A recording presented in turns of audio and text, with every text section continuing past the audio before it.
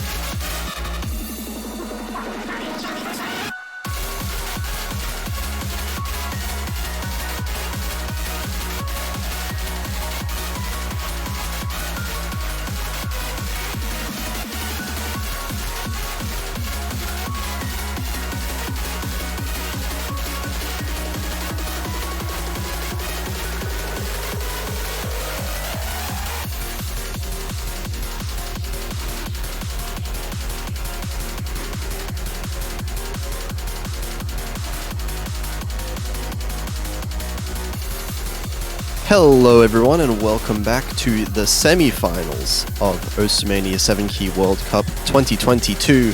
We're in it for the first match of the weekend. I'm Potassium F here, commentating with SurfChew85. How are you doing? Yo, what up? It's a pretty nice evening. Yes, very nice, very nice. Perfect time zones for Asia for all of these matches actually. But the first one up is going to be an absolute banger here. China versus Malaysia in the winners bracket, going to be deciding the first team who will be guaranteed a podium position.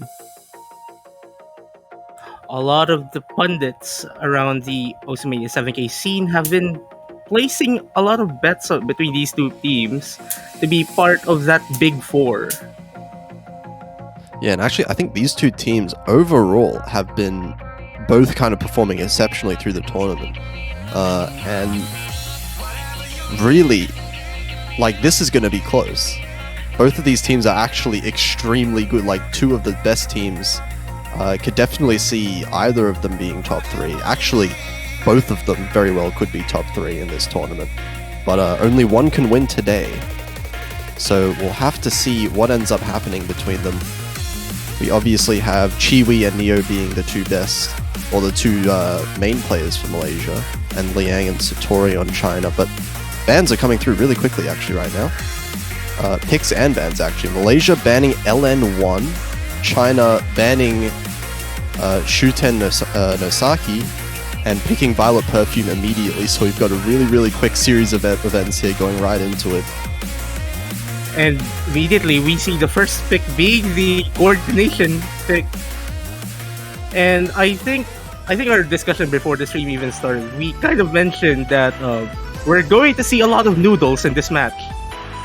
Yeah, definitely. Actually, despite Malaysia being kind of a team that I'm sure many people kind of associate with long notes, especially there being Chiwi on the team, looking back at the previous round, China have been so ridiculously good and consistent at LN picks that really Malaysia's best strategy in this, I feel, would be to just pick Rise. And I think that's why they banned the LN release pick right away. And China obviously going straight towards their comfort zone. They've been defaulting to this LN coordination pick in a lot of weeks so far. So we'll see how they can perform here. We've got Satori and Liang Liajan versus Chiwi and Nyokshe. All of these four players quite regulars in their previous matches, and I am so interested to see how all of these four players would score. Yeah, actually, last week China lost the LN coordination pick to Indonesia, but that said, both of those teams had scores so ridiculously high that no other team came close. Chiwi with the first miss. Yeah, Chiwi having the first miss here. That's going to be quite a significant advantage to China, actually. This accuracy lead is huge as well. Neo struggling down, even though that's a full combo, that's below 99% accuracy, and that's going to really hurt the scores. Oh, Satori and Chiwi trading, but that's going to be a pretty big drop from Satori now, dropping in accuracy quite significantly. Though I think their accuracy advantage kind of covers it just a bit, especially with Neo. With Neo still at around a low 99. But that said, Satori now has actually dropped just below 99 themselves, and Neo now actually ahead in the accuracy. So really the only difference now is coming only from Liang's accuracy and that full combo, obviously. 99.6 holding way higher than everyone else in the lobby so far. Liang has been super impressive in their accuracy, regardless of whatever pick that was played, even with the Indonesia match last week. Yeah, and we're getting into the full inverse section. Always very nerve-wracking to watch to see if any player is missing, but it looks like everyone is comboing relatively well throughout this match, despite those early misses. But it's still in China's favor, and if China just managed to hold on to these combos, it looks like they'll manage to take it. And Chiwi finding a miss again. And that is going to be a solid pick from China. It was pretty close, actually, towards the end there, but a win nonetheless for them on their own pick. And that is going to be 2 FCs, one from Liang, one from Neo. And that is a very clean ratio from Liang.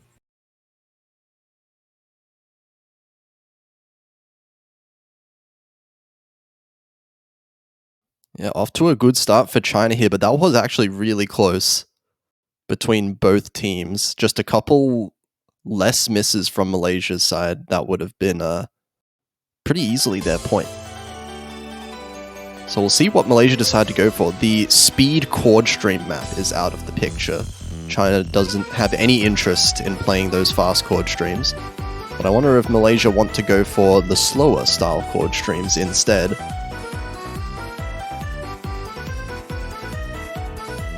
Or maybe if China is really feeling like they're behind in the speed pick, Swim in the Sea of Quarks, is still up as a potential pick for Malaysia.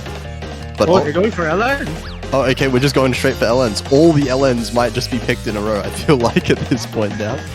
Well, this kind of makes sense, I guess. I mean, this is like probably one of the riciest long note charts in the LN pool. I do think Malaysia's relative strengths to every other team are definitely in the LN, so it does make sense, but it is always risky picking an LN map against China, who've been performing as they are throughout the tournament.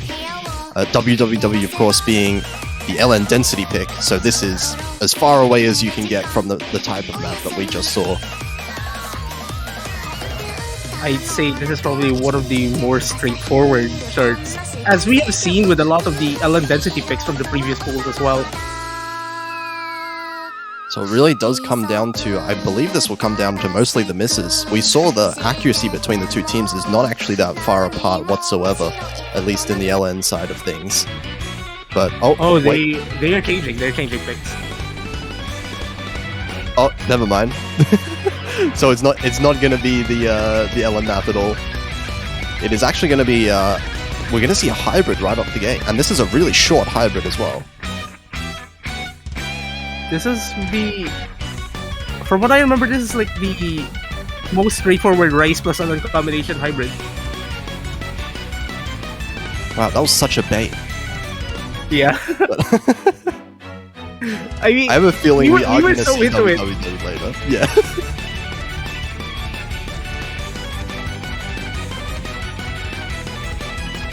No roster changes, I think. Well, it seems like they are going to be sticking with the same rosters. I know China do have the potential to swap out a player if they need to. But I don't think Malaysia's been doing a whole lot of swapping in recent rounds, understandably given how strong those two players are. We'll see how this goes for the first pick for Malaysia. Hybrid is definitely a bit of an unusual first pick by most match standards. I guess they want to gauge if they'd want to go the other way as Satori gets a first miss on the chart. Oh, a couple misses there for Satori early on. That's going to actually be a pretty significant lead for Malaysia. Satori is struggling to keep up now, 97%. That is definitely not a good sign right there, as Malaysia keeps ramping on that lead now.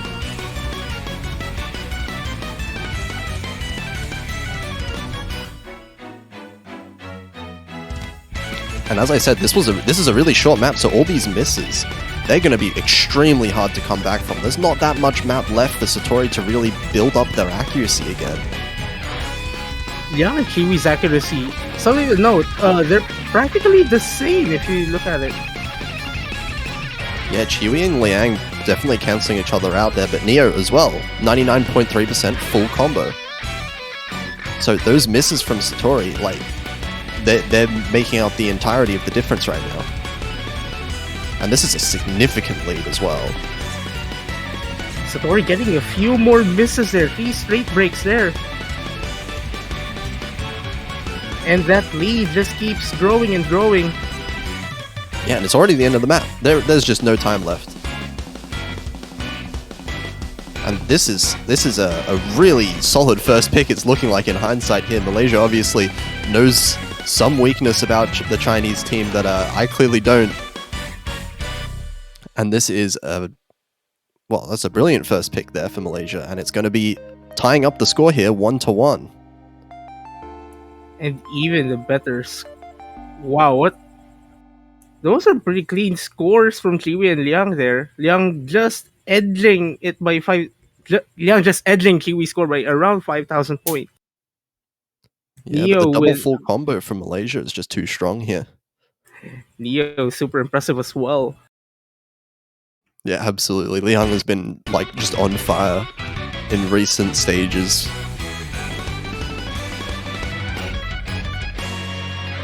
So it looks like there in the chat, China not wasting any time going for LN4. I believe that's going to be time for the Moon Knight. Time for the Moon Knight, it is. My counting is correct, and this is one of the longer picks for the LN. Coming in just less than 4 minutes, just barely less than 4 minutes actually. And it's going to be a pretty varied one in general. There's going to be a lot of releases and a lot of pretty high density throughout the map. This is, I guess, probably one of the more comfortable ones to pick.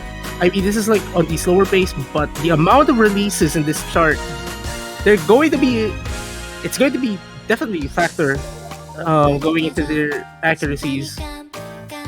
Yeah, I guess if there was an LN map that China really wanted to flex their LN ability on, this would probably be the go-to pick for them out of the ones remaining. WWW a little bit more density focused, and Goddish is a little bit technical. I expect that one to be saved for later.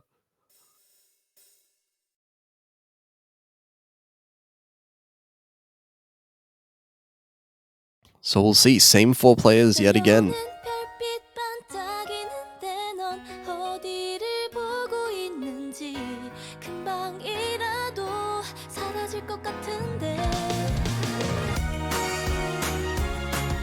And off to an early start here. What are these accuracies from Malaysia? 99.93? Chiwi? What is happening? And well, even with the starting patterns, no one got phased. yet all 4 of these accuracies are exceptionally high. Right now, Malaysia obviously with a slight advantage here. Satori with the first miss. That's gonna solidify a little bit of advantage as well, but it is a very long map, so early insane accuracy is not gonna be the deciding factor. Here we go with a kind of one-hand inverse kind of pattern. No one fade, and the trills. They're not really affecting anyone except for Satori. Too early. Yeah, Satori getting a few misses, but the accuracy is still good for Satori. 99.3 is definitely not that far behind, and Neo now getting a miss of their own.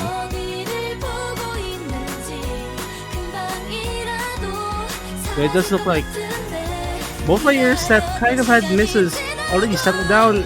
Well, forget what I said. Yeah, Satori just getting these intermittent misses here, actually gonna really hurt their chance for a higher score if they keep making these misses, because it's coming right at these, like, right before they manage to build up like a significant combo.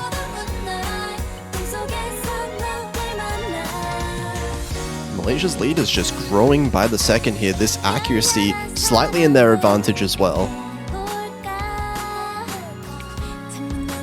Well, there's still quite a lot of chart left, so anything can still change depending on what happens in the Malaysian side.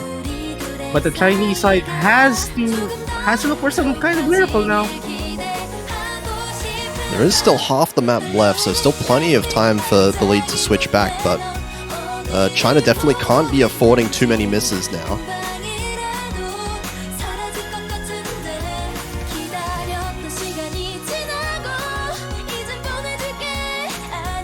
Man, all 4 players just nailing this section right now. Really high combos across the board. But that is Satori, a cleaner run from Satori there, minus those few intermittent misses again. Just getting unfortunate misses, but the accuracy again, it's still high for Satori, still 99.2. But unless those misses start getting traded from Malaysia, there's not really an avenue for China to come back in this match. Or this map, rather. Final chorus. Relatively denser pattern here. Neo getting the first miss. They're getting a couple misses there, actually dropping accuracy below Satori, but Satori trades the miss right back. The accuracy now actually in favor of China, but the combo lead from all those misses earlier is really hurting China right now.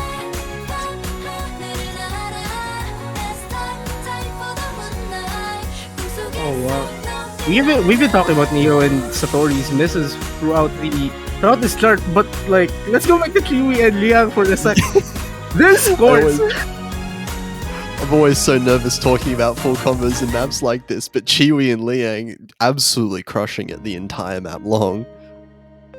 Really being like the rock of their teams. That whole score is relatively close, and I think that is Malaysia's first breakpoint of the match. Yeah, that's pretty huge as well, because now, I mean, China's game plan to be picking the LNs is kind of not really worked out the way they'd hoped, and Malaysia now, I wonder what they're going to go with. Their first pick was a hybrid. Wonder if they're going to keep going with the hybrids. They can even go for the LNs now that they've won one on them. And the rice is still completely untouched. Malaysia now, with a little bit of breathing room with what they can pick, they are 1 breakpoint up. And part of me thinks that they might go for another hybrid. Maybe just playing safe again. Unless like they want to go for something like Goddish, I guess. Maybe take advantage of those intermittent misses again. Yeah, it could do something to really punish these misses coming in from China. But it looks like they're going to be going with another hybrid here. We're going to go Mushino Sumu, which, speaking of misses are going to matter quite a lot here as well, because it's another extremely short map and highly technical at that. Well, we'll have to see if this... Okay, so we see Satori is going out for this chart. Going into the match is actually I don't want to butcher usernames here. So.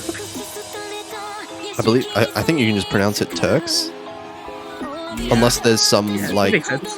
crazy other like pronunciation. Well, let's go for Turks then. Yeah, Turks coming in for China. I don't think I've actually seen them in recent weeks, if I'm not mistaken. So it'll be interesting to see how this pans out for China. Obviously, Liang staying in. Liang has clearly shown that they can play every single map. No substitutions from the Malaysian side as well. So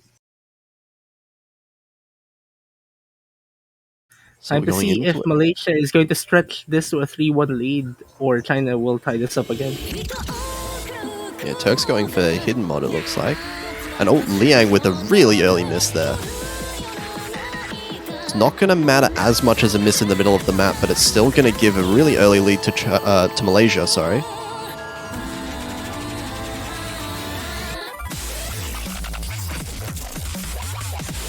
The parrying here is extremely brutal, so if you want to recover, you have to nail them. You have to nail everything at the start now. And Turks getting their first miss. I'm struggling a little bit with the accuracy as well, with some of those LNs down to 98.4. For Malaysia, still with their two combos intact. Neo dropping below 99, but Chiwi 99.6 right now is really leading the charge. And we're already half of the way through the map already. Only 1 minute and 40 seconds.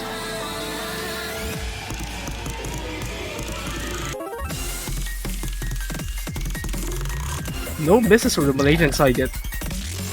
And these patterns are definitely not fun. Unfortunately for China, Liang actually finds a miss this time in the middle of the map.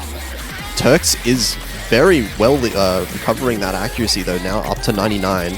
And Neo actually dropping in accuracy quite a lot, but Liang finding another miss here. That's going to really hurt China. I think China are not even behind in the accuracy overall. It's just been these misses. Malaysia, double full combo. They've done it again. Oh wow. And 8-200s. 988.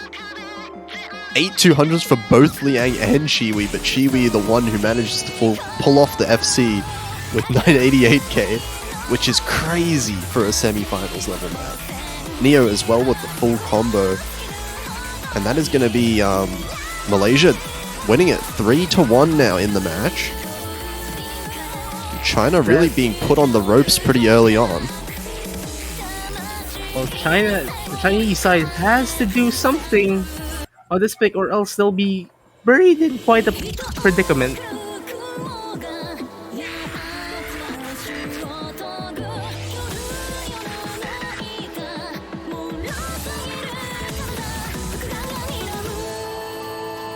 So I wonder what China decide to pick here, because they could keep going with the LNs if they're comfortable with the LNs, but it hasn't exactly worked out too well with Time for the Moon Knight.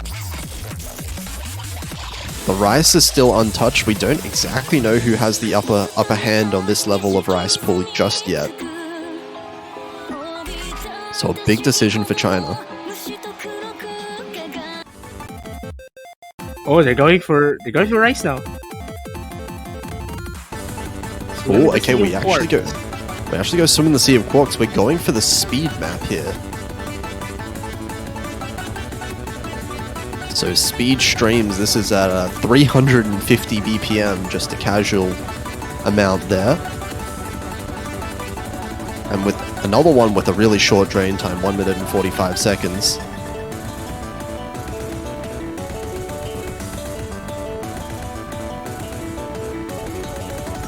So seeing something completely different now. It looks like Turks is staying in for the Chinese team as well. No substitutions from the Malaysian team ever since the start of the match. Yeah, just sticking with the two that's been making it work so far. Kiwi repping the mirror.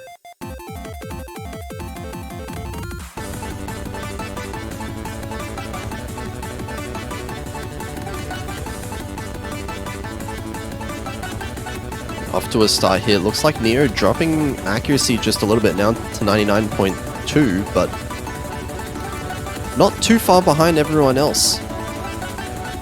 But wow, these accuracies, 99.6 for Chiwi and Liang, 99.5 for Turks.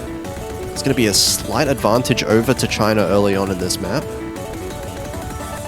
I am so interested to see the 200 counts from both Liang and Chiwi after this, but Neo's accuracy needs to climb up if the Malaysians want to get the point for this one. Yeah, all 4 full combos on the board. It's just the accuracy, and Neo's accuracy, 99 flat, just about. Chiwi now at 99.7, my god. How do you gain accuracy at these charts? I still don't understand how.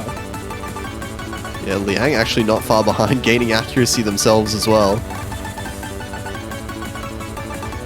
Turks just maintaining that 99.5 ever since the start of the chart.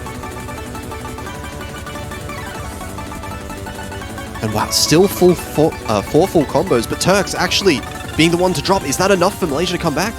We're at the very end of the map, and I believe China still has a bit of an accuracy lead. It's going to be I close. think there's enough time for Malaysia to come back. Were those 200s? Were those 200s from Neo fatal? Oh my god, those 200s actually almost cost them. Up. But that's actually going to be less than 300 points at the very end for Malaysia. Oh my god, those last the miss from Turks was brutal. Kiwi 6 200s, what are you doing? Liang 10 200s, what are you doing? All of these players, we have 3 full combos, and the entire map just decided by one miss. This is not a stage of the tournament where we would expect any matches to be decided by one miss. If we had group stages, this would have been normal. This like is not group stages. These are hard maps. But a second breakpoint now for Malaysia, 4-1, and they are really starting to run away with this. It's their own pick, and I mean, it sounds strange, but hybrids are still on the board. Did they go for race? Might be risky though. I mean, 200 points certainly sounds pretty risky. But they are going to go for Ryze. They're going to go for Ravixi. And this is going to be, I believe this is the slower chord stream pick. Yeah, the dense chord stream map of the two. Of course, the fast one is already banned away. I mean, not that 180 BPM is slow. Yeah, especially at this density, it can be extremely hard to even maintain combo, let alone accuracy. It looks like we're going to get Satori back in for China. Fresh and rested up there.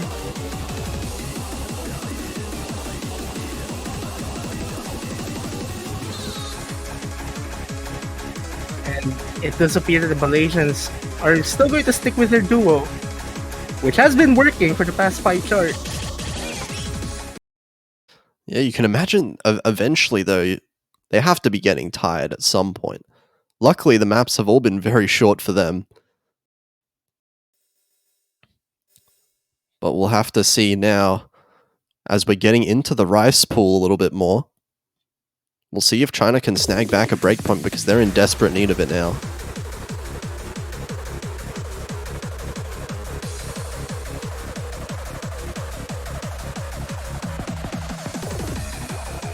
It does appear that 300 notes into the chart, the Malaysians do have a slight lead.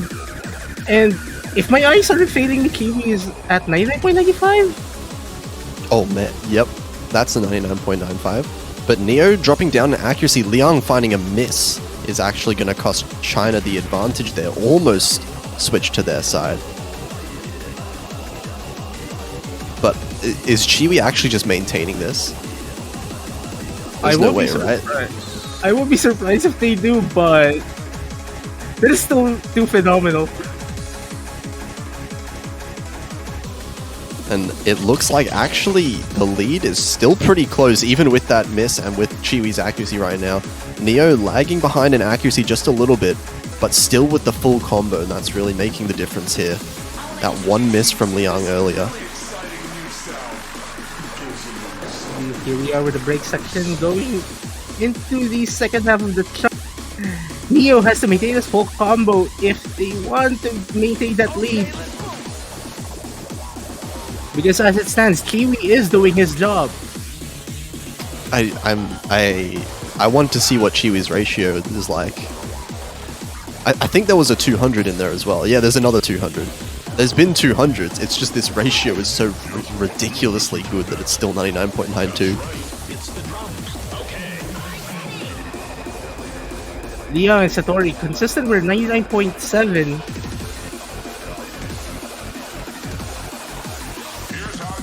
And the lead transfers to the Chinese side. Oh, it's getting close now. Neo's accuracy dropping a little bit more, while Liang's accuracy, even with that miss, is reaching 99.8. The accuracy is just too strong from China right now, even with Chiwi leading the whole lobby. And there's only less than a quarter of a chart left, so... Yeah, and this lead is actually growing. It's growing over time. Neo's dropping in accuracy a little bit more. There's going to need to be another miss from China, it looks like, if Malaysia want to take their own point. And all this while, we haven't mentioned it, but Satori holding this full combo at 99.68% as well is what really held China in there the entire map long, and they're going to take it back despite the only miss in the match coming from Liang. And that's a 997 for Chiwi. 183 hundreds, 200s. That's a 1-2.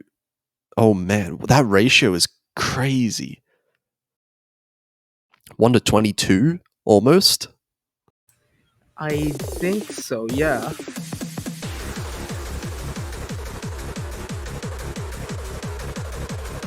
But yeah, really much needed breakpoint actually from China now. 2-4, they're still in this. It is China's pick as well, so China have all the opportunity right now to be able to make it a 1-point match between the two teams. And it looks like they're going to go for another Rice pick. The Rice... Jasmine T girl. They've been going back and forth. There's been no clear winner so far with the Rice pick, so let's keep working out, says China. And we're going for Core Jack, so... Oh no, it's the Core Jack pick, isn't it? Well, ratio city, guys. Oh well, you thought the past two maps were close enough. Yeah. Apparently not. We're here with the ratio map. Put your bets on whoever gets less than 200, 300s, I guess. Yep, we're looking at some insane ratios that might come for this map from Liang and Chiwi potentially after that last map. But it will, or it might just come down to combo as well. If one of the players finds a couple misses in there, it could just be game over on a map like this. All depends on how comfortable they are with a BPM like this. We're already at 130 BPM, which is pretty significant jack speed at a high density as well with 7 key. You have to remember there are lots of power chords that are prevalent the further you go into the pools.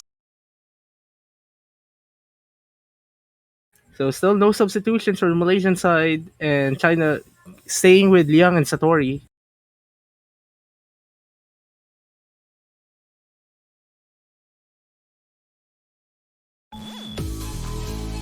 Okay, China's big opportunity is here now. But this is not going to be an easy one for either team. This is going to be close. And here we go with the Jacks. Neo actually lagging behind a little bit in the accuracy, 99.6. He's going to need to spend some time bringing the accuracy back up. So China is going to have a really early advantage here. Liang and Shiwi both holding just about 99.9. Though it does appear that Liang has a slight advantage over Kiwi as well on the accuracy department. So it does kind of help the Chinese side. Yeah, Neo actually slowly building up the accuracy now to the high 99.6s. Satori and Neo are the two players to look at right now, and Satori And finds a there's- drop. Oh no. That's a big miss, and it swings it right back towards Malaysia. Another drop from Satori now. Malaysia And now in the driver's seat. And that is a pretty sizable lead as well as Satori continues to get a few misses. On a super short chart as well. Yeah, only 2 minutes long. These misses mean a whole lot, especially when Oh, everyone in that's the a lot of lobby... 200s! That's a lot Oh, of 200 those- Satori! Oh no. That was a brutal section there. Maybe he just ran out of stamina or a misread or something, but it's not looking good for China anymore in this map. And I think Malaysia, even though there's a little bit of the map to go, I think Malaysia have this one in the bag now. If they just manage to hold on to these combos, accuracy not a factor anymore in this match. Or in this map, rather. That was super unfortunate. That is the nature of Cord Jacks. If you mess up, it's bad. Oh man, I'm pretty sure that 90% of those 26 200s were just my God. all accounted for in that one section. That's a score V1 double S from Leon. 232. Oh my. 995k there, or like 995.7. Chiwi with 994, only two 200s there. And the FC from Neo as well. Malaysia finds their third breakpoint.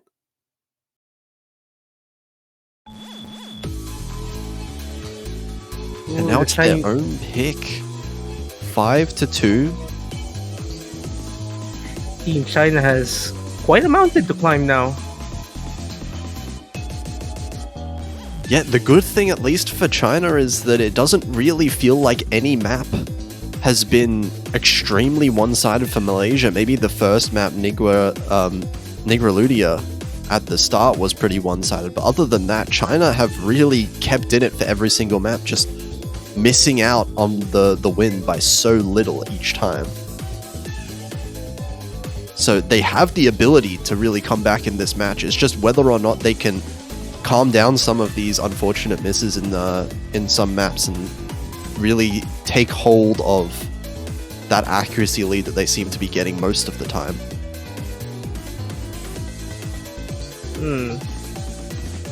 I'm kind of stuck in thought, like, what do you pick? Because LNC could probably win, but it's super risky. You pick Rice and there's practically no advantage. Yeah, so that's the weird part about this match, is that the LNs have gone both ways, the Rice have gone both ways. Where's the advantages? I'm pretty sure if they go for fake, we cannot tell still. Yeah, we really anything is on the board here for Malaysia, but they're gonna go for Robert. Okay, the one thing that we haven't seen definitely so far is a full-on tech map. Oh my goodness.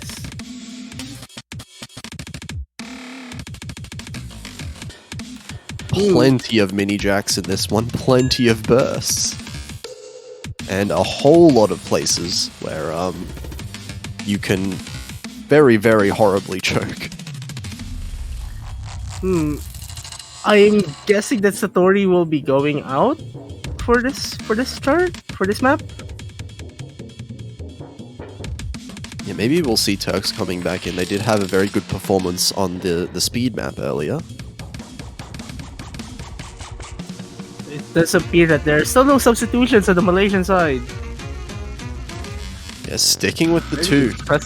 Very impressive stamina from these two extraterrestrials. Oh, the stamina has to be kicking in at some point. And this is a 3-minute long map as well, so we'll see if it starts having some sort of impact right now.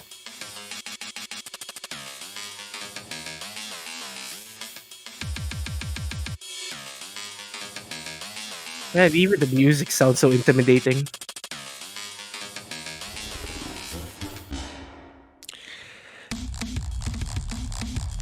The background is intimidating. Of course, the chart is also intimidating. Everything about this is so intimidating. It's not a comfortable map to be playing in a tournament setting when you're really trying to go for these high combos. And a high pressure situation from China. Actually, China being the team under more pressure right now might be detrimental to their mental currently. Though it doesn't appear that way because both of them are holding on to a very slightly within flicker threshold. But still a lead, somewhat. Yeah, pretty much tied overall in accuracy. Liang and Chiwi both tied in accuracy. Neo and Turks both tied in accuracy. Though it does appear now that the Malaysians have the slight advantage. And Liang with the first miss. That will give some advantage to the Malaysians, which you do not want to be, which you do not want to do. Yeah, Malaysia having an advantage so far in this match. They've been absolute gods at getting these combos. So early lead going over to Malaysia does not bode well for China. Turks as well dropping in accuracy down below 99%. That's giving Malaysia that accuracy advantage as well. But still a lot of the map to go. So there's plenty of opportunity for China to come back in, but Turks is definitely going to need to build up that accuracy. No one phased by those extreme column jacks.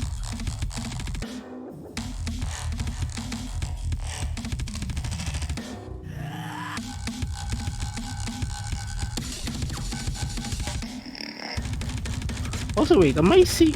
Oh, never mind. Turks with a series of misses. Oh, a couple misses there. Drops down to 98.5. And now no more full combos on China. Still 2 full combos on Malaysia. We're Very in the satisfying last... stares. Yeah. Very round-shaped stairs, those are. But now we're getting into these really harsh bursts here. We're in the last third of the map, but Malaysia have a pretty sizable lead now. They really just need to hold on to these combos, and they will be good for their pick. Liang finding a miss as well now. That's going to be the third set of misses for China. Liang finding another miss here. These technical patterns just not helping them at all. And both the Malaysians right now, they're looking pretty comfortable so far. At least these combos are saying so. We're already towards the end of the map. Is this really going to be another double FC? It does look like, but they can't be getting double FCs on every map they play. This is it's just unfair. It's and we haven't even It's not mentioned realistic. Kiwi's accuracy. It's not realistic. Stop it. Oh, Well, we've got a bit of a we're not connection cursing delay them. here. We're not But, cursing them. That's for sure. Bit of a connection problem from Turk's side, it looks like. But Yeah, it wouldn't have does. mattered either way because these scores right now, Chiwi and Neo both with the full combos. And Chiwi getting that 99.5% accuracy.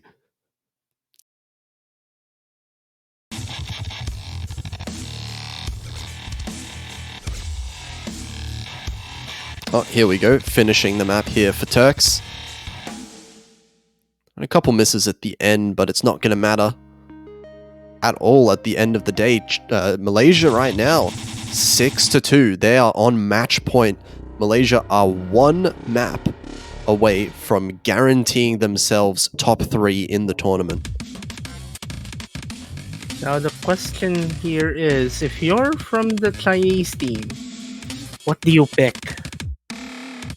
If you're on China right now, you're going to need to win 4 maps in a row to be able to take it to tiebreaker. So you're going to have to win 2 of your own picks and 2 of Malaysia's picks. Now that said, picks have apparently not meant anything so far in this match with the amount of breakpoints that we've had. I mean, even ruling out the points advantage Malaysia has, it could have gone either way. Every single map we've seen, it could have gone either way. Yeah, I feel like just Maybe- Malaysia's ability to full I guess. combo maps so far this match has really made the difference. Like, so many of these maps so far have been decided by Malaysia getting these stupidly impressive double full combos. But I'd say Robert has been the most lopsided of the past few maps. Yeah, definitely the one where Malaysia have had the biggest lead for a while. So we'll see what China decide to pick. Thankfully for China, that is the only dedicated tech map of the pool.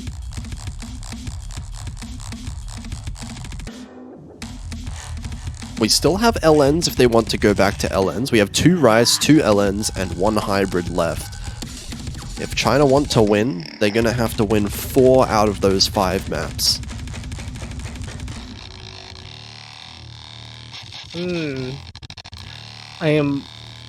I do not want to be in China's team captain's position. Yeah, it's a Oh, rough they're going to pick, fake. but we're going with the hybrids now. Malaysia have been the ones to win the other 2 hybrids, but of course this is going to be a very different one, the longest one by far.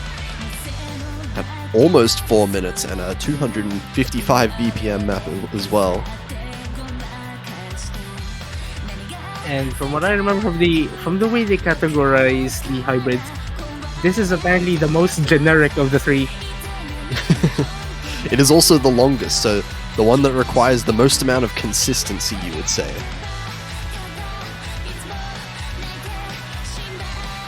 And yeah, actually, this is the first time as well on stream that we have had one of the VTuber maps in the pool. Out of the 3 that exist. I don't see what's the third one? There's 3. There's Sparks, Godish, and Fake.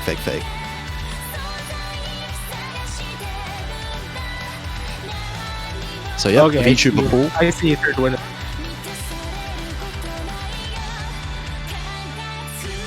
But yeah, this is going to be VTuber 3, the pick.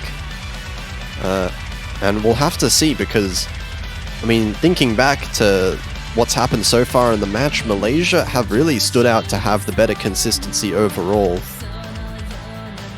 So China's really going to have to step up now if they want to be able to win this one on their own pick.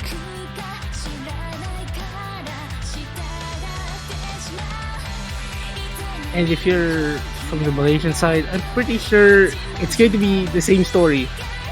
Get that consistency. Like, put out that consistency. That has been the wall they've been putting up against the Chinese offensive. Bro, oh wait, are we going to see a substitution from both sides? I think there might have been some connection issues. I think they were kicked. So potentially a little bit of freezing happening on those 2 players' clients. But hopefully we'll see them come back. I can't imagine Liang being swapped out at any point for Team China.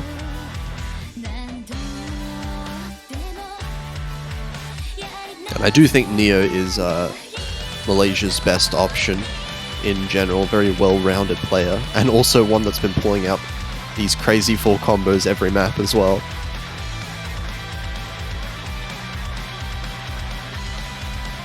So it appears that I was about to say change of allegiance joke. Never mind.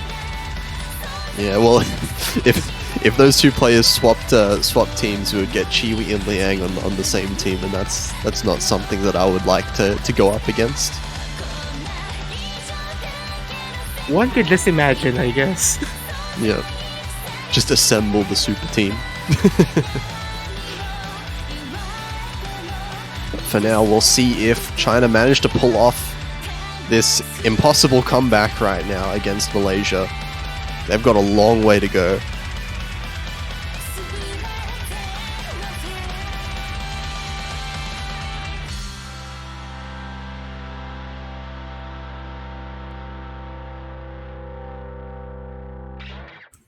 Well, I'm really hoping that nobody loses their, I guess, their form, since this is pretty much a lengthier break in between charts. Yeah, I mean, it depends on the player, really. I think some of these players, maybe they're happy to have a break finally after playing so many physically demanding charts. But depends on the person. Maybe you improve over time while getting warmer and warmer. You certainly don't want to get too cold between the maps. Well, here we go with triple fake.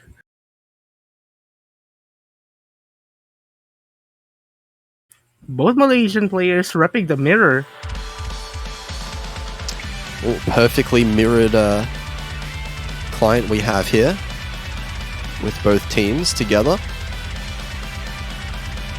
And accuracy is going to matter quite a lot here. But Neo actually finding an early miss there, so China going to be off to a good start for themselves. But since this is a pretty long chart, that would probably be the best place for you to get a miss. Oh yeah, absolutely. Miss at the start, that's not too bad. But the accuracy is what's going to matter as well, and I do think China, it looks like they're ahead in the accuracy as well, with 299.6% here.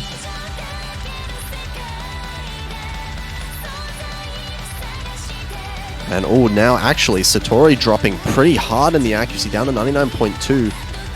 And now it's Malaysia actually with that ACK lead. But that one miss from Neo earlier is keeping China in a minuscule lead. But Liang finds a miss. Ooh. That immediately swings the lead to the Malaysian side. And again, we've seen it. These few misses have been making a difference. Yeah, at the very least, it was a pretty clean miss from Liang, only that miss. The accuracy still intact at 99.4, sorry. And Not much Satori damage. building up the accuracy as well, 99.3. Oh, Chiwi with an uncharacteristic miss here. Oh, we're seeing the scores flickering now. Once Chiwi hits that combo cap, no, it's not enough for China to take the lead, just barely. This accuracy lead for Malaysia now is the ones keeping them in it. Ooh, Satori dropping their Wow, those are two straight misses. Yeah, two misses from Satori, dropping the accuracy down to 99.1 as well. This lead for Malaysia, it's starting to grow. Neo trading one of those misses, but they still have enough breathing room. Courtesy of Kiwi's pretty good combo count now. Oh, this ACK, actually, the ACK is just about tied between the two teams. Chiwi and Liang basically tied in accuracy. Satori a little bit behind Neo, and that's, as far as I can tell, that's all the difference right now. This is within a couple thousand points easily. Anything could happen within the final quarter of a chart. Satori getting a miss. That's Satori getting misses. Some breathing room again. Last part of the map now, and China really hoping that Malaysia finds some misses, but Satori finds another miss. Malaysia's lead is starting to grow. And they're starting to pull away just a bit more. What a match. Oh, Satori finding another miss, and there's not that much time in the map left anymore. Malaysia need to find several misses back to back for China to be able to claw their way back in, but it looks like there might not be enough time left in the map for that to happen. Well, we've seen that the Malaysians' consistency has carried them in this match. And off the back of this accuracy, this team accuracy from Malaysia, in the last map here, they managed to take one more break point to end the match 7-2. And a much closer match than that score suggests as well. China got extremely close to winning so many of those points. But congratulations to Malaysia being the very first confirmed winners finalists. And they are going to be confirmed top 3, I believe. Yep, yeah, because the loser of the winners final will be demoted to losers final, which will be in 2 weeks' time. But that's still pretty early. Anything can still happen. But congratulations to Team Malaysia. China, of course, still has an opportunity in the losers bracket to come all the way back. But also, while this match was going on, we've also had a result from Indonesia versus Poland ending 7-2 as well in Indonesia's favor. So that being a losers bracket match, unfortunately means Poland is knocked out of the tournament now, while Indonesia gets one more match to play later on in this weekend, which we'll hopefully see on stream. So for now though, I believe the next match we have should be in an hour's time, so we do have a little bit of a break until then. But you have to make sure you stay tuned because it's going to be a good one here. Japan versus Brazil in the losers bracket as well. Two very closely seeded teams. So that should be a very exciting match there. So make sure you tune in there, 14 UTC for that last one. We can see here Malaysia here in the winners final going to be versing the winner of Korea versus Philippines. So definitely getting into the extreme high end of skill level we have in this tournament. While, we can see here, Japan versus Brazil, winner of that match is going to be versing Indonesia. We have a lot of good matches. A lot of good matches being set up here all across the tournament. So make sure you stay tuned for that. We'll be back in about an hour for more matches in the semifinals. So until then, see ya.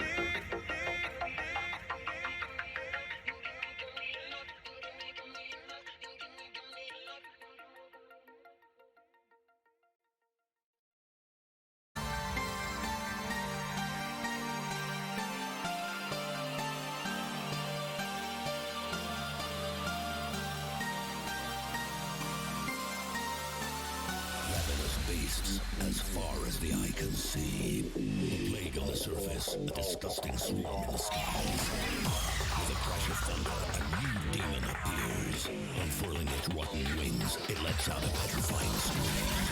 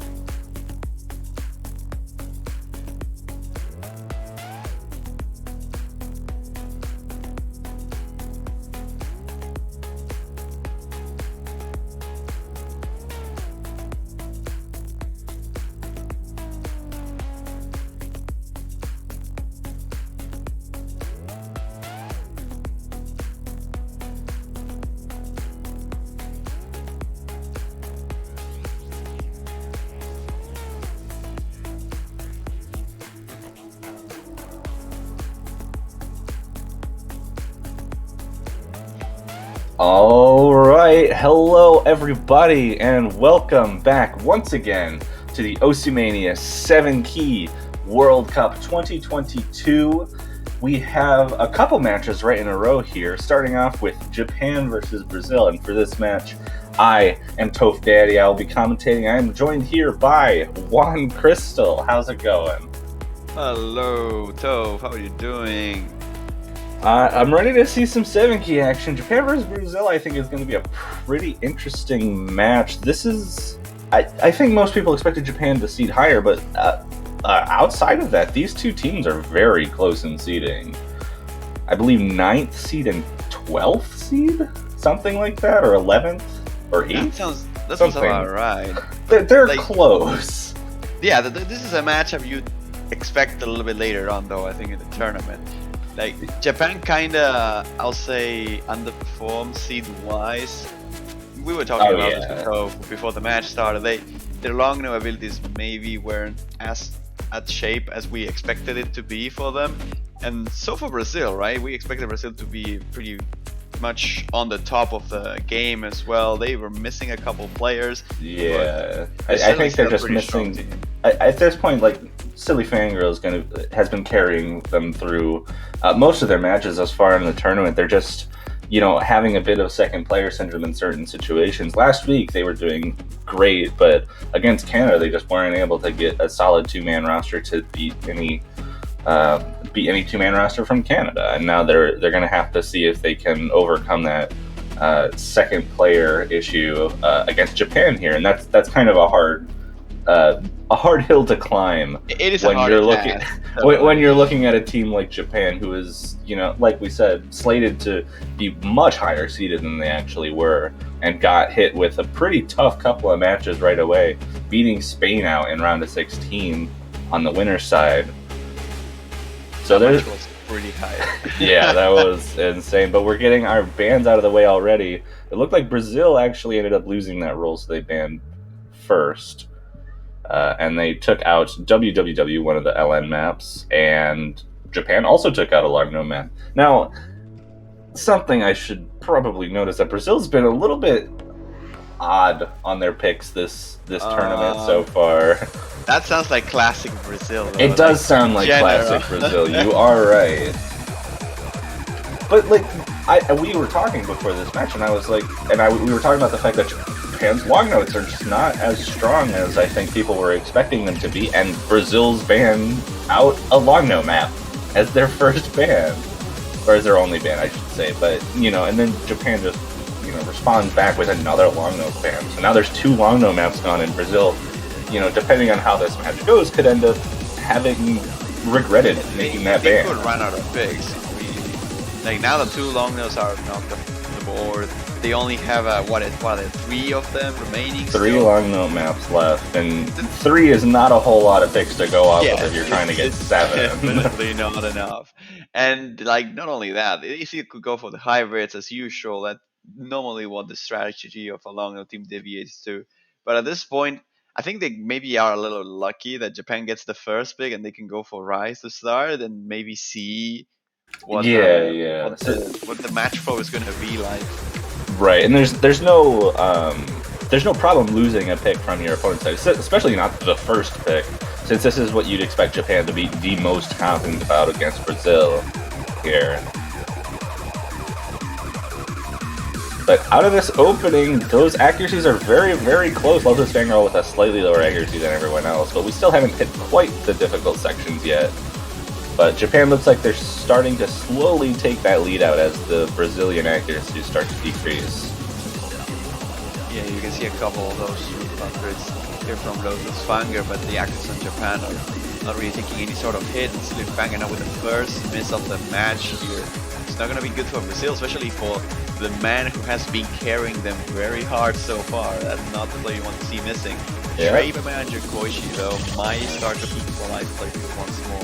Yeah, but those accuracies are pretty equal. Oh, a second miss from Angel Koichi is going to make that lead pretty small. Now having accuracy similar to Lotus Fangirl, who hasn't dropped yet, but Suzuha really trying to carry Japan to the victory here. Going to need to keep that combo. I think both of them need to keep this combo. But if both on Japan keep it through the second half of the map, they should be able to take that lead back, especially now that Koishi's back at the 400 combo mark. But they can't afford any more drops. Yeah, definitely not. They cannot at all. And we have to see if Nate can somehow pull this accuracy bug up a little bit. I think he has the potential to increase that percentage a little bit and maybe put it a bit difficult for Japan to take over this lead, although with time, like you said, this accuracy difference, it's ever so slightly in favor of Japan. And I believe they could get this lead back. It's only a part of the song still. Yeah, but this ending gets pretty dense, and that's where those scores going to happen. And the accuracy drops from Brazil actually do already give that lead back to Japan, especially with those accuracies increasing on the side of Japan. Still at 99.7 plus from Suzuha. But another miss from Koishi's going to make this very close. But Nate trades it right back. Oh, Nate not having the best of the day. Lotus Fanger now dropping as well. The last full combo Brazil is gone, and only Suzuha remains with no map left. Almost Koishi's going to drop a little bit. That's a big drop, actually. There's some huge accuracy drops there. This is going to be pretty close coming to the end. I don't think it's enough time unless something catastrophic happens here. Lotus Fanger is going to find another miss. There's the hopes and dreams of Brazil getting a breakpoint on the first one. Japan takes the Revik C. And for only, like, that was a close one. That was like 9,000 points. Yeah, Lotus Fangirl and Koishi having pretty much equivalent scores. It's just that difference between Suzuha and Silly Fangirl. And that may have come almost solely off of the misses. 8/200s difference, but a better ratio from Silly Fangirl. And just a couple of combo breaks giving a pretty big lead to Suzuha there. That's a sick score though by Suzuha. Only 2/200s, 990k in semifinals. I think come on. Yeah, pretty good score. Especially when you're looking at such high caliber players around him getting 980k, 960k, you know. But that is Japan's first pick, so that's pretty much what they're gonna feel most confident on. But we're gonna have to move on to Brazil's pick. And you have Arias here? Like they wasn't. I don't think so. They weren't, but this is also one of the more straightforward maps in the entire pool. So the more difficult, physically, maps might not be the best stuff to go for from Brazil. I still think long notes could be a good angle of attack, just because Japan hasn't been showing to be super strong on them, and they could probably find themselves in a good spot. And they go for Jasmine Festa. Or Jasmine T-Girl. Oh, they're saying that in Portuguese. I realized that now. I was like, what is that map?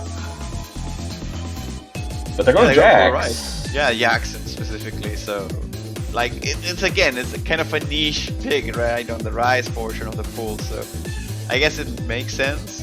Very, very easy to get good accuracy on. It's just about the misses here. I don't remember Japan playing this sort of. I guess we could call it a core Jax, but not sure if that's the correct terminology. I'm sure it's fine. I'm pretty sure it's fine too, but you always have to be careful what you say. Yeah. But did we see them play this kind of maps before for Japan? I mean, I think it's safe to assume that on most Rise, Japan is just going to be pretty dominant in general. Just, you know, like I said, I think misses are going to end up being the biggest thing here, because accuracy shouldn't be too hard for Lotus Fangirl or Silly Fangirl to keep up with. Yeah, but I based on the thing we saw before, the moment it gets a little bit denser, Koishi has shown some signals of getting lost in the pattern. Here, you don't really get lost in the pattern. The patterns are usually on Korjaks are not the hardest, they're just very easy to, physically struggle to hit here. But I can see a world where Koishi just finds a chain of misses here. So for Lotus Fang, in general, everybody on Korjaks just can easily mess up and get a big CP rush. Right, but early on, My Angel Koishi finding a break right after they hit the 400 combo mark. Not the best place to find a drop, but Silly Fangirl gonna trade that right out. But I think the accuracy overall is favoring Brazil, so as long as they keep the miss count at around the same as Japan, they should actually have a lead in this map.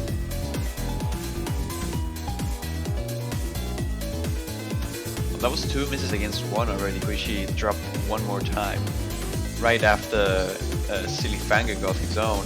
But now Lotus Fangirl is the one who's gonna miss, and there's no more full combos on Brazil. It's only Suzuka holding for Japan. And despite this pretty huge accuracy difference between Koichi and the rest of the people. Japan is slowly pulling it back, but then again, another miss by Koichi is not going to help the Japanese side here.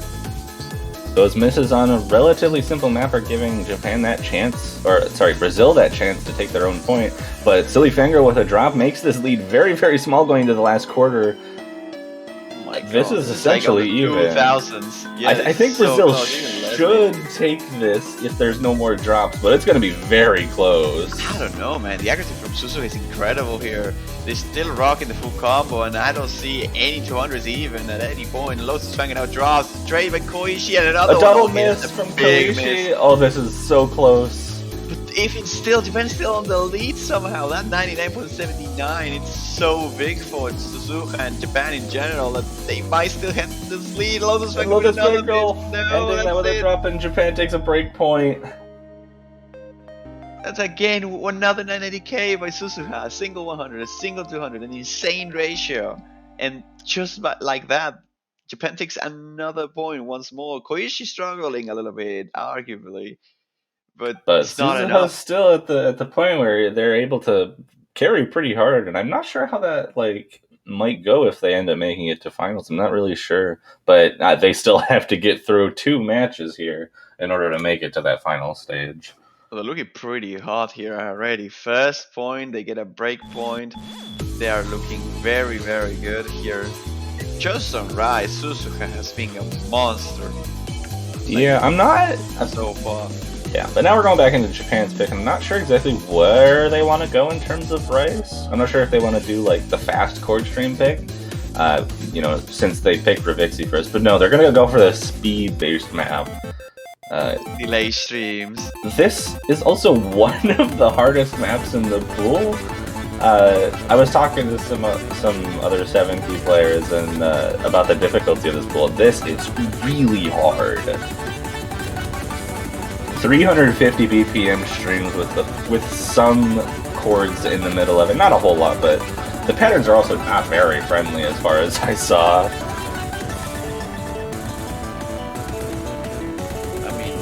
But ultimately, that's the kind of thing you gotta go for. I see 350 BPM and I'm scared. That's just, it's already really that's not fast. Something you see often.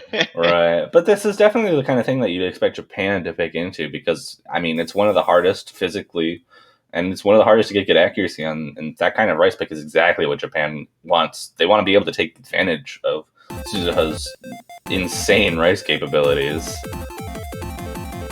Yeah, but again, we saw in the previous figure before, Jax, right? That even though Suzuka has the heavily upper hand, Koichi struggled. He was behind both of the Brazilian players. So if a map that gets too dense or too tricky physically, like this one, and we start to see drops from him, then he can easily swim to Brazil. Although in this case, it doesn't seem to be. Lotus Fanger is just struggling so hard on this map. The accuracy was actually, it was lining up with what we expected from the previous couple of maps, with Koichi being pretty low, and then I think Lotus Fangirl just got lost in one of those streams and had a chain of misses, and now Japan has a huge lead.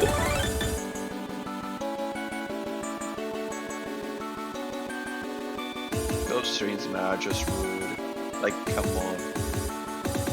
Not only just the streams, right? The streams are hard on their own way already, but the fact that you have the chords in the middle and you have to swap back and forth with different rhythms makes it so hard to time, so hard to control.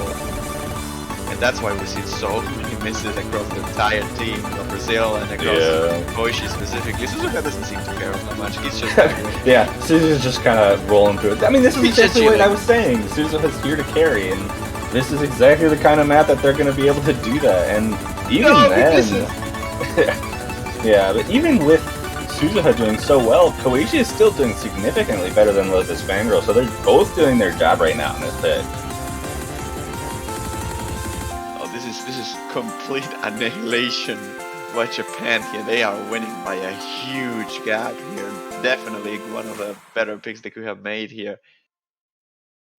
Again, I'm not calling this a Suzuha diff because Koichi did fairly well too. Only 2 misses on this is very impressive too. 952k, almost as good as Silly Fanger even, who did insanely well too. He had this unfortunate misses in the middle, and that causes him to drop a lot of points based on combo alone. And then Suzuha, who's essentially tied with Sealy right this time. Like, it wasn't that big Yeah, of in a terms difference. of accuracy, it was just the Looks, misses. It was yeah, it just looks the small, but misses. just the misses.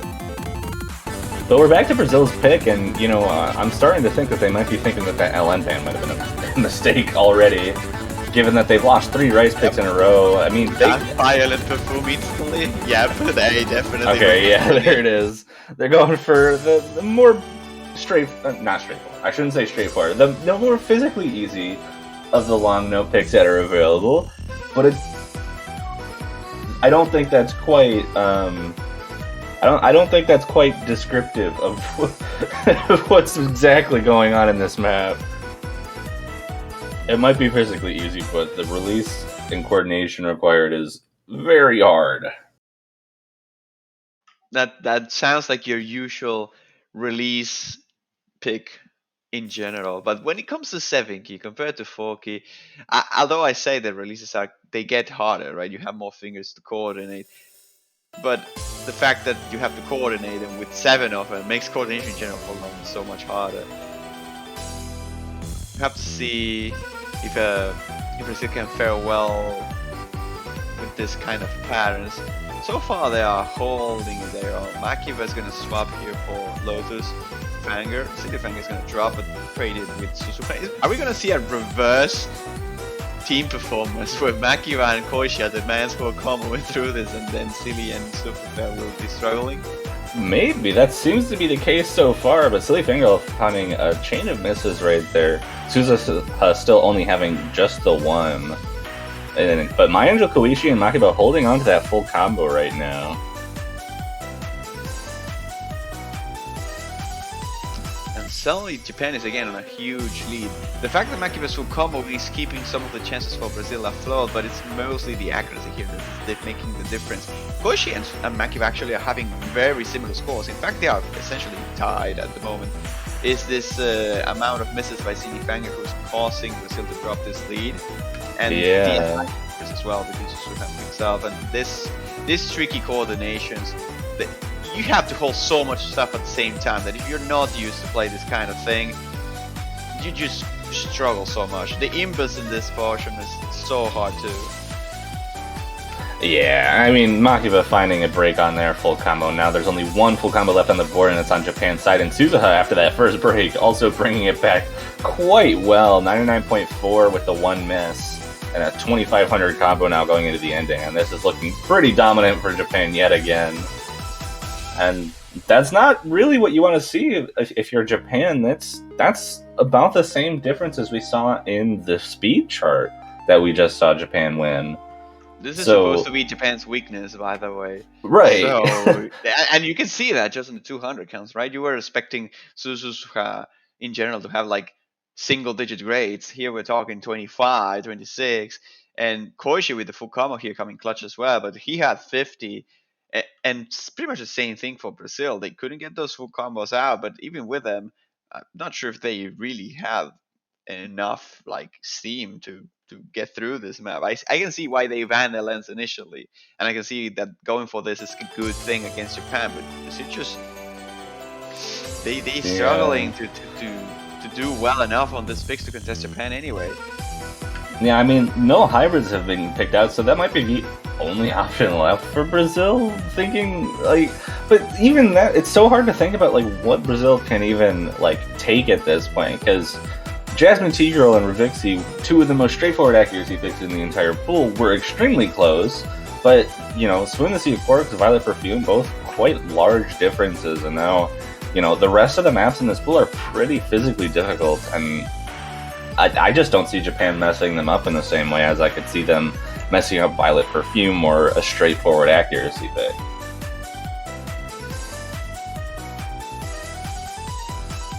And how they're like saying they're nervous on the chat.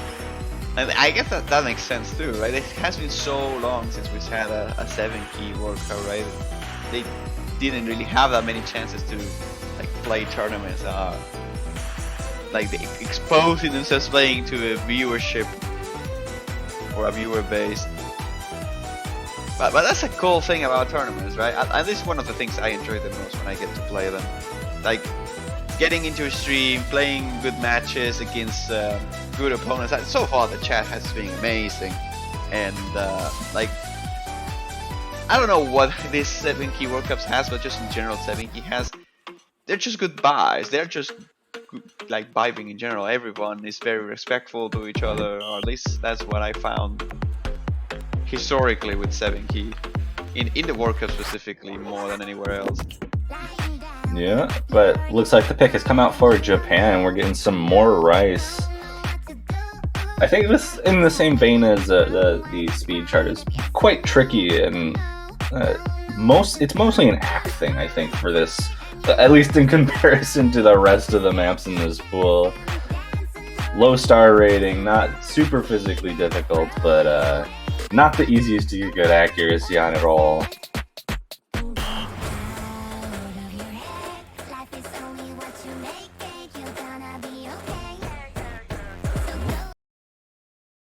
And here I go into pick number 5. Japan hoping to bring that lead to 5-0 right now. Wait, we're not seeing Suzuka on this? That's a good point. That's interesting to not see Suzuka here. But like I said, this isn't like as physically difficult, so maybe they're just keeping Suzuka out so that more like techie accuracy-based players can take over for this, since you don't need that physical prowess to be super good at this.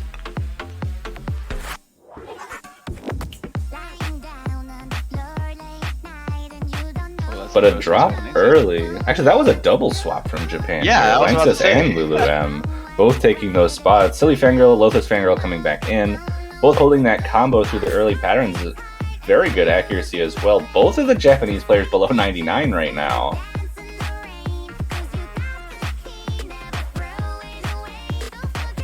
That was an interesting team swap. I imagine maybe they were looking to get some rest for the 2 main players here, and hoping again in this Rice pick, which is a little less physically demanding. So far, Lulu's still calling this full combo, and although the accuracy from Lanxess is a little bit low compared to everybody else, like they are holding their own ground. But here, this is like the chance that Brazil was looking for anyway. Yeah, and Silly Fangirl, now the only one left with a full combo here, is doing his job of carrying the team on his back.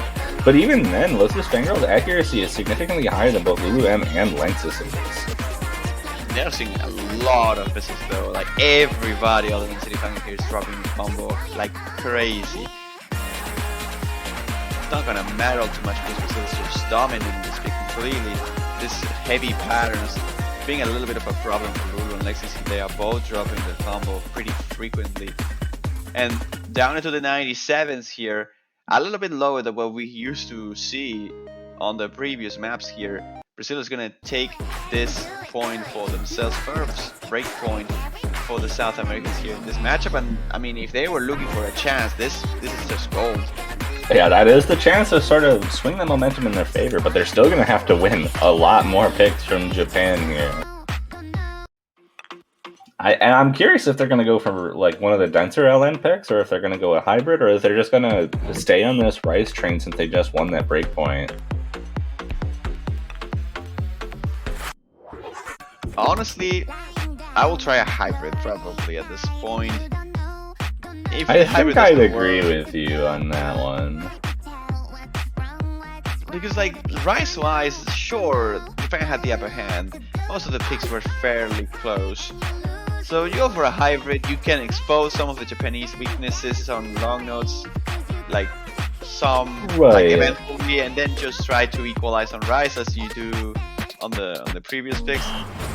There's also like that feeling that like if you're in Brazil's shoes, you kind of just have to do something new. You have to introduce something new into the match.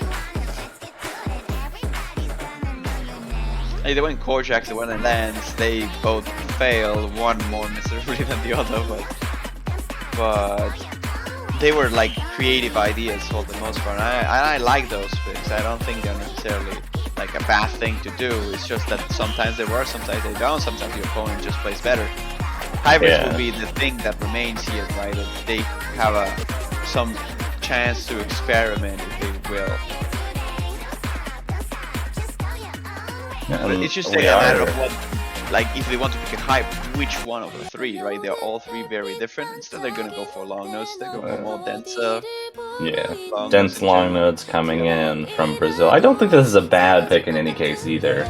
I think Silly Fangirl should be able to do quite well on a map like this, and you know, if this is kind of like that limit to what Japan is able to do on long notes, there could be a potential for like players like Suzuha or Koichi to have pretty big drops, and if Makaba can hold, then you know we could see something pretty big out of Brazil. But that might be a tall task to ask someone like Suzuha to start messing up.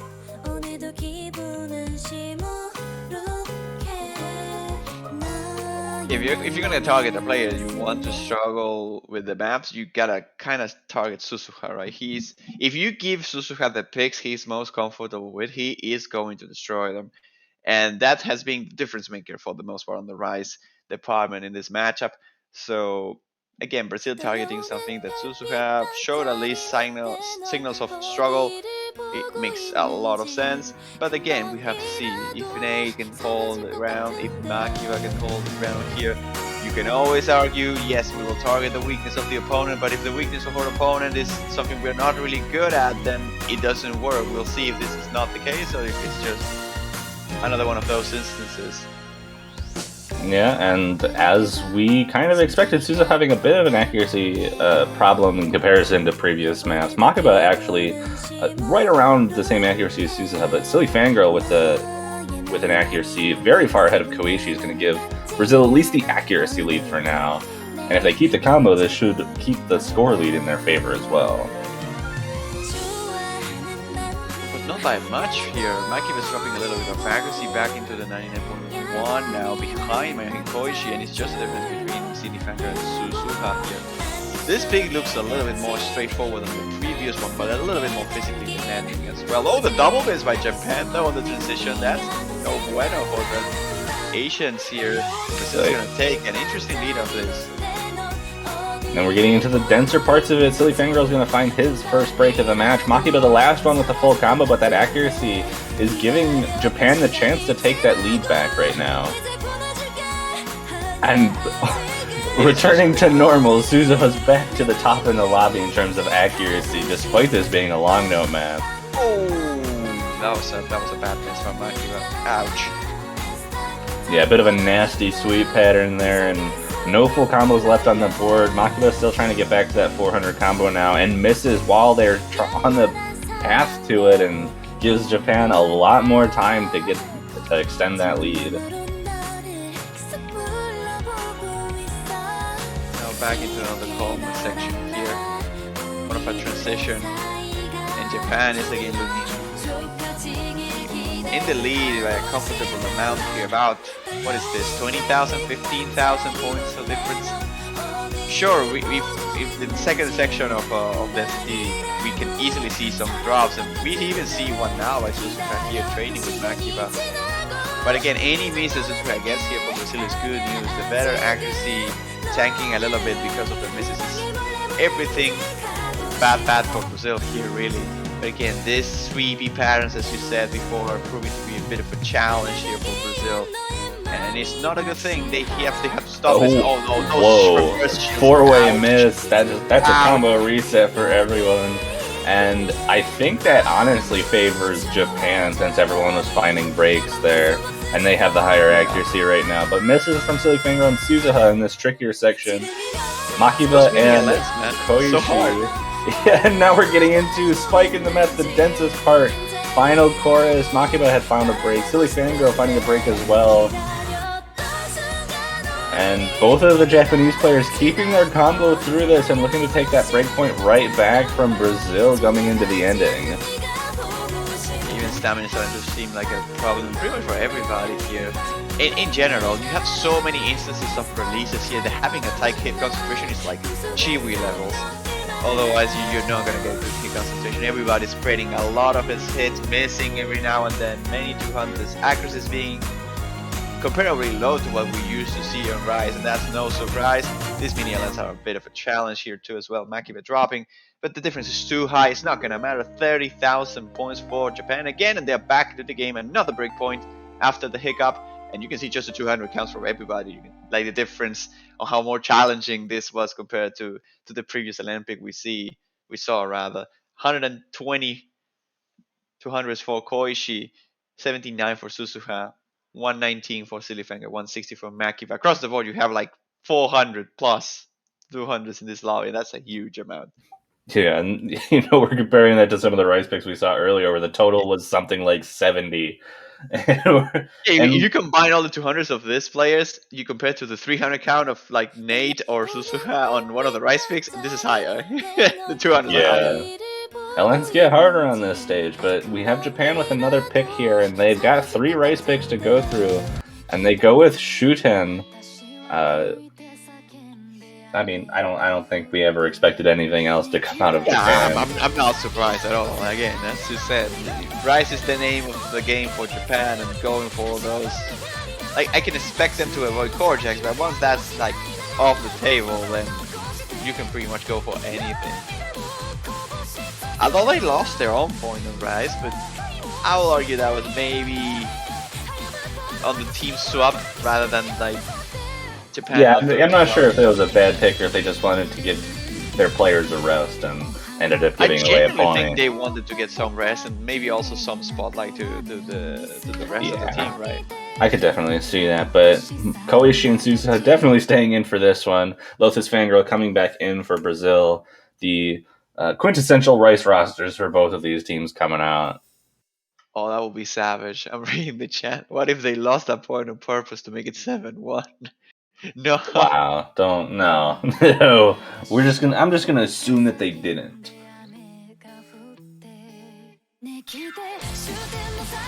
And here we go, fast chord stream, a little bit less dense than the first map we saw in this match, but the speed is definitely something to take care of. 235 BPM, quite fast for 7 key, especially when things get as dense as they are. Koichi finding an early drop, but Lotus Fangirl trading it right back.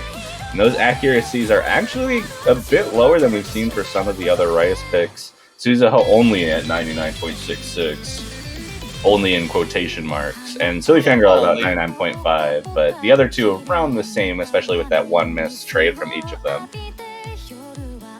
99.7 now, though. The accuracy definitely got up here. But in general, the entire lobby is holding higher standards when it comes to accuracy in Rice, and this is pretty much the proof of that fact, as we see the lowest accuracy being 99.35, now dropping a little bit off the back of those 200s.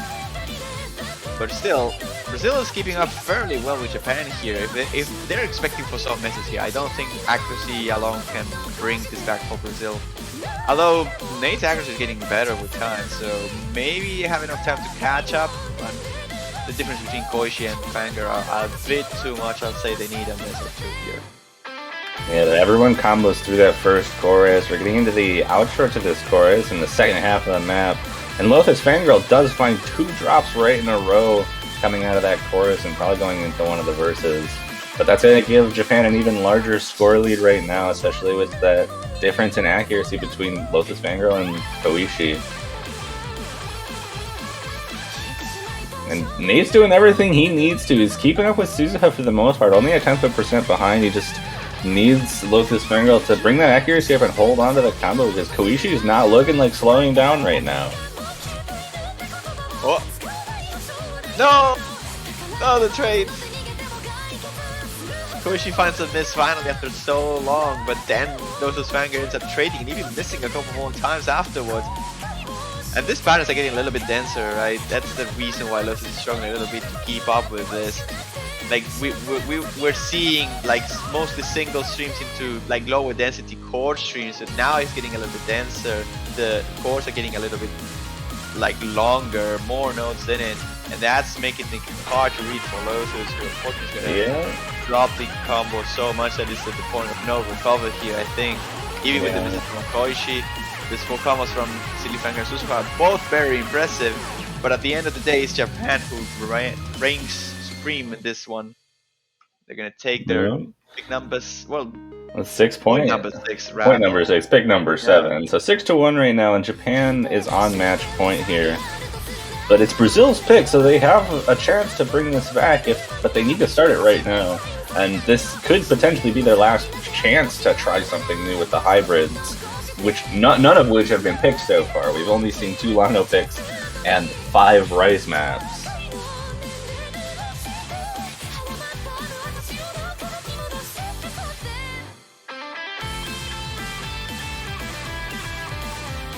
But Makita switching in pretty quick here makes me think that they're going to do either long notes or hybrids, but I could expect a long note map if Makita is going to be playing. Yeah, I think Godish, I mean, they are going to go for the last long note, really.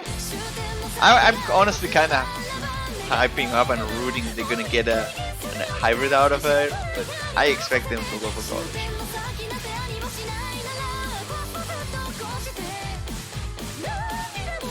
But they are taking their time to make a selection. I mean, this is the most important pick of their tournament so far, so definitely not a bad idea to give it some time and talk with your teammates to make sure that the pick is exactly what you want it to be.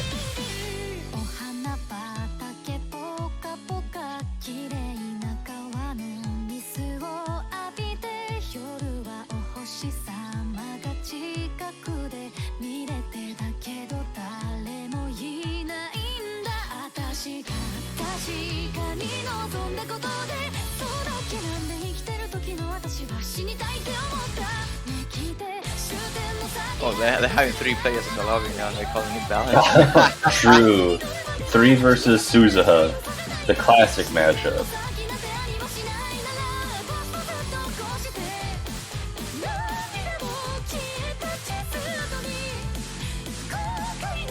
And the ref is pushing for a pick out of Brazil. Looks like they're going to need to get one out soon. We'll see what their plan is to try and get themselves back into this match. But keep in mind that even if they win this, Japan, they went for Robert.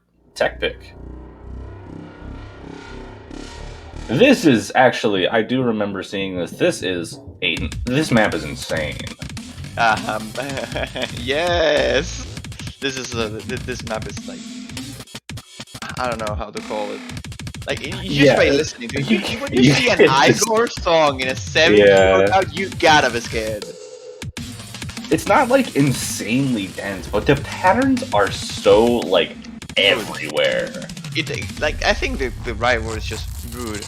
Like, Jinjin was very angry when he did this. Probably, I have no doubts, but also no proof of this.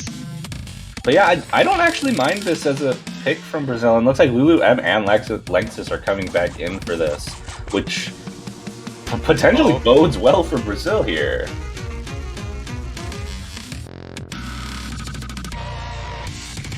Not having Suzuha on a pick is always going to be advantageous for Brazil. Oh, there's Mifa in the chat. I wonder if he has something to say about it. Though. No, he doesn't. We're not gonna mention that. But here we go into pick number 8 out of a potential 13. But with Lulu M and Lexus coming in on Brazil's potentially last pick here, like I said, this could bode well for Brazil given what happened last time Lulu M and Lexus came in for a pick. A more technical pick, I should mention as well. So there is potential that Lulu M and Lexus are just the better tech players on the team. But already out of the gate, a few misses from Japan's side. Silly Fangirl holding the combo, Lotus Fangirl trading one of the misses back, but even this intro giving Brazil quite a lead already. It is another case similar to what we saw on the previous map that Lulu and Lexus played, and it's again that they are struggling with this kind of patterns, and I don't blame them really. Like, these patterns are rough. Like, everybody in the lobby already missed at least once here, and Lotus Fangirl is struggling super hard too, like getting down into the level 97 here. He's struggling very hard actually. I'm starting to get a little bit concerned. Even Silly Fangirl in this intro section was dropping down to that low 99, which is very uncharacteristic of him. But yeah, as I said, these patterns are everywhere. Very rude patterns from Jinjin, and I like you said, no blame to anyone for not being able to play something like this. It's something so different from what you'd expect to have to play in tournament, and certainly something so different from what anyone really plays by themselves when they're trying to either improve or just have fun with the game. So it's probably like new territory for a lot of these players in the tournament. Parents are just odd. Like that's probably the best way to describe it. You're just not used to see this kind of fantasy set in general. And if you mix those odd patterns with just mini jacks in the middle, it gets super rough. Like at this point you can see the players are starting to get more comfortable with it. Mostly due to the lack of jacks and the patterns being fairly linear for the most part. You don't have many density points at all, although the snaps are well over the place. All over the place. Yeah, not to mention that those jacks are at 200 BPM, which That's insane. Like that for 4 key levels, that is insane already, or it's getting insane. For 7 key, when you have so many fingers involved, it just gets impossible. It is just factually impossible. yeah, we're running into the last quarter, and Brazil has over a 100,000 point lead right now, and it would take a pretty big issue from Silly Fangirl for anything to happen, because I think as long as he holds well. Also, should I mention that he has a full combo right now? Oh, he had 1 miss. I'm pretty sure he had 1 miss. Does he? Yeah, I'm pretty sure. I'm still calling 1 miss insane. It is insane, regardless. Like, just that accuracy is insane. Even if you had like a million misses, but with that accuracy is impressive. Like, just compared to everybody else, Ludo's struggling to get an S rank on this. What is this song, by the way, too? Like, Classic it's Igor. been a while since I didn't hear Igor. Oh my god, those panels are just blowing. Oh my god, those are so rude. that whole map is rude. But yeah, two misses breaks after from Silly Fangirl, but 2 misses is about 100 less than the rest of the lobby combined. So.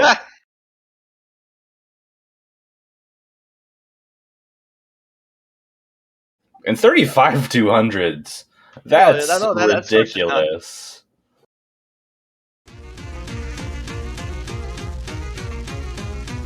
I like how the music just goes somewhat back to normal at some point, but then just goes full Igor again. Full Igor, but Koichi coming back, and I assume Suzuha is going to come back in for Japan's next pit, looking to get themselves out of this match and into the next losers bracket match this weekend.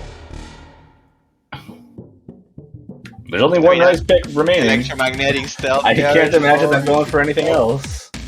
I mean, what if they just surprise us? Yeah, and they throw a hybrid at us.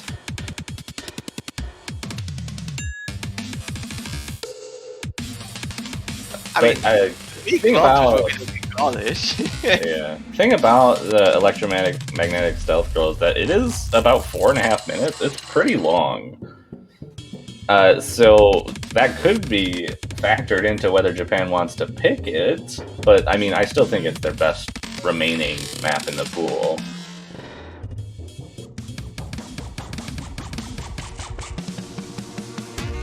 Well, no, they're going for Mushi. Okay, they're going hybrids. Mushi no Sumo. Okay, Japan. Show me what you got. Bringing something new on the table. First hybrid of the map so far, and I mean, this one's really short, 1 minute and 46 seconds, so it could have been the length that just convinced them not to move on to electromagnetic, or the last right. Yeah, I think that's a fair call, really. I wouldn't be surprised if that's the case. Going for something shorter where they might be able to abuse this physical advantage that they have overall and fish for some misses from Brazil. In general, shorter picks favors more physically burst teams. Yeah, and not to mention, Lothus Fangirl staying in for the hybrids, Makiba being swapped out for this one. Yeah, but Lulu's here too, instead of Suzuha. Suzuha is still not playing. Oh yeah, that too. That's actually kind of interesting that Brazil is keeping their more rice-oriented player in for the hybrid, but Japan is keeping Lulu M in for this pick.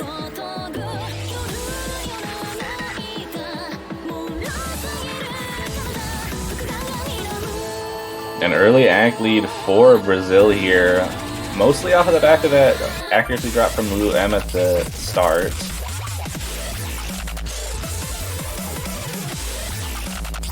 And a double miss from Brazil here, matching Lululem's misses, but that accuracy drop from Lululem is pretty massive here.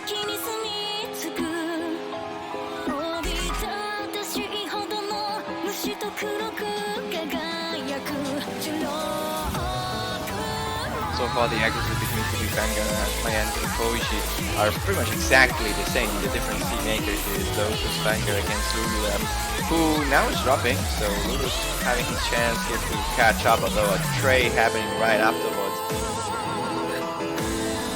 Yeah. The big combo from Koichi here, but that's such a huge accuracy difference between Lulu M and the Brazilian players, down to that low 97%.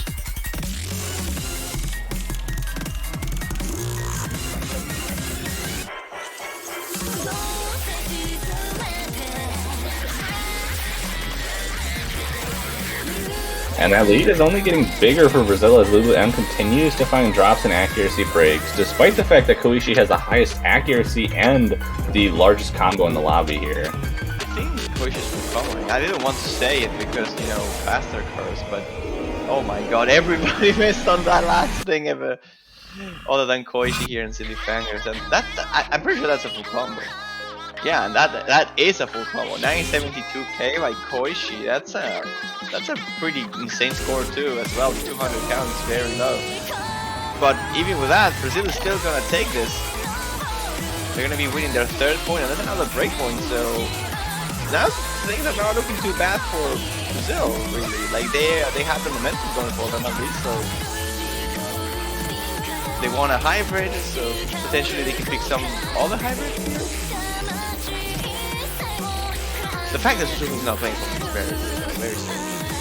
I wonder if something happened maybe. Yeah, potentially. I think Suzuha was having internet issues last week, which could be a portion of an issue, but I'm not exactly certain.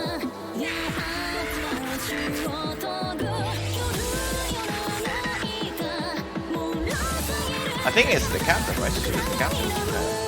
Yes.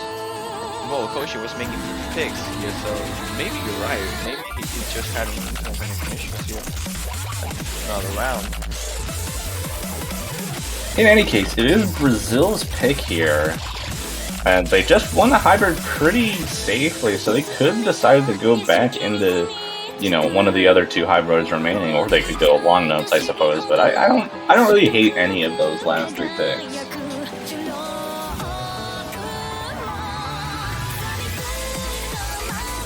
And they picked the tiebreaker. Yeah, I was about to say, I don't remember newspaper from Genes being a pickable pick, but okay. I don't remember that one.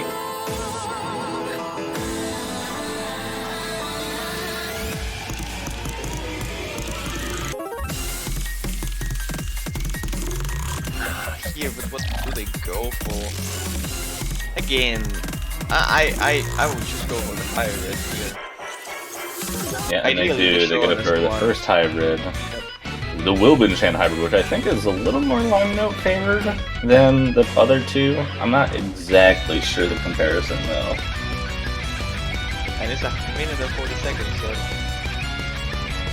And three Brazilian players. 3v Koichi this time, not Suzuha. Although they wanted to make it a little bit more fair.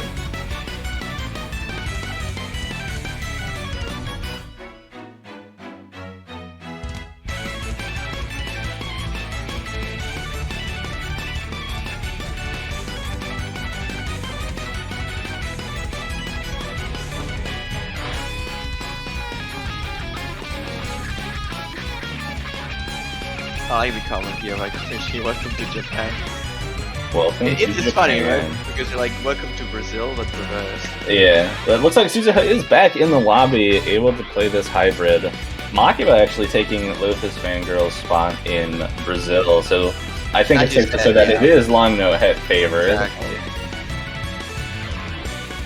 But with Suzuha back, I think Japan could probably still take this, even though it's a little bit long note favored. They have been taking a lot of the long note picks just off of the back of that accuracy from Japan.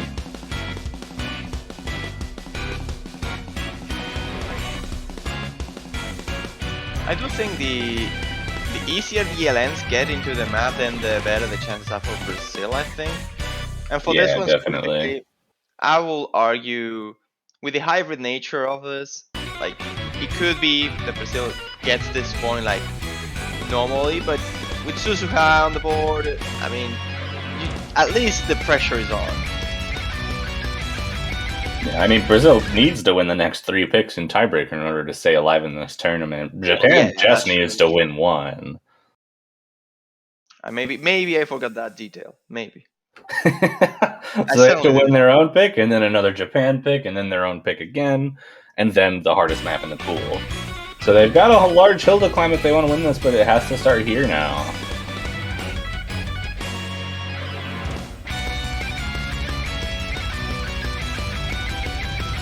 And Makiba finding a couple breaks pretty early on in a quite large accuracy drop as well, down below 97 out of this intro.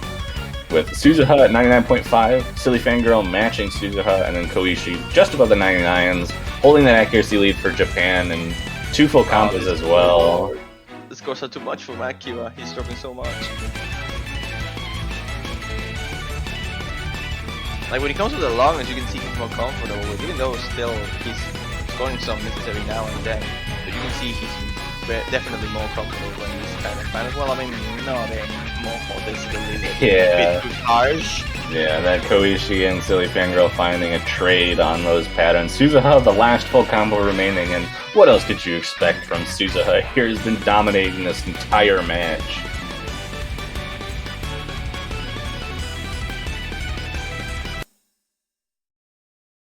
Oh, client. I don't like the looks of this. Okay, everyone's back. Let's go. Whew, that was a close one. But a few more misses from Brazil's side. Suzuha still holding on to that full combo.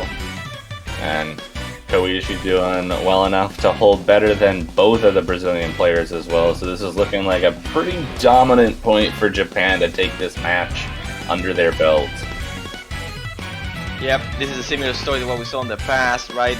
Lulu struggling to get the S rank on the side of Japan on the Eeyore pick, and here we see Makiba being the one that struggles. He gets the S rank after all, but this accuracy from Suzuha and the full combo as well, may I add. Only a single miss from Koishi, that's just too strong for Brazil to compete, and Japan will advance not necessarily to the next stage, but at least to their next opponent this weekend on the semifinals losers bracket. Yeah, moving on to finish at least in the top 8 for this tournament.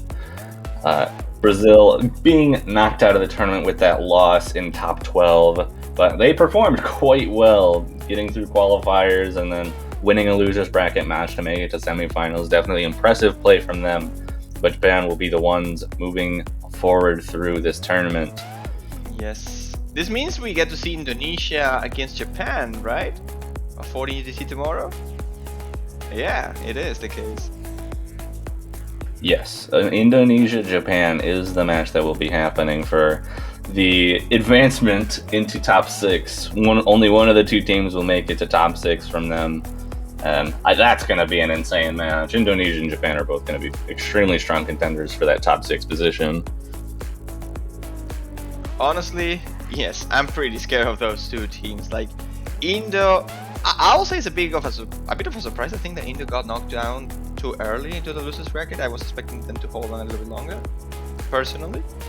But the fact that they're facing Japan it's definitely a big test for them. Yeah, huge thing to watch out for, and that's happening tomorrow. But like we said, we still do have 2 matches left in this block.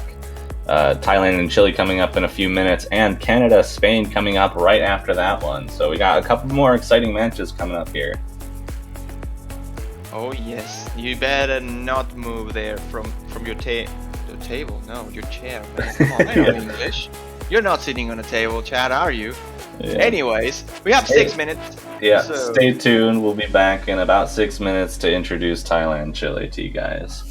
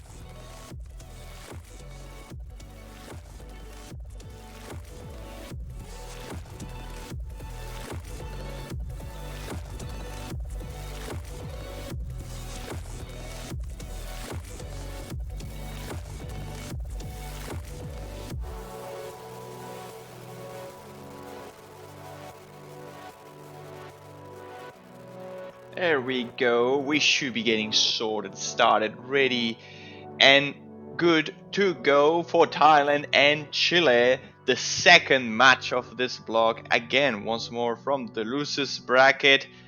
Again, Juan Crystal commentated here as you heard on the previous match, but this time with someone different. We have Sparky joining the commentary booth. How are you doing? Doing good, doing good. Excited to see more amazing 7 key action, especially deciding some of these loser bracket matchups. As you said, we do have Thailand going up against Chile here in this best of 13 now, if I remember correctly. Yes, the first to 7 is gonna be the winner of this semi-final matchup, and this is not all we have for these two teams. Sure, one of them is gonna get eliminated if they lose. They're getting knocked out of the tournament, but the winner gets to face the winner between Canada and Spain, which is happening right after this. So we still have more action, and hopefully as good of a caliber as we saw in the Japan versus Brazil match. Suzuka was popping off, so was Semifinals. In general, we got a chance to see pretty much the entire team of both sides playing at their best. And for this case specifically, Thailand and Chile are both well-known names in the 7 key community. Gonzalo and Skalin has always been a heavy duo to face on the Chilean side. And you see Lost Call and you instantly feel like shivers down your spine. Lost Call has to be one of the best players the 7 key scene has ever seen. And seeing him back here, for me at least, is quite a feat from this tournament and something that you all should be looking forward to see this guy playing. Yeah, absolutely. Lost Cool has been absolutely tearing apart these map pools, and it'll be very interesting to see how both teams perform on this pool specifically. I've been watching some of these picks go back and forth in earlier matches, and this pool is not to be trifled with. I mean, there's some pretty terrifying picks, both in sound and in charting. Absolutely.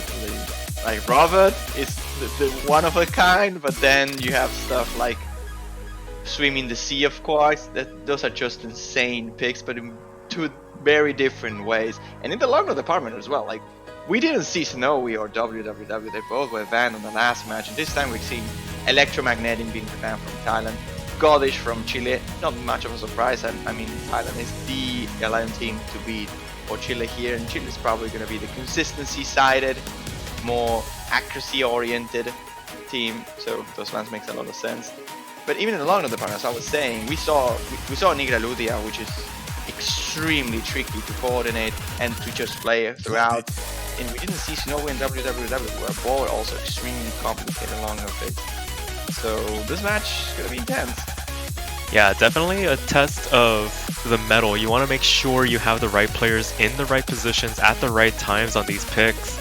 Don't want to be inadvertently giving your opponent a leg up by having the wrong players in. You got to make sure you're absolutely comfortable. And right now, Chile taking their time, making sure they start off this match on the right foot. And it looks like we do have a pick coming in. It's gonna be Rice 2. Shuten no Saki ga aru to suru noraba. Well, naraba actually. Well, that was probably close enough. That's closer than I would have gotten. And it looks like we're going to have Matias and Gonzalo going up against Lost Cole and Miski, unless there's any last-second substitutions here. And right as I say that, it's going to be Fast CL. Alright. Lost Cole and Miski are both going to be facing Fast and Gonzalo on the Chilean side here. Starting off with the Rice here. If I recall correctly, this was the faster core stream pick, right? I'm recalling correctly, right? Yes, you are. A lot of core streams. There's a couple of little core jack sections, nothing too crazy for players of this caliber, but definitely going to be watching out for coordination. Make sure you don't get lost in all of the notes flying across your screen here. And it looks like they're just sorting out some logistics in the lobby. Make sure everybody's ready. Make sure you have your mods right. Make sure you have the scroll speed right. And it looks like we're going to be getting into this map 1 in this matchup against Thailand versus Chile. And if there's a way you want to start a match is with a win here, Chile with their own pick on Rise again. I think this should favor them ever so slightly, but again, against a team like Thailand. And this is somewhat of a theme here in general in Mania, not just 7 key, although 7 key maybe a little bit more emphasized. Long No teams seem to have the upper hand for the most part, in matchups at least, right? Because if you can play dense and hard Long Nose, then you can probably play not as dense Rise like we are seeing right here, but doesn't seem to be the case here for Miski, who is struggling already on the start of this map quite a lot. In fact, 97% is his accuracy, compared to everybody else, that's a little bit low. Yeah, the one outlier in this lobby right now, Miski, compared to somebody like Lost Cool, his teammate, holding it steady at 99.7 in this early going in this map. But that early difficulty from Miski gonna give Chile a very healthy advantage going into the second quarter of this map.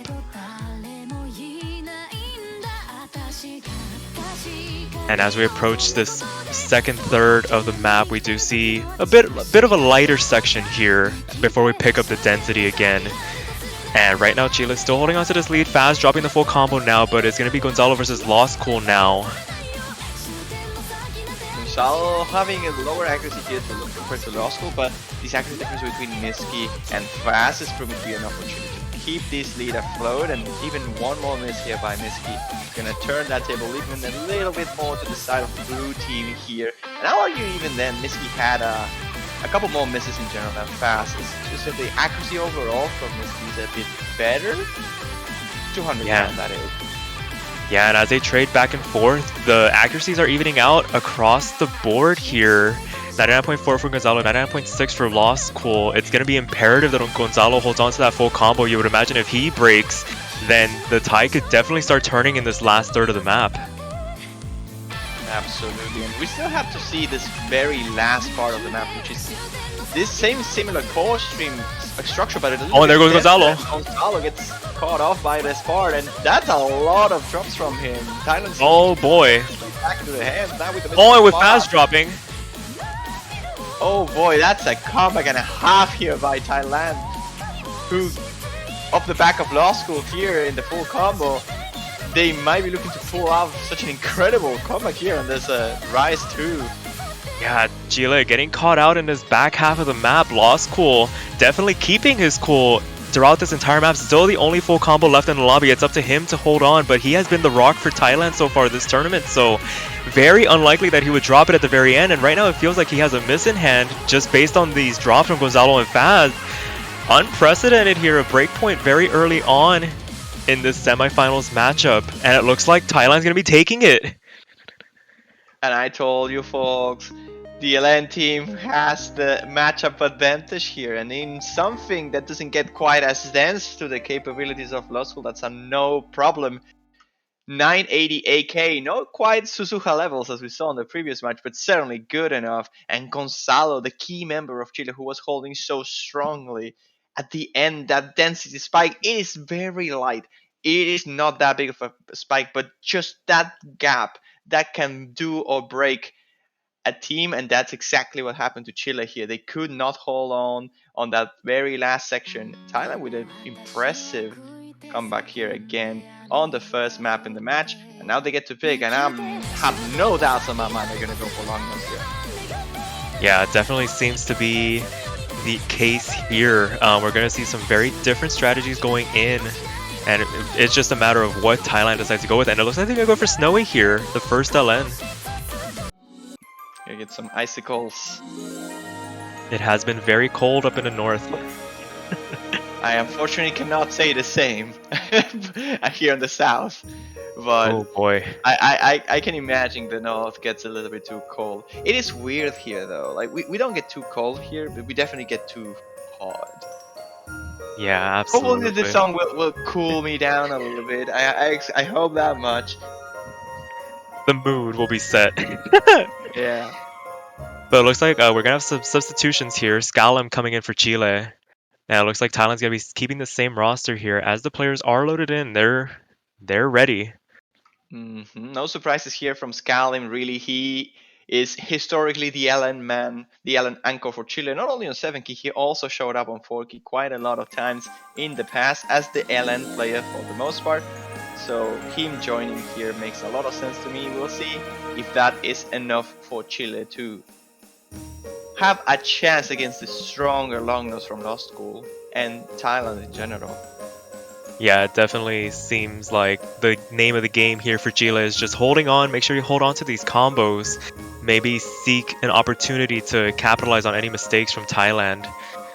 As we're already second quarter of the map coming up, and Skalem dropping these LNs being very tricky to coordinate. And Faz following close behind, both full combos now gone for Chile. Gonna hand Thailand a pretty healthy advantage as we get into the second third of this map. Those are a lot of pressure from Scal, and he's struggling a little bit with this one. Again, I don't blame him. These releases are super hard to coordinate. Like, there aren't really many visual cues really to understand the releases before like just seeing them in general, and that makes it so much harder because you have to just straight up read them. You can't really use your intuition to get those releases right. At least it doesn't feel that way to me.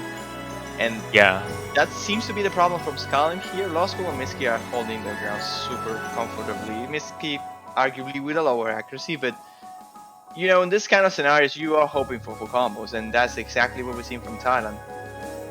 Yeah, definitely the right pick right now as we get into the last third of the map. I mean, if you're Chile, you're not really too disheartened by this. This is Thailand's pick, and you would imagine if they're the ones picking it, they're really comfortable on it. And it looks like with these full combos from Thailand, that seems to be the case. So, I mean, nothing to get too worked up about. It's mainly just surviving on picks like this so you can get back to your own picks. But once they do get back to their own pick, gotta make sure you don't hand Thailand another breakpoint like in Rice 1 earlier, or in that Rice pick from earlier.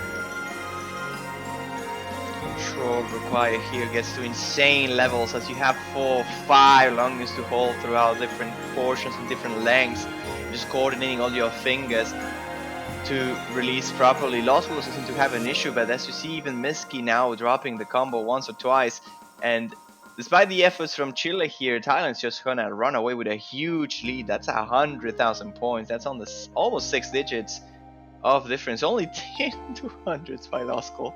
And the ratio is probably more insane than the fact that he got 10 200s. Almost a 10-1. That's a 9-1 ratio. That's ridiculous. That's scary. The fact that we're already in semifinals and players like Lost School are able to pull off ratios like this, that's you just have to hats off moment right there.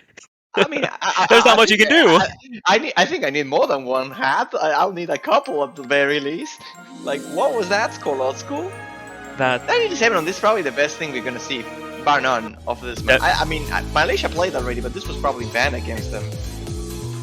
And that's like the only team I can see maybe getting close. Even then, I don't expect anyone to beat that score ever. That's ridiculous. Yeah, definitely one of the best scores of the weekend on that map. But it looks like Chile already know what they want to go with. They're gonna go for Jasmine T-Girl here as hopefully to get a foothold in this match. Gonzalo tagging back in now. And I'd imagine we'd see a Faz tag in for Skalem.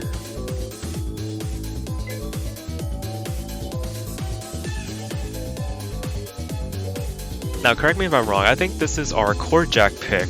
Yeah, this is correct, yes. And I'm not surprised to see Scaling here either. Like, this kind of niche Rice picks are something Scaling has been known to be able to hold on through. And even then, I can see Jazz maybe, Fast rather, to struggle a little bit with this kind of things. Lost School and Miski seems to be a immovable lineup. I don't expect Thailand to swap players at any point of time. And if there was one pick, it's gonna be this one. And they're not, so. Alrighty, and as we get into it, we're going to see a little bit of a tug of war on the leaderboards here very early on. Very imperative you don't break combo early. But it looks like everybody seems to have it on lock here. Chile with a tiny bit of an advantage, and right as I say that, just 300 separating these two teams right now. So far it's just the accuracy as you said, but there's a but Miski. Not too detrimental, maybe just a little bit of a miss, but since he's out of that combo cap range, Chile going to be able to capitalize a little bit, maybe take the lead here, as Miski does recover very well. It is getting close, but I still think that Thailand's going to run away with this lead ever so slightly. This accuracy from Gonzalo is a little bit low compared to everybody else. saying that a 99.4 is low is quite a thing, really. But Oh, but that now drop's with not the gonna help miss things. here, yeah, that's definitely gonna help things. Gonna make it a little bit easier for Thailand. Now they have some breathing to work with too.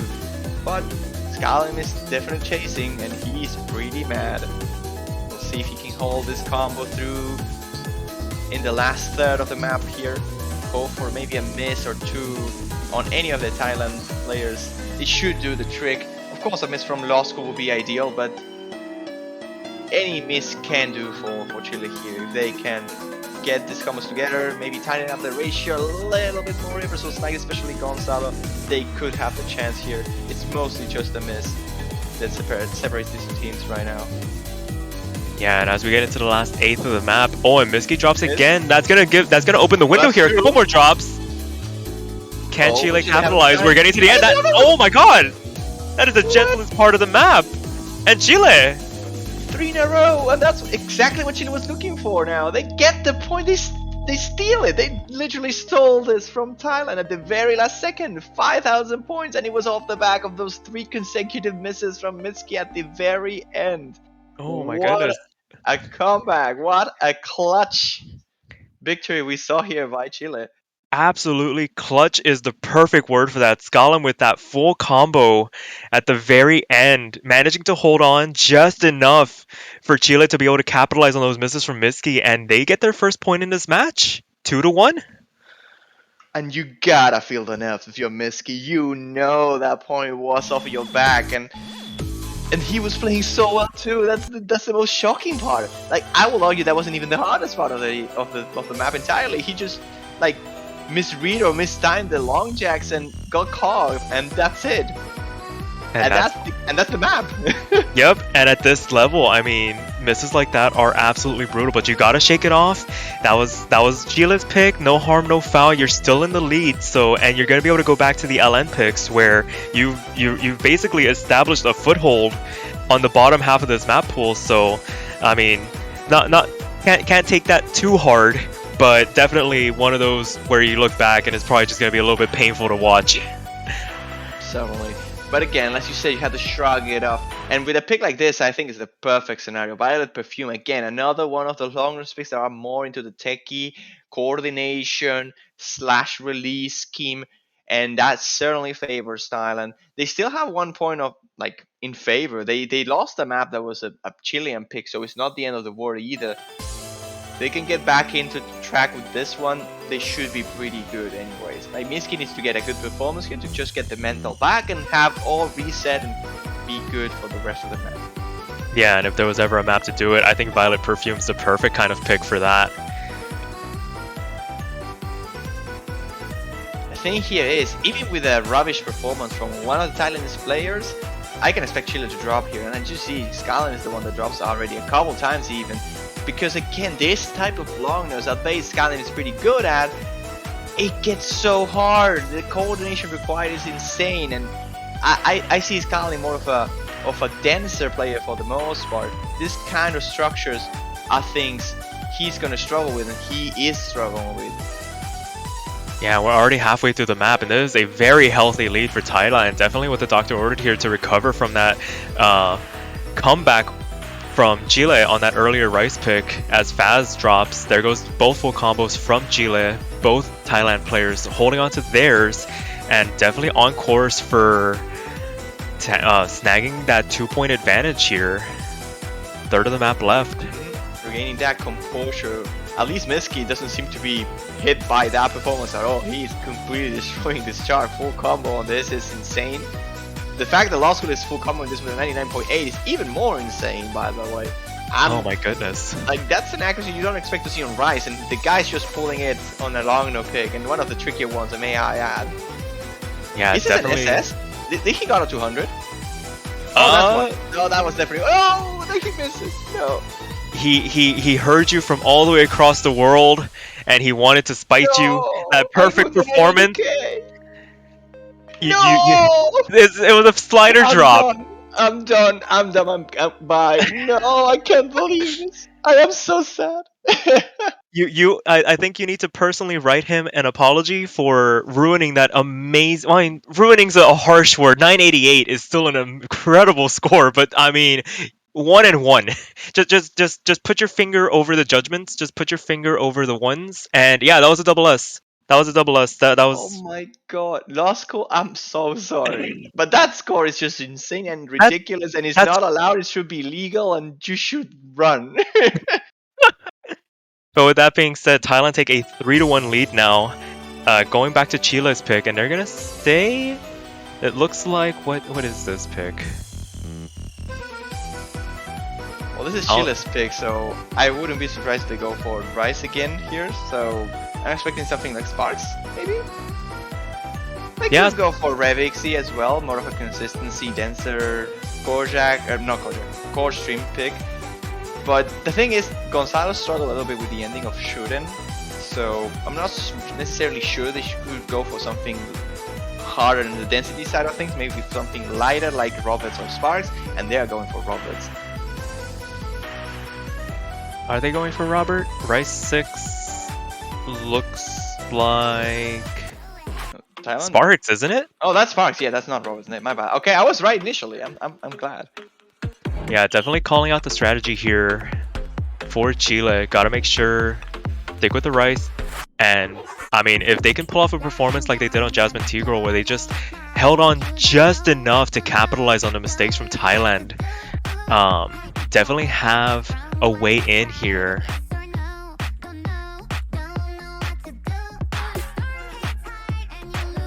Everybody get your cat jams in the chat. This is a really nice song.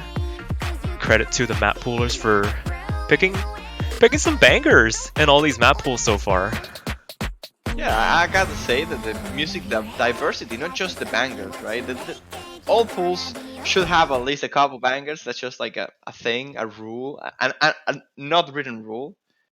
But the fact that the diversity of songs here is pretty good too. That helps a lot because you can like get There's songs something that for everybody. yeah, exactly. You can please anybody here with this kind of pools just on song choice alone.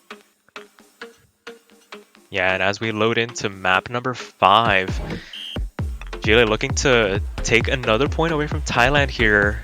Inch ever so closer to tying this up. They're still going to need a break point if they want to tie it up, but on a Rice pick like this, definitely room for opportunity. Certainly, and a pick like this, that's arguably one of the lighter picks in terms of density, but certainly one of the more techie-oriented ones in the pool. Obviously not to the levels of Igor, but you have a lot of broken core streams for the most part here, and some tricky snaps that go back and forth between different time signatures. Well, not necessarily signatures, but like time measures. Yeah, that was a really big draw from Mitski there into the transition. You have those kind of patterns as well that are very, very rude and very intrusive. You can easily mess up with, and exactly what happened to Miskin. Now to Scalim as well to trade it off. Oh boy, as we get into the last third of the map, it's all to play for right now. Another draw from Scalim, not going to help matters for Gila here. Going to give Thailand a bit of an advantage, the biggest one they've had so far this map, as Scalim seems to be struggling a little bit on these awkward snaps, and Gonzalo dropping his full combo. That's not going to help matters either, as Thailand looking poised, but Miski trading these misses back. Lost Cool. I think it's going to be enough, right? Gonzalo's going to be struggling with it, isn't he? Yeah, and Lost Cool, the rock that he has been so far for Thailand this tournament, showing up yet again here. Only full combo left in the lobby, and there's not a lot of map left, and it looks like Gila is going to be able, Thailand is going to be able to take another break point here. That definitely seems to be the case. Off the back of Lost Cooler Than You, he gets the full combo once again. I think this is the lowest score that Lost Cool had in the entire match. That's scary. I'm pretty sure, and that's a 986. Definitely making absolute mincemeat out of this map pool so far. These ratios have been absolutely filthy from Lost Cool. No, this is literally the worst score that Lost Cool got in the entire match so far. And it's a 986. 986. That is literally better than the best score that the Chileans got on any pick. Other than Scalim's Jasmine Steve by 100 points. That's scary, but that being said, Thailand gonna be able to really put their foot on the gas here, going back to the LNs. Gonna see LN4 here, time for the Moon Knight. I'll try to avoid making comments about Law School's performance on this. Please do. we want to see the full wrath of his LN proficiency on display. That I being mean, we're said, gonna get to see it anyway. If he gets a miss or two and he gets the accuracies that he has getting, like it's still gonna be insane. Like, don't get me wrong. true. And it looks like Fast is going to be tagging back in here, pairing up with Scalum here, see if they can maybe take a breakpoint from Thailand. I mean, anything can happen. We've been singing high praises for Thailand on the LN ability, but I mean, they still have to perform the maps. It remains to be seen as we're loaded in here.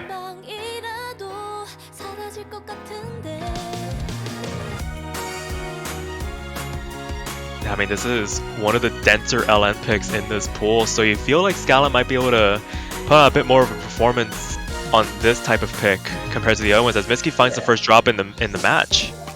This is more of a fluent-ish or more flowy, like LN patterns are things that Skyrim should do better.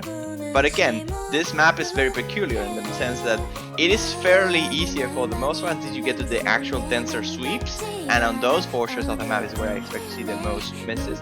I don't specifically expect Skyrim to be the one to drop here. Instead, I expect Fast to be the one to struggle with this kind of sweeps. But we'll have to see. Mitsuki is already the first one to drop in the entire map though, so that's gonna give Chile some chance, some leeway. But even then, the accuracy from Moscow is just overpowering through that miss and keeping the lead to Thailand anyway.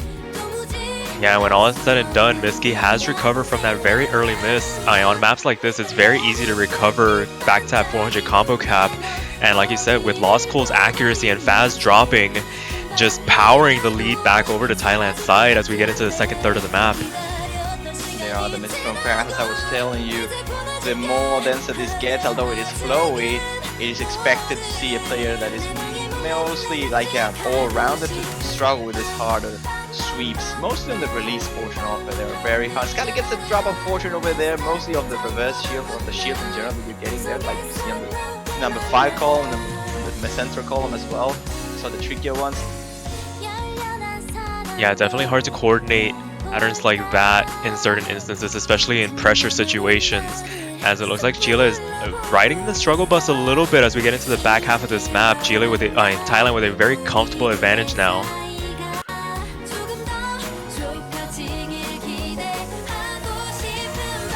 Boy, and these releases just get very abrasive, yeah. Thailand still with their full combos here. Last third of the map to go. Law School still above that 99.7. And barring any unfortunate slider breaks at the end, I mean, this is quite the dominating performance from Thailand here. You know what the saddest part about this? I think that if Chile gets this performance against like half of the remaining teams of the tournament, they will probably be very close to taking it, if not just outright. That's the most insane part. It's not that Chile is playing bad at all. They are having a pretty decent performance. Sure, they are maybe lacking this sort of powerhouse that some or most of the teams that are remaining in the tournament have, like people like Silly Fanger, Suzuka, Chiwi, Law School. But still, a double 98.5 plus is very good on this map. Against Thailand though, who's arguably the best LN team of the tournament, then that's not going to be enough, unfortunately. Yeah, somehow all 4 players managed to combo through all those very awkward Salam column bursts, and there goes Law School with the full combo. So Mitsuki also dropped there, so no full combos left on the board. Unfortunate there at the very end of the map, but when all is said and done, Thailand's going to be able to hold on here with a very healthy margin of victory, and they're going to be able to go up 5-1 now. I intentionally did not say a word about Law School throughout the entire match. I was just seeing the accuracy and being happy. But no, he had to miss at the end, unfortunately. It's going to be a win for Thailand regardless. I don't think he minds all that much. No, a W is a W. That's all that matters. A W is a W, exactly. In 19/200s, a single miss and another 986,000 points. Consistency. And consistency is what you want in matchups like this, where scores are starting to vary wildly. You want somebody that can put up performances like that round after round, regardless of the map being picked. Oh my goodness. And Chile with it all to do right now. I mean, the Rice hasn't been going all that spectacularly. The hybrids haven't been touched. I mean, do you chance something in the hybrid pool I to mean, maybe throw a bit of a curveball here? I guess Mushi would be the one I go for, but like Nigaludi is really hard along the lines too, so I wouldn't expect Chile to get anywhere close to that. I think they just stick to Rise and pray for the best here. Robert? Robert? I think Robert is probably fine. Robert feels like a bit of a Hail Mary here. But, I mean, you're gonna have to pick something that might not be in your comfort zone. Because if it's not in your comfort zone, it might not be in your opponent's comfort zone. It looks like it's gonna be Revixie.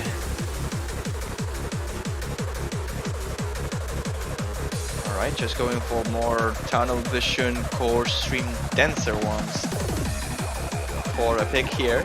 I don't think this is a bad pick for Chile at all. It's just that considering these glimpse of ending we had and shouldn't, this density increasing and Gonzalo struggling, maybe we just don't see Gonzalo on this pick instead, or maybe we do, and it's a matter of like getting used or like transitioning from a low density to a high density. That's the problem.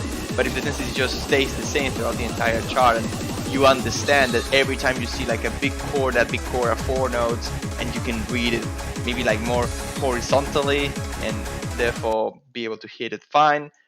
I can see that were being the case as well for Gonzalo. Maybe it was just a matter of surprise factor or just like inconsistency throughout the chart factor. We'll see if with Revix it's not the case and he can perform well.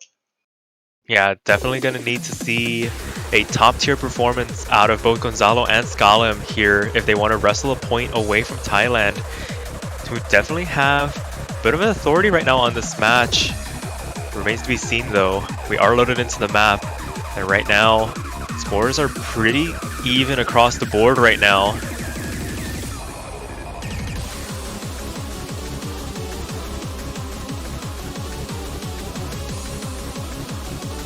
As we get into the second quarter of the map, everybody holding up above that 99.7. Gonzalo lagging a little bit behind, but as long as they hold on to the combo, and there goes Scalim with his full combo now gone. Gonna be able to give Thailand a very early advantage here. But on picks as dense as this, recovery is very, very easy. That being said, it's very easy to miss. And right as I said, Gonzalo does drop, and that's not going to help matters for Chile right now as Thailand grow their advantage going into the second third of the map.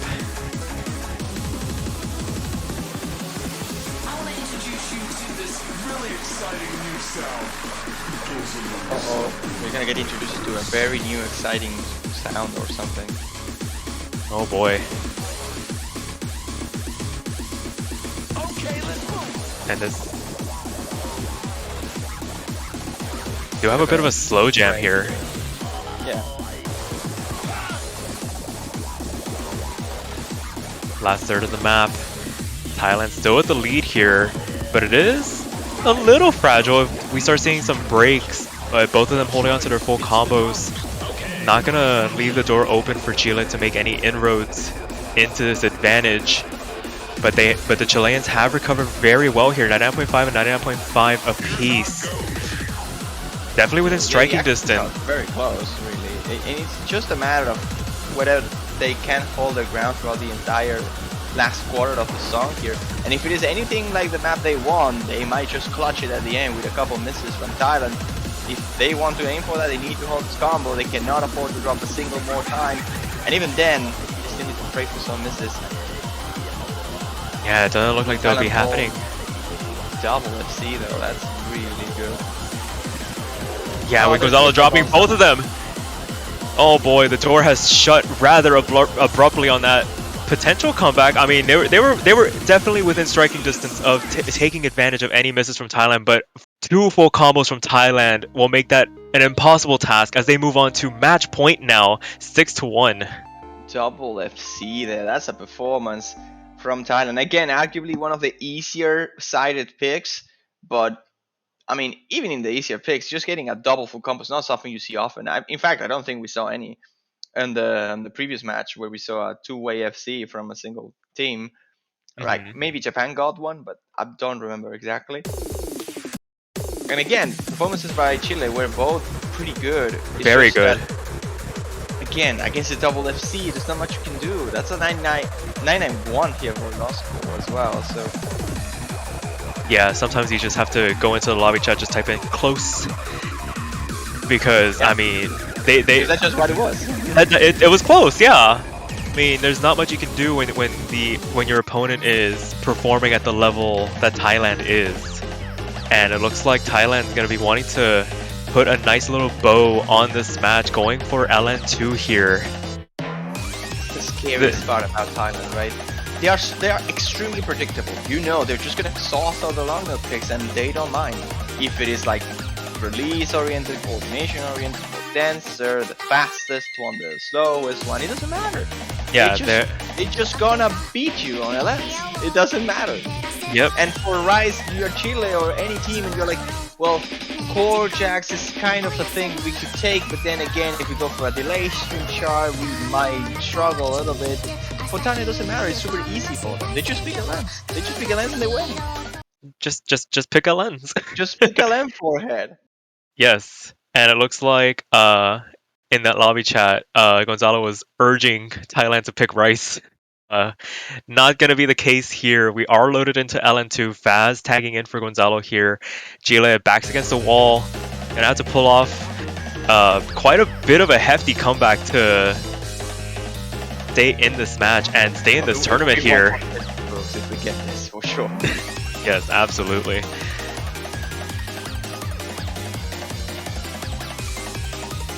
This is more on the side of density, more like LN Stream E patterns for the most part. So again, I expect Skyrim to do reasonably well on this, comparatively to the other ones we saw in the past. Then again, I expect Law School to be doing even better than what we used to see, so it's kind of a double-edged sword, if you will. Yeah, and as we get into the second quarter of the map, Faz dropping his full combo, and right now both Thailand players have a near full % advantage over their Chilean counterparts here. That's going to be helping the lead here, about 14,000 as we get into this tiny little break section. The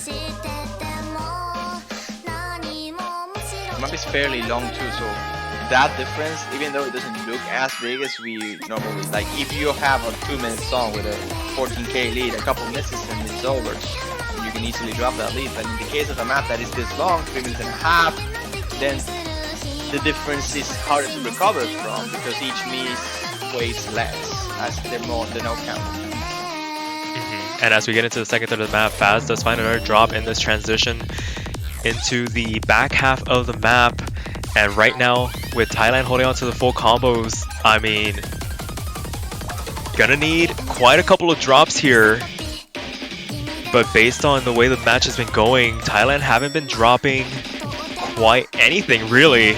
No real room for Chile to make any dent in this Thai roster. Law School and Miski just holding it down so far this entire match. There was this one miss by Miski not so long ago, but again, it's not gonna matter all too much so long as they can keep these accuracies together. And for the most part, just Law School still being Law School, then they have it on the bag. And this is match point 2. Like, Chile is fighting for the tournament lives here, and there isn't much light on the path, unfortunately, for them. At least it doesn't look like. No, definitely last chance saloon here as we get into the last third of the map.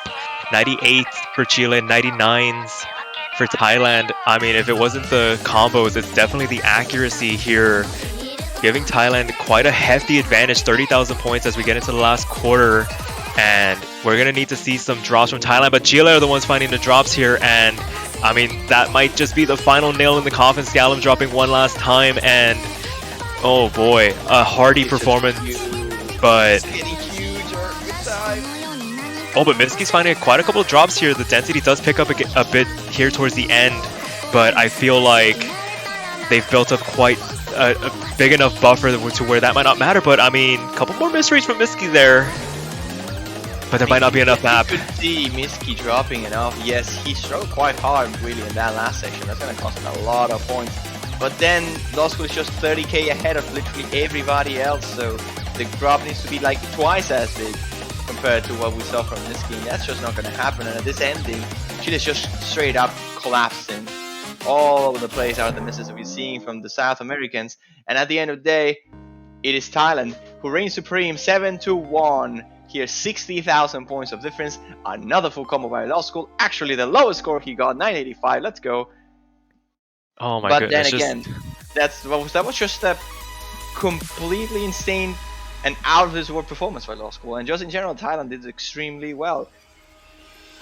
yeah, credit to Chile for putting up a bit of a fight there, taking a point away from Thailand, avoiding the sweep there. But at the end of the day, Thailand do take this one 7-1 here. Yes, sir. 7-1 after all. The struggles of Chile, they had a couple picks where they were closer, mostly on the right side of things. But again, that's just a story of a team that is so much stronger than anybody else on Lognos. You know, you're essentially entering the match with a 4-point deficit. That's just how it is. Like against Thailand, you know the 4 Olympics, you ban one of them, and you know they are gonna be most likely taking all of them. And I don't think it was any sort of close between them in the long department. It was just the rise where Chile had some chances. They got their clutch victory. They avoided the sweep successfully. But at the end of the day, I think the better team advanced to the next stage here, facing the winner of Canada and Spain. But again, that being said, Chile definitely a respectable team. Did incredibly well after taking down Taiwan, losing against Indonesia in a very tricky matchup. That's going to be the end of the tournament live here, and we'll have to see them hopefully next year. Yep, definitely should be proud of their performances this tournament. And coming up, we have quite the exciting matchup here. Canada going up against Spain in about 20 minutes. Don't want to miss that. Yeah, I think of the losers bracket, this is potentially the one that's going to be the closest. I'll give the upper hand to Spain, but really could be wrong. Like, this is a match that can go anywhere. So, if you have some time to reserve, of course I will reserve some time for Korea and Philippines. If you happen to be around, of course. 10 UTC is an odd time, to say the least. At least for we Western people, right? Yep. But if you have the time, that's a winners bracket you definitely do not want to miss either. Canada and Spain, it's only 18 minutes away. Come on, you can make the effort and stay around. Watch this. This is going to be a great match. Yep, grab some water, stretch your legs, stretch those arms, maybe play some OS in the meantime. We'll see you guys then.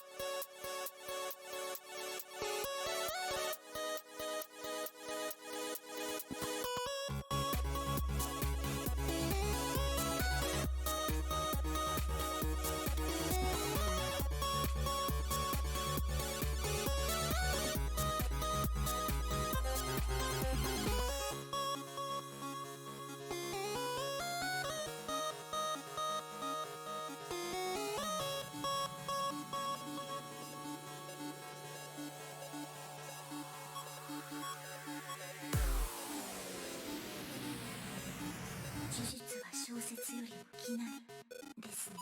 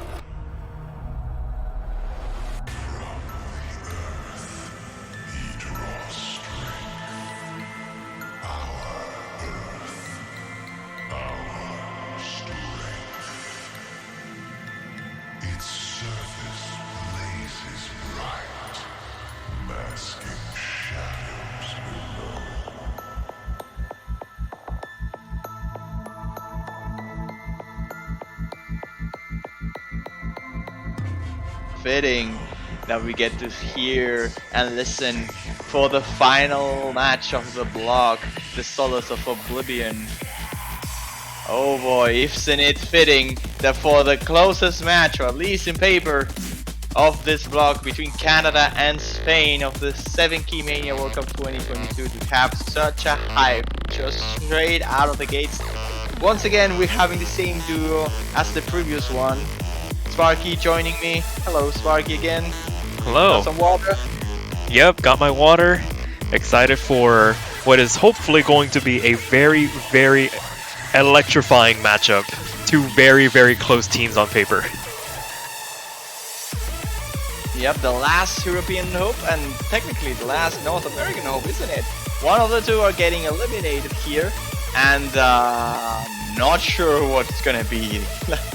I honestly think that Spain has the slight upper hand, mostly off of tournament experience, but Canada is doing so well too, so it's weird, it's hard. Yeah, definitely going to be a true test of who can maintain their composure going into these picks, going into these maps. Spain losing a very close matchup to get knocked into the losers bracket, and Canada doing very well to knock off teams like Brazil and etc. To make it this far. But I mean, it's unfortunate that we're gonna have to say goodbye to one of these two teams at the end of this block. These are two very exciting teams with two very, very, very diverse lineups. Kind of a banning already, and they get rid of 3 in the Sea of Sparks, which makes sense really. It's the fastest map in the pool, so for them to get rid of the most physically demanding chart, probably on the Rise pick, makes a lot of sense to me. On the other hand, Spain, not so sure what Spain wants to get rid of here.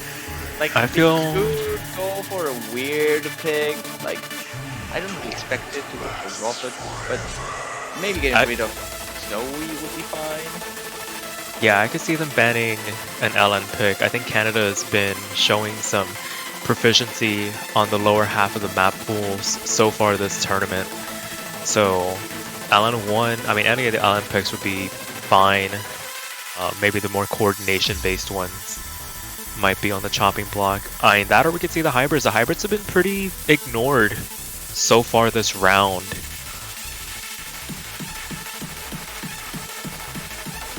But it remains to be seen. They're taking their time with this ban. Want to make sure they get it absolutely correct. It becomes a question of, do you ban what you're least comfortable on? It looks like it's going to be Hybrid 2.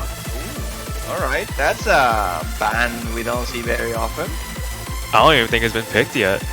Somebody can correct me if I'm wrong, but I don't believe we've seen Hybrid 2 come out, so still waiting its debut as far as I'm aware. Definitely not on this block, that's for sure. At least for this block.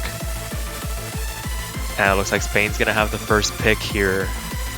Could see... Oh boy, what do you go for to open it up?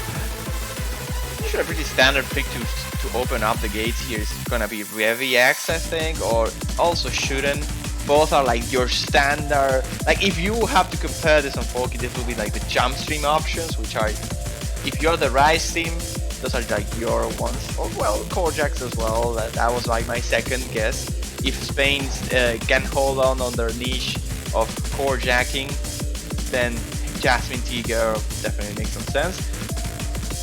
I think we had enough Solace of Oblivion right now, and the song is gonna start. We should be getting ready for Jasmine T-Girl. Yep, and we'll see which players decide to contest this pick. It looks like we're going to see Mr. Mu and Nuno Taba going up against Lelpop and Aitor. Be very interesting, unless we see some last second substitutions. You want to make sure the lineup's absolutely correct, especially on this first pick. I'm seeing a lot of Aitor 98 supremacy on the chat. I wouldn't necessarily contest that argument. I like Aitor, he's a friend of mine from a long time already. I want to not be biased on this match, but I certainly do want Spain to be the winners. But I'll say, I'll just want a close match, a good match, and that's all I need. Yeah, that's all we could ever hope for. Just a very close matchup, some back and forth, some exciting moments, and it looks like. Oh, I said low pop with a full confidence as if though he were a Spanish player. He's actually for Team Canada. He was gonna take over Nunataba's spot. Yes, that is correct. I just got so into it. I wanted to see it was gonna be a 3 against 1. In fact, it's the captain of the team, right? Yes. Yeah, level up. Oh boy. And it looks like we are gonna see Crew K Fanboy come in here for Spain, pairing up with Aitor. And I mean, We had a Lotus Swanger, a Crew K fanboy. What's next? ooh. Hmm. It remains to be seen. I can't think of somebody off the top of my head. But it looks like half the lobby is loaded in here. Wait for Bancho to sync everything up, and it looks like here we go. First map of this final match of this block. Canada going up against Spain. Be very interesting to see if Spain can start off on the right foot here.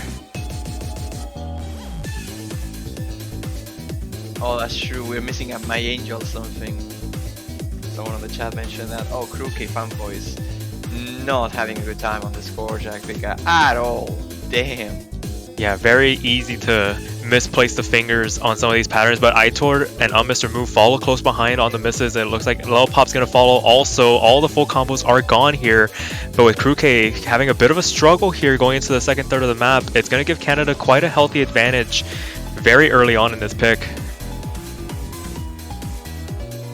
I am starting to understand the reason behind this pick. I believe this was a targeted pick rather than necessarily playing to the Spanish strengths here.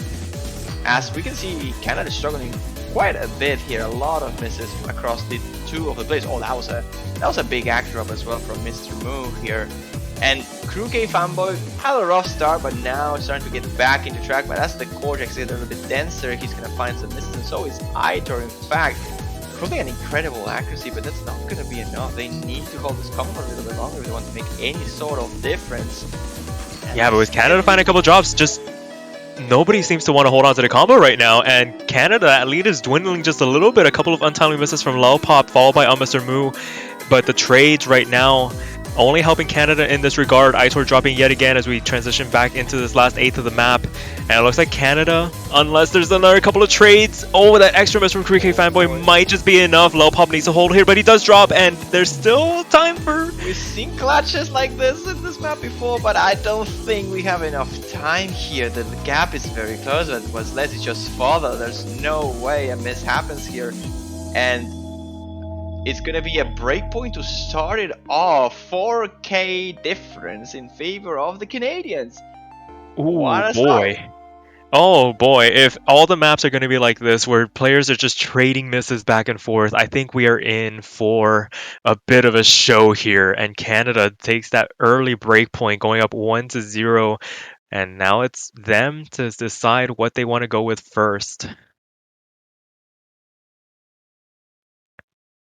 Would not be surprised if we saw an LN pick come out.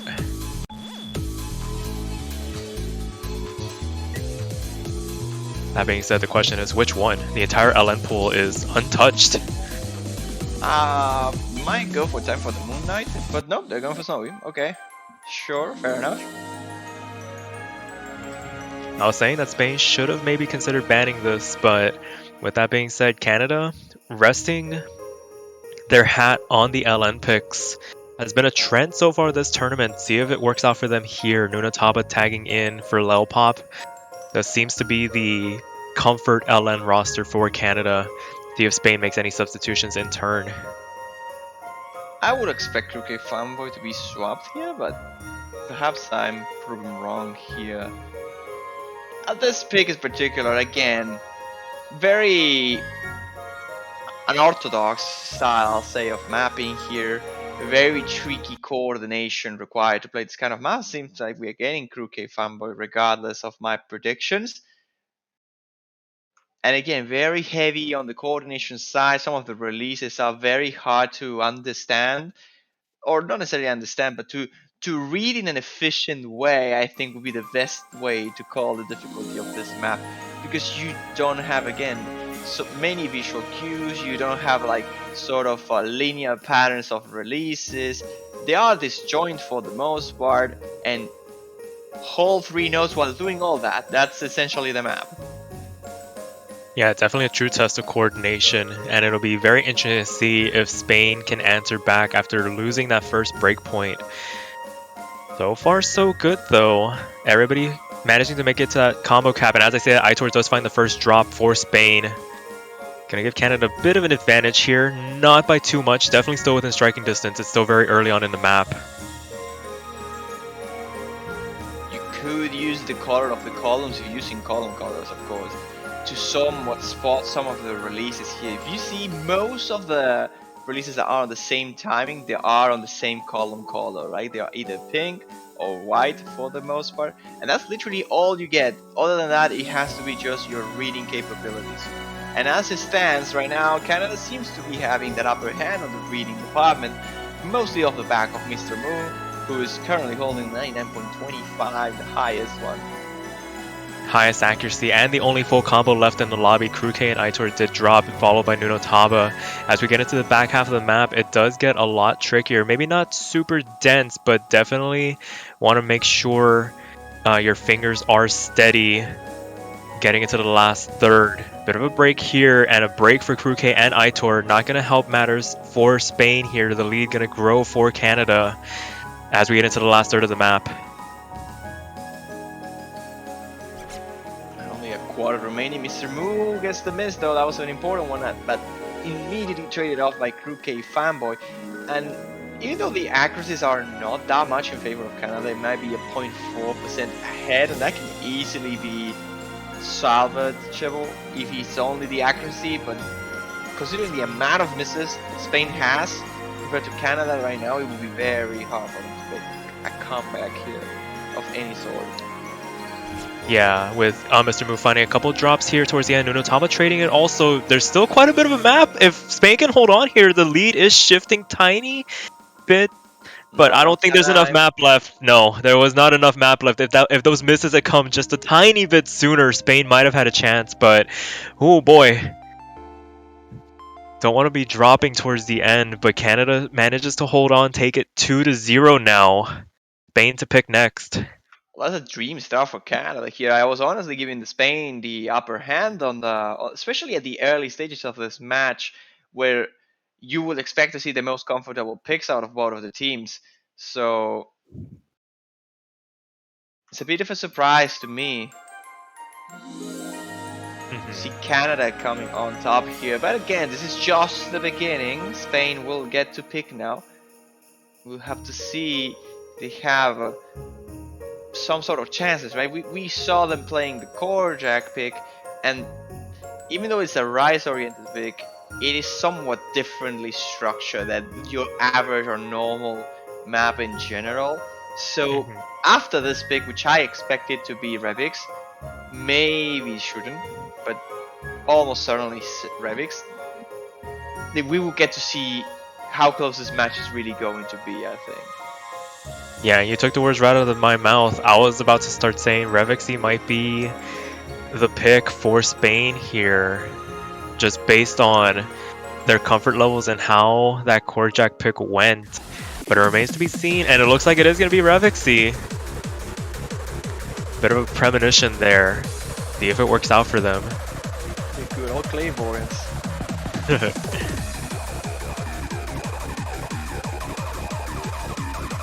It looks like its rewind time has defected to Spain in the lobby before being ceremoniously whisked away to join his Canadian counterpart with Mr. Mu. And it looks like not PX is going to be tagging in for Spain. Yep, not PX being the replacement here for Cookie Fanboy. Imagining most of a more consistent player than Summit for the most part, and in a map like this where consistency is key and it's all about mostly accuracy, that is the kind of player you want to see.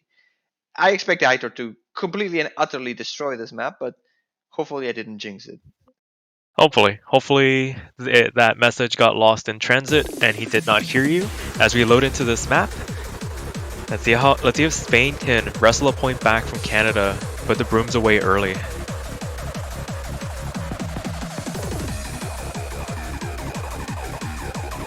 As we get into it, Aitor with that 99.8, very high accuracy compared to the rest of the lobby, but he does find the first drop there. I was the one to handle the curse there, as Mr. Moo, 99.8, 99.4 for his counterpart, It's Rewind Time. Gonna be taking a bit of a lead here as we get into the second quarter of the map. In these kinds of maps, you don't want to see misses, and especially you don't want to see them at the middle of the chart here. Miss early for either sure is gonna hurt, but it could have been worse. I think the earlier you get the misses, the more time you have to regain your composure. And even with a miss here, it seems like Spain is starting to edge away, right? They're pulling ahead regardless, just on accuracy alone. It's Rewind Time having the problem here. 99% is the accuracy he's holding, a little bit lower than their Spanish counterparts, and that's the reason why it's Yep, and as we get into the back half of the map, gonna take some time, bit of a break section here, regain some accuracy, see if he can make some inroads into this deficit. Spain, like you said, pulling ahead just based on the accuracy alone, despite Aitor with that early miss, has climbed ahead of everybody in the lobby here. Now it's a little bit of a calmer section with some tricky snaps. I mean, not necessarily hard, but they're different to the tunnel vision 1/4 that you're used to seeing this kind of picks. And as the song starts to pick up once more, we're entering the last quarter where the density gets ever so slightly harder.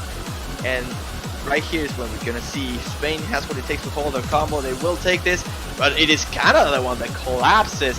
Mr. Moo and Rewind Time both missing at the exact same spot, and at this point, this is getting a bit too harsh, even for either to drop now, but a trade immediately occurs as Rewind Time misses once more.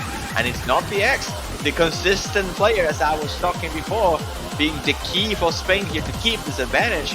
And as Canada struggles and struggles to keep this up, they will be dropping the first point of the match after a very impressive performance here by Not the X, the full combo, and backed up by amazing accuracy by Ado, 99.6. Very well played here by the Europeans. 13 200s and 23 for Eider and Not PX respectfully, yeah, or what is happening with my English? Respectively? Yes, respectively. That was the word.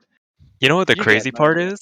The ratio. Despite Yes. I mean, the what? ratio, despite not PX full comboing that entire map, Aitor finishes with the highest score in the lobby, 980,000, and its performances like that, despite the misses, they were so clean that, I mean, what could you have done if you were Canada? Those misses at the end, definitely a bit of a collapse there towards the end, but I mean, that was Spain's pick, so I mean, just brush it off.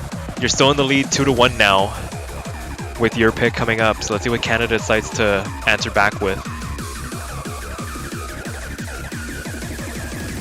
Well, that is one way for Spain to get back into the game now. They need to get a breakpoint. That's the hard part, right?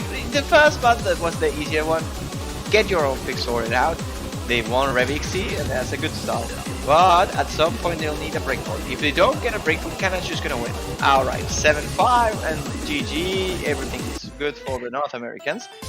At some point, Canada's gonna run out of picks though, because they are going for Violet Perfume, and they got 3 more picks. If they win the 4 lens remaining, and that's counting this, they will be at 6, and that is the point that Spain, I think, has to aim for a break. Otherwise, they need to win a long North pick, of course. But under the assumption that Canada has the upper hand on the lens, then Spain cannot really afford to drop any sort of picks anymore, and they need to find that clutch breakpoint at the end of the matchup. Man, you make it sound so easy, man. If all the matches went like that, we could just pack it up and go home right now. Of course, it's not that easy. You know what I mean. You gotta perform. So it remains to be seen if Canada can maintain the composure on these LN picks. Definitely. Sticking with the coordination style of picks, they went from Snowy, now they're going to Violet Perfume. Let's see how they do here. Looks like Not PX is going to stay in for Spain, and Nunataba coming back in for Canada. And this pick again, similar to Snowy, as you said, the Snowy was only 16,000 points of difference. That it wasn't that much in favor of Canada, although 16,000 is a respectable difference already. This map has the different intricacy of being not necessarily more release oriented, but rather more finger coordination that the other LN release pick we saw before, Snowy. And this one you have this flow. It is a bit more flowy pattern-wise, but then you have to coordinate the holds more so than the releases, because you need to hold notes throughout the entire duration of all the long notes that you press in the middle, and that can be very tricky.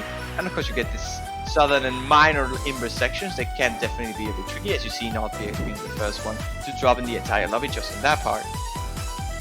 Yeah, NotPX riding the struggle bus a little bit, 98.1, the lowest accuracy in the lobby. Definitely finding those LNs to be rather tricky as we get into the last third of the map. Nunotaba breaks on the right section, not really where you expect players to drop, but I mean, when you're focusing so hard on these LNs, sometimes even the easiest bits of rice become the hardest things in the world, as he does drop yet again. But right now, that deficit that NotPX has had so far throughout this entire map, buoying Canada's advantage right now as we get into the last eighth of the map. And it looks like Canada's going to be able to hold on here. Mr. Moo and Aitor holding onto the full combos, but it's really just in the bottom half of the lobby where we see the differences.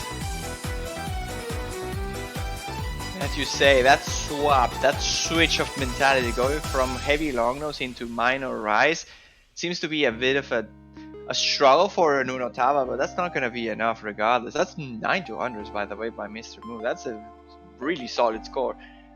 Either not that much behind with a 982, only 1,000 points of difference between the two top performers on each team. It's just that Nuno had this upper hand against NotPX, who arguably is not like a main long no player, and that's completely understandable. He did really well on the rise. But this thing that you brought up, right? This swap, this switch between the rise and the long nose could be a signal for Spain that maybe on the high risk they have a better chance. And I'm thinking specifically about Mushi no Sumu to be the pick that Spain might be forced to make at some point if they feel uncomfortable winning of the rise remain. I think that could be a good out if they need it. It should be on the back of their heads. At this point, I would expect them just to go for shooting and just keep playing the consistency game without many difficulties. Although Sparks might also be a considerable choice. Yeah, there's definitely avenues for Spain to keep themselves in this match, and as they try and vie for that right pick for Canada to come out, for them to be able to maybe snap up breakpoint. Oh, and they're gonna go for Robert here. Very interesting pick here. Definitely an order of magnitude harder than some of the other rice picks in this pool, but I mean, if they feel like they're comfortable on something as techy as this, I mean, more power to them. Of course, I mean, I was expecting this pick to come out at some point. I feel this is maybe a little bit early, but again, Spain definitely knows their scores better than I do, so I hope this pick is a surprise for people. Like, if you have a good score on Robert and you pull it out early, I think at the very least you're gonna throw off your opponent, right? If you have a good score, then you want the opponent to be thrown off by the pick, right? So if you surprise, my theory is that if you surprise an opponent with a pick, they might not perform as well, right? Because you are not mentally prepared to go into something like this so early. Yeah, so and it's just such a different pick compared to what's been played so far. I mean, we've had conventional LN, we've had conventional rice, quote unquote, and we're going into what is arguably the roughest map in this pool. Definitely not a chart to be trifled with if you're not prepared, but I mean, players of this caliber, you expect some pretty good performances. It remains to be seen. Let's see what happens here. Looks like we have the rice lineups for both teams, Lelpop and Crew-K coming in for their respective countries, and both of them finding very early misses. I don't blame this intro, especially the very start of the map is very hard to hit, especially because it's just so sudden. Now you don't really have much time to get into the tempo or prepare. It just straight up attacks. That's what the map does. And on the mini jacks, we start to see either struggle a little bit. Kuge Famo now being the one holding the highest accuracy in the entire lobby. And that's giving the upper hand to Spain, mostly off the back of the misses from Lelpop here, who's holding a 98% now, and another one. Those trills are just nasty, man. Yeah, this is a very abrasive map, and like you said, this is very aggressive. I think aggressive is the right word.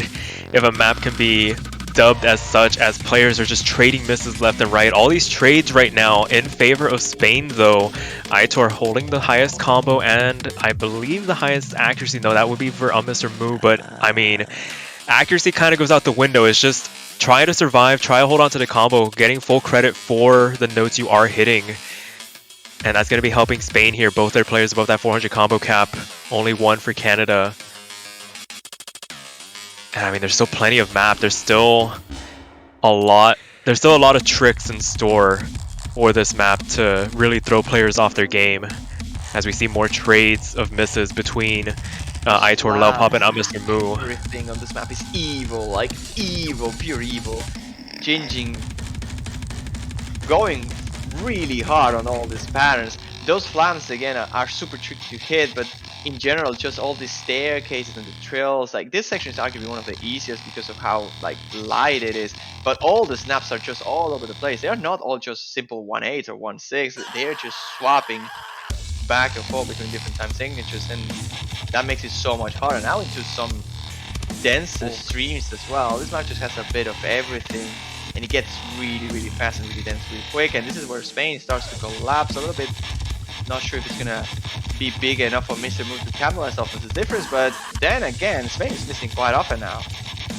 Yeah, and Lelpop does drop right before that 400 combo cap, but Mr. Mu with the highest combo in the lobby, 1200 now, and he does drop, so that's gonna help Spain here in the grand scheme of things.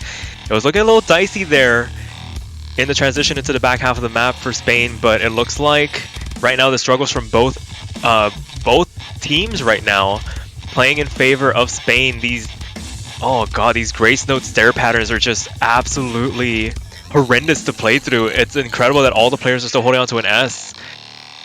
Getting into the very end of this map, and it looks like Spain's gonna be able to hold on here, barring any last second collapses from them, but it looks like Canada's gonna be the one finding the drops here as we get into the last sliver of map.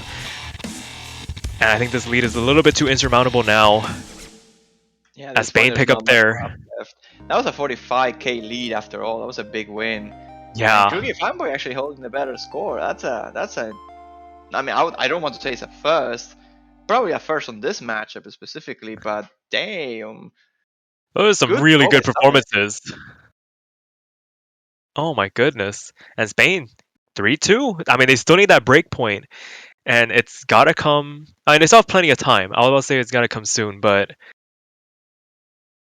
I gotta give credit to the Spanish team here for picking this early into Robert, because like Lelpop subbed in for this one, right? He was not playing the previous map. That gives him time to prepare a pick, and I imagine he was probably practicing Shooten or maybe Sparks, like the picks you would normally expect. And I think Roberts is one of those maps that if you play maybe like once or twice, especially the intro, before you get into the match, you have a bit of an upper hand. So picking this early into Robert probably avoided that minor advantage that Canada could have if they picked this at that like a last resort pick, because they were expecting it. I think the surprise factor actually played a bit of a part here. Although a 45k lead, I don't think just the intro is gonna carry through that 45,000 points of difference, but it definitely helped. Yeah, definitely played to Spain's advantage there, like you've been saying. The unconventionalness of the timing maybe playing a factor in determining that win there. But with that being said, it is Canada's pick here. It looks like they're going to go straight back to the LNs, coming in for time for the Moon Knight, and we're going to probably see the LN roster for Canada come out on Mr. Nuna Taba, holding it down on the LNs.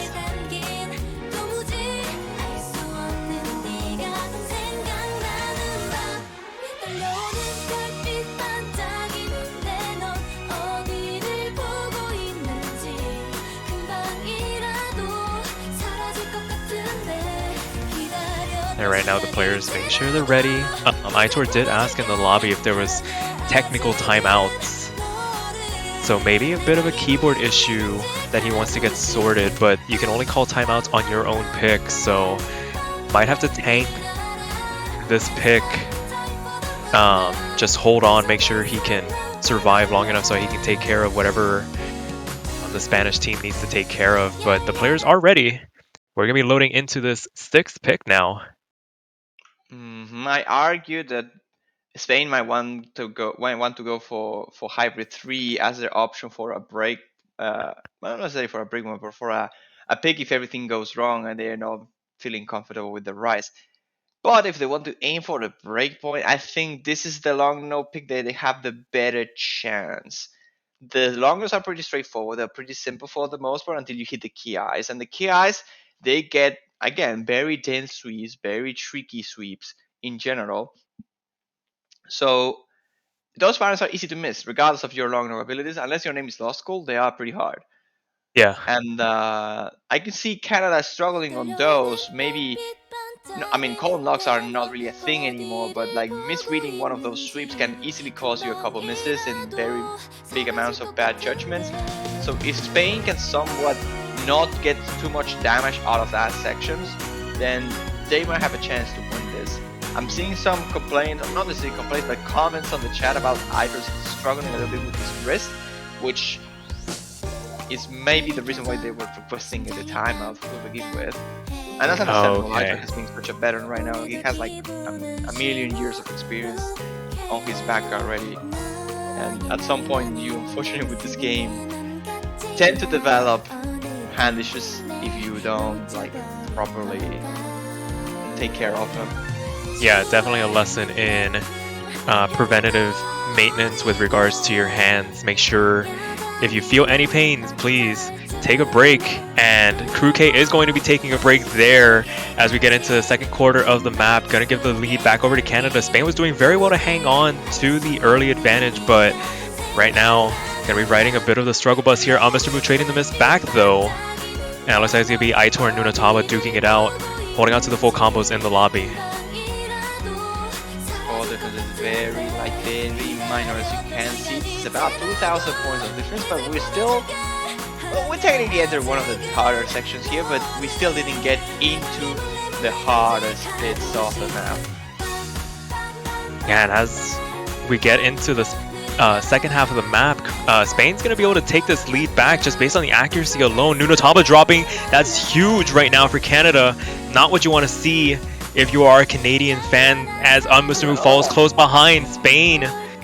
Oh boy, they needed a break point. This might be their opportunity to strike back and tie this match up. There's still half the map remaining, but if you're a Spanish fan, this is boding very well now.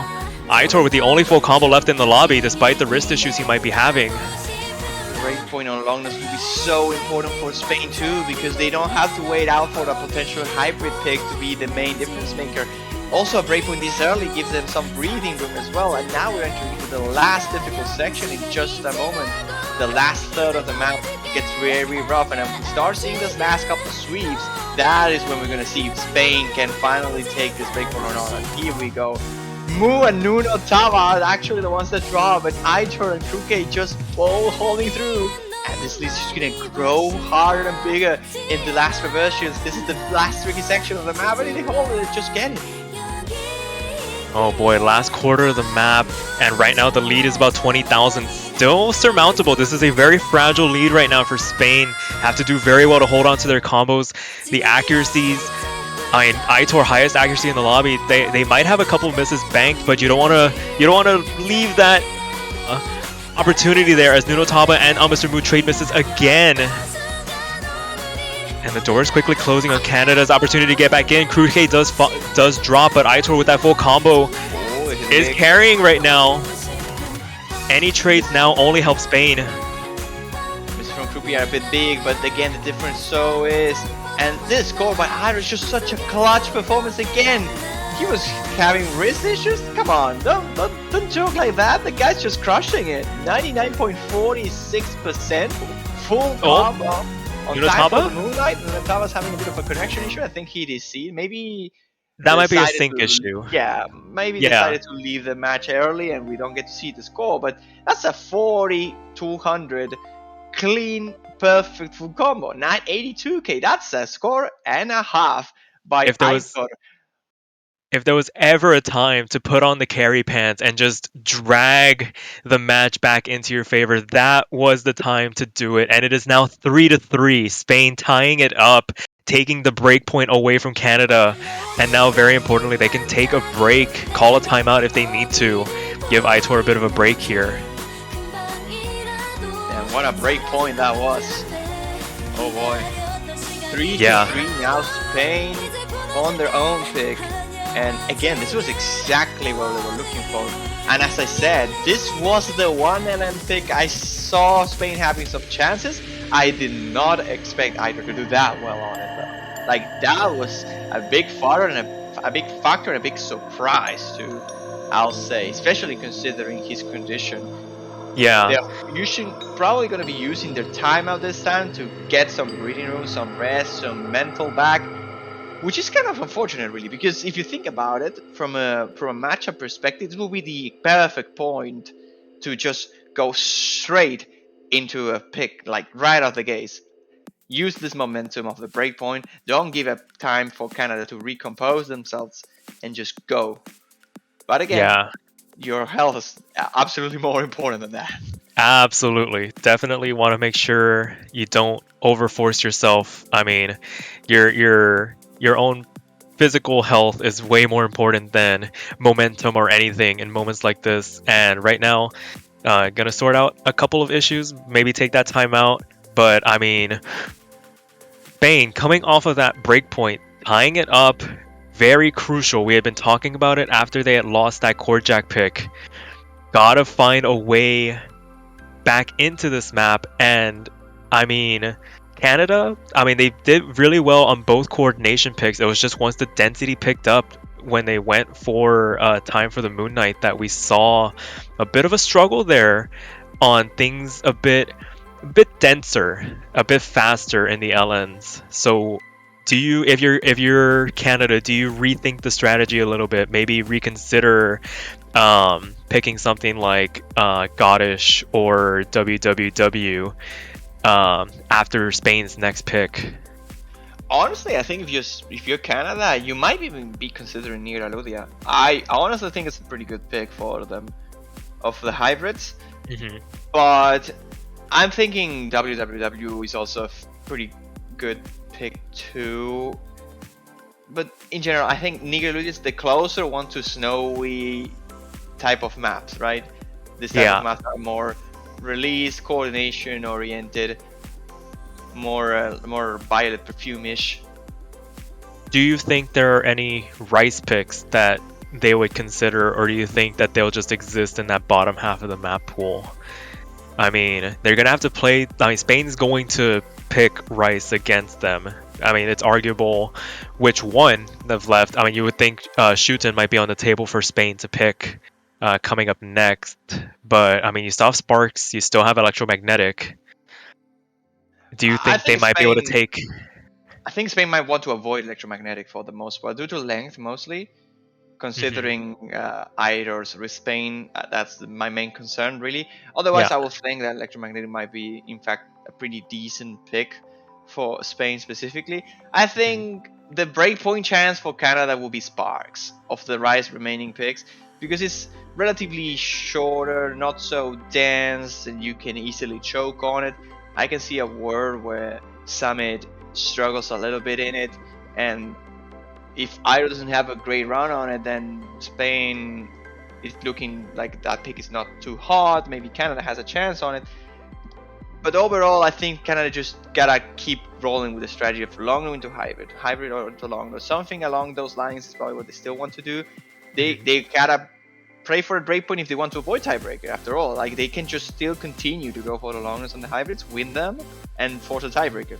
And in a tiebreaker scenario, then anything can happen, really. I would expect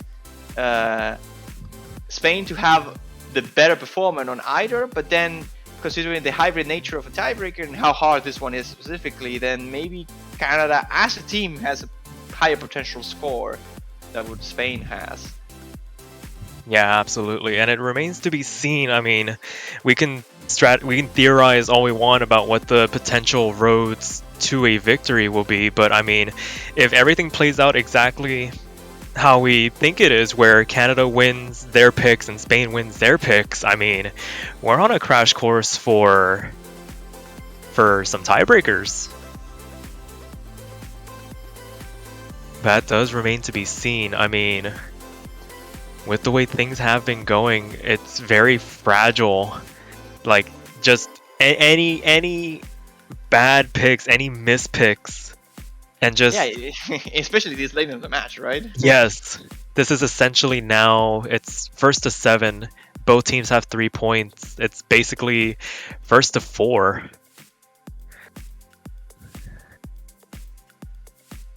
I think that's a best of 7. Yeah, that would be no, Yeah, best best of of 7. 4. Yeah, that's best of 7. That's So correct. we're in a best of 7 now as we get into the back half of this match, and I mean, Spain to pick, and right now I'm pretty sure their little group chat is probably trying to figure out what the best course of action is here. Gotta make sure. I would just go for Shodan here, no doubts in my mind. I think after their Brevixy performance, they should be fine with Shodan specifically. Actually, no, they're going for Mushi no Sumo. The hybrid I call to be the one giving the upper hand to Spain. Well, they're going for that. So Oh boy. we're taking some time here, struggling with some technical difficulties in the background. So we apologize for that. But as soon as we get that sorted out, we should be back into the match, in the action. I can tell you this match though, they are currently playing, and they are playing Mushino Sumu Tokoro. It's a fairly short pick, so maybe we don't get the chance to see it unless we get back in time, which doesn't look to be the case. This is a pretty big technical difficulty. It's not the usual one that you see that like maybe 5 to 10 seconds. No, this is big, so again, we apologize for it. Yeah, and it looks like we do have a result, and like you said, we were in Mushi no Sumo, and it looks like Spain has won that pick by 88,000 points. Aitor pulling out the 952 MVP performance in the lobby. That's a huge win by Spain. Again, beating Canada on the hybrid Mushi no Sumu forces Canada essentially to just win all the long nose remaining and pick into hybrid 1. That's the only hybrid they have available. And even though hybrid 1 technically favors Canada, then they don't have this option anymore. So they are essentially every single pick from here and into the end of the match. I think it's forced for Canada. And honestly, I'm pretty surprised about the performance here by Canada. I was expecting Spain to do better overall, but Mr. Mu specifically struggled quite hard on Mushi. 895,000 points, had 30 misses. So the ratio was pretty decent, but not as good as I expected, I think, like, score-wise. Yeah, it might have been like the techie aspect of that map that might have been catching him out a little bit, coordinating the rice, interspersed between the LNs on Hybrid 3. But it looks like they are sticking with the LNs here, going for WWW. This only leaves Godish, right? And the long Yes, it only leaves Godish, so they gotta win this, they gotta win Godish, and they gotta win Hybrid 1. That's it. That's their only way. I mean, we say that they could break on Rice, of course. Yeah, like, they could definitely prove us wrong. Spain still has 3 Rice picks to pick from, and they only need 2 to win. So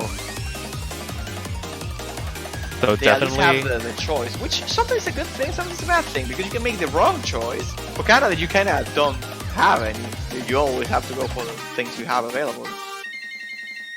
Yeah, it looks like going into this little bit of a break section, Aitor finding the first drop in the map, but they still hold on to the lead here, just based on accuracy. But Crew K Fanboy dropping is going to give Canada the lead back. Oh, and Spain not able to hold on to combo right now. Mr. Moon, it's rewind time. Holding on to their full combos as we get into the second quarter of the map. This one is a bit of a longer pick compared to what we've been seeing. So there's still time. There are a couple of breaks interspersed into this map where you just have a bit of a rice section. But then we go back into the LN density.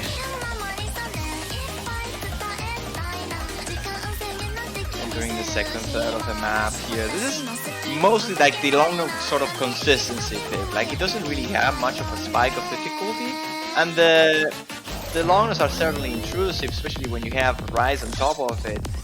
But for the most part, it is a matter of consistency, how well versed you are with just hitting long nose in general. It doesn't have any particular skill set bias, and because of that, it seems like the all-roundedness of Aitor and overall the very solid performance from 2K Fanboy throughout the entire match here are gonna overpower Canada here, and pretty convincingly, I would say. Yeah, both Mr. Mu and It's Rewind Time dropping in as we enter the second half of the map. K did trade it back, but Aitor doing very well to recover from that very early miss. Now highest combo in the lobby. Gonna be giving Spain a bit of an advantage here, and I mean, we wrote the script, but it doesn't seem like Spain wants to follow it right now as they hold on to the lead going into the last third of the map. All to play for right now, and if they get this breakpoint, this could be huge in determining the outcome of this match.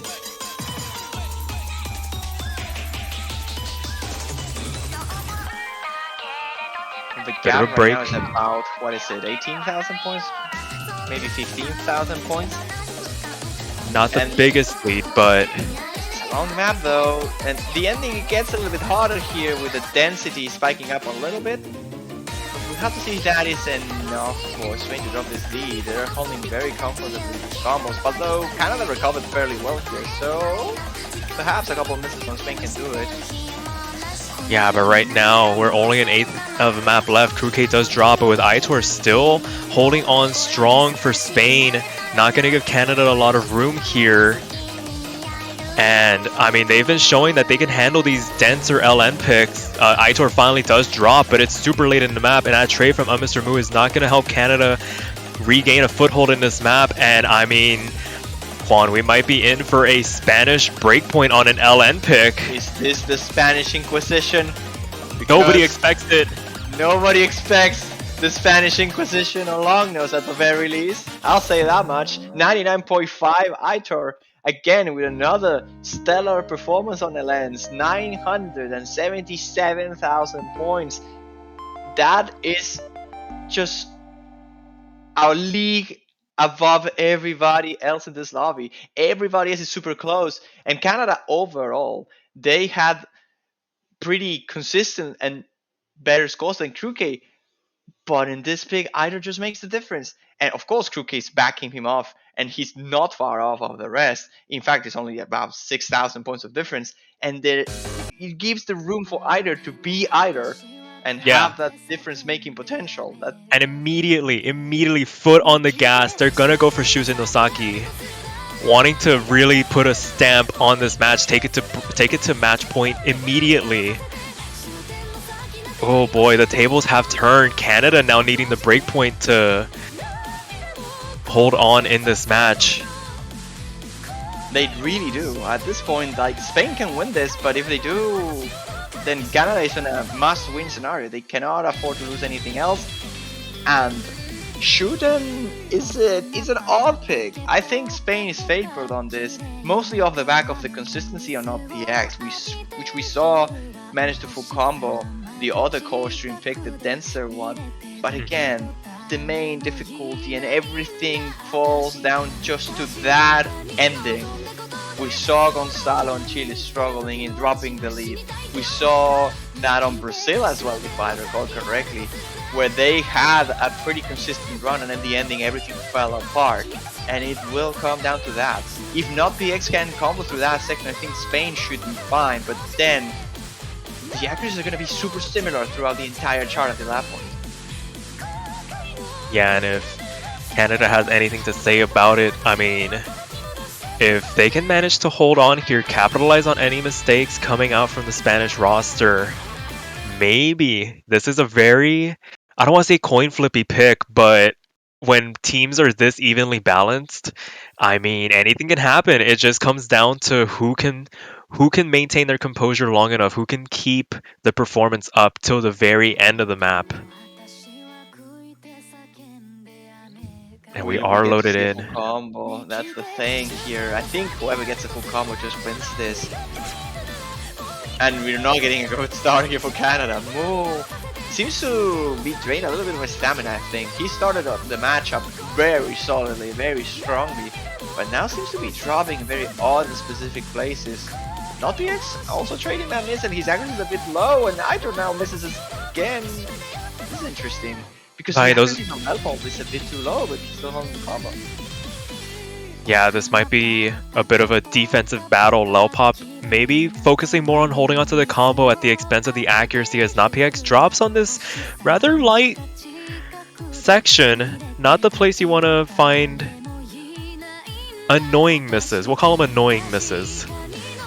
When you're focusing on trying to build back the accuracy, it's very easy to trip up, maybe fumble a little bit. But right now it looks like Canada, since they have the higher combos here, gonna be able to wrestle back some control on this map. Spain though, the accuracy, once they got back up to that combo cap. Oh, but a double miss from Spain! Traded by one player, Lelpop losing that full combo, but it looks like Spain's gonna be able to hold on here when all is said and done. Lelpop dropping again. It's me or Lelpop is rushing a little bit. I think he got reduced a bit to the left, and that's causing him to drop a lot of accuracy. I don't think he's doing particularly poorly on anything. Oh, but they're just... Oh, God. Chain missing. That was a huge chain miss for both of the Canadians. Essentially what happened to Spain earlier on, but now with accuracy and combo, Spain's just going to run away with this. Yeah, that being said, we still have the back half of the map to contend with, and you had been prefacing it. Earlier matches have shown that even though you have a lead going into the first half, the second half, you want to make sure you can hold on.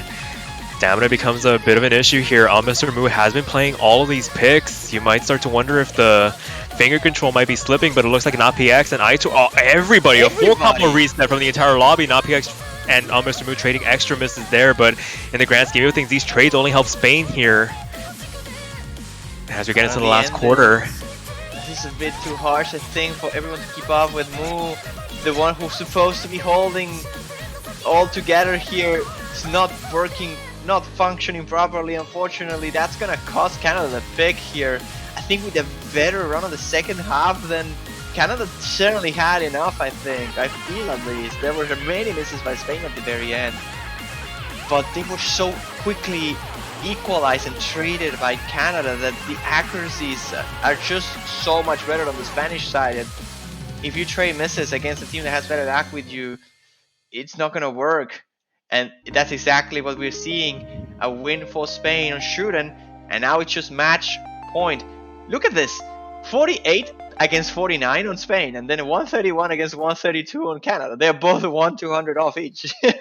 That's crazy. I mean, the good thing is that it is Canada's pick, so they can at least make sure that they can pick something they're comfortable on. You start to wonder if maybe Canada might want to take a timeout here, maybe give Mr. Moo a bit of a break there. You could tell that struggled tiny bit on this pick. Might just be a case of fatigue setting in. And you would imagine Goddish has to be the pick. I will honestly pick Nigaludia instead of Goddish here. Oh, I think it's safer. I think it's overall tests more coordination than what Goddish tests, and therefore Canada should have a better option. But and that being they're said, gonna go for Goddish. I mean, they live by the LN, they're gonna die by the LN. I mean, All fair, five. If you think it this way, they have to go for both anyway, right? Because if they want to get a tiebreaker, they need to win both. So Yeah, they're gonna have out of to. the other, right? That's it. Oh, and you can tell Aitor's feeling it. He's asking if he can take those 2 minutes to ready up, the in-between time between the pick and readying up. But I mean, despite any pain he might be feeling, the scores aren't reflecting it. He has been putting up some monstrous performances so far this match, really being the rock for Spain.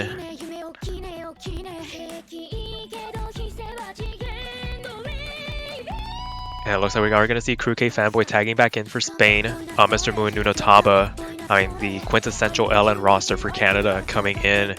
And it's backs against the wall time for Canada. You want to make sure that this pick goes as smoothly as possible.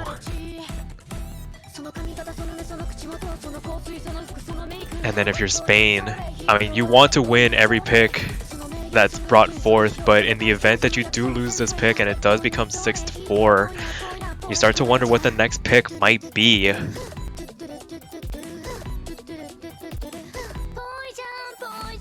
But it remains to be seen. Like I said, Aitor and Spain really taking their time. They want to make sure that the hands, the wrists are fully prepared. These maps are very challenging, very straining, and putting up performances like they have definitely takes a toll after a while. If you are watching and if you have had a very long play session, be sure to stretch those wrists.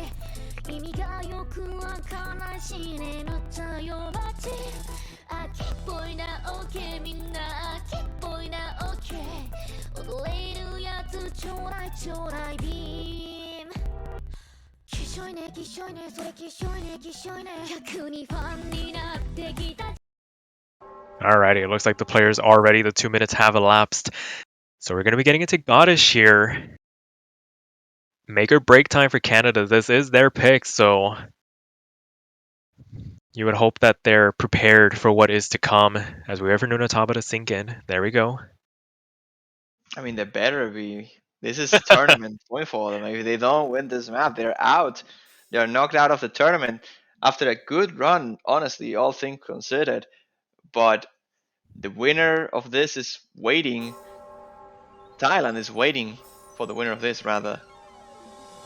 And it might just be decided on this pick. We'll have to see.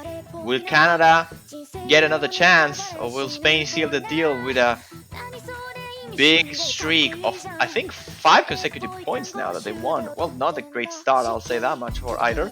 Neither for Kruke, who's holding a little bit of a lower accuracy, but this is just the beginning. Yeah, these Wild LN card picks. time. Yeah, this is a bit out there in terms of LN patterning. Definitely a lot trickier than the rest of the LN pool, as Kruke does find a couple of chained misses back to back, but I mean, it still is very early on in the map. 3 minutes to contend with. It's funny because this pick is like essentially you get all the 4 previous LN picks you played and you mix them all into a single map, and this is the result. Essentially, that's the type of pick. You have sweeps, they are mostly slow.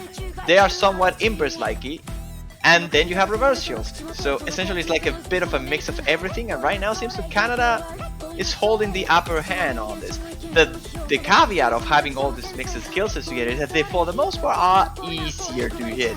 They're not as physically demanding as all the LN picks could be, and that's honestly going to play in the favor of Canada, I feel, because the easier the map gets, the more their consistency gets to show. Their physical abilities don't get to their limits, and that is why they are right now leading the charge, because they are more technically well versed on the lens. Yeah, that seems to be the perfect description of what Canada's LN strategy has been. As we get into the back half of the map, players trading misses back and forth, and I mean, I've been saying it before, these trades, in this case, helping out Canada here. You're going to be able to buffer the lead just a little bit, about 30,000 here, but all the full combos are gone now on Mr. Mu dropping. But you feel like it's going to take a little bit more than that to hand the lead back over to Spain, especially with Kruke struggling a little bit as we get into the last third of the map. Is that accuracy difference? Maybe, I think, because had Kruke hold a better accuracy here, maybe a 98.5. I'm not asking for that much. In fact, he might have enough time to get to that level if he combos through the rest of the chart. Then Spain might have a chance, but then again, Mu held a full combo for a very long time here, so they're gonna need a couple more misses, and they are finding them, at least on the Mu side here, traded by Kruke, but I think favors Spain after all, especially with the miss from Nunataba here. Combo cap only held by Aitor right now, the lead is shrinking, but there isn't much map left, and this lead is big enough for them to hold it, I believe. Yeah, it would take a monumental collapse from Canada here, but Nunataba seems to be holding it down for Canada, and as I say that, they do drop, but it's going to take a couple more drops than that. I mean, the lead is shrinking, but they've built enough of a buffer. It's getting close. It's getting dangerously close, but I think at this point there isn't much difficulty left other than those releases on the 3-note chords, and even with those, accuracy is not gonna make it alone. They'll need a couple more misses, and those are not happening. The lead keeps shrinking, but not to the rate that it was required for Spain to take over, and it is, after all, an 18,000 point lead for Canada. Better accuracy here for either, and actually the best score. But again, this consistent Canadian roster, if you don't give enough buffer to Aitor to keep that distance and build that difference that he always does, then Canada as a team will counter that, and they are doing it, especially on the long note department. If they break this pick by Spain, which is crucial, this is arguably the most important pick of the entire match.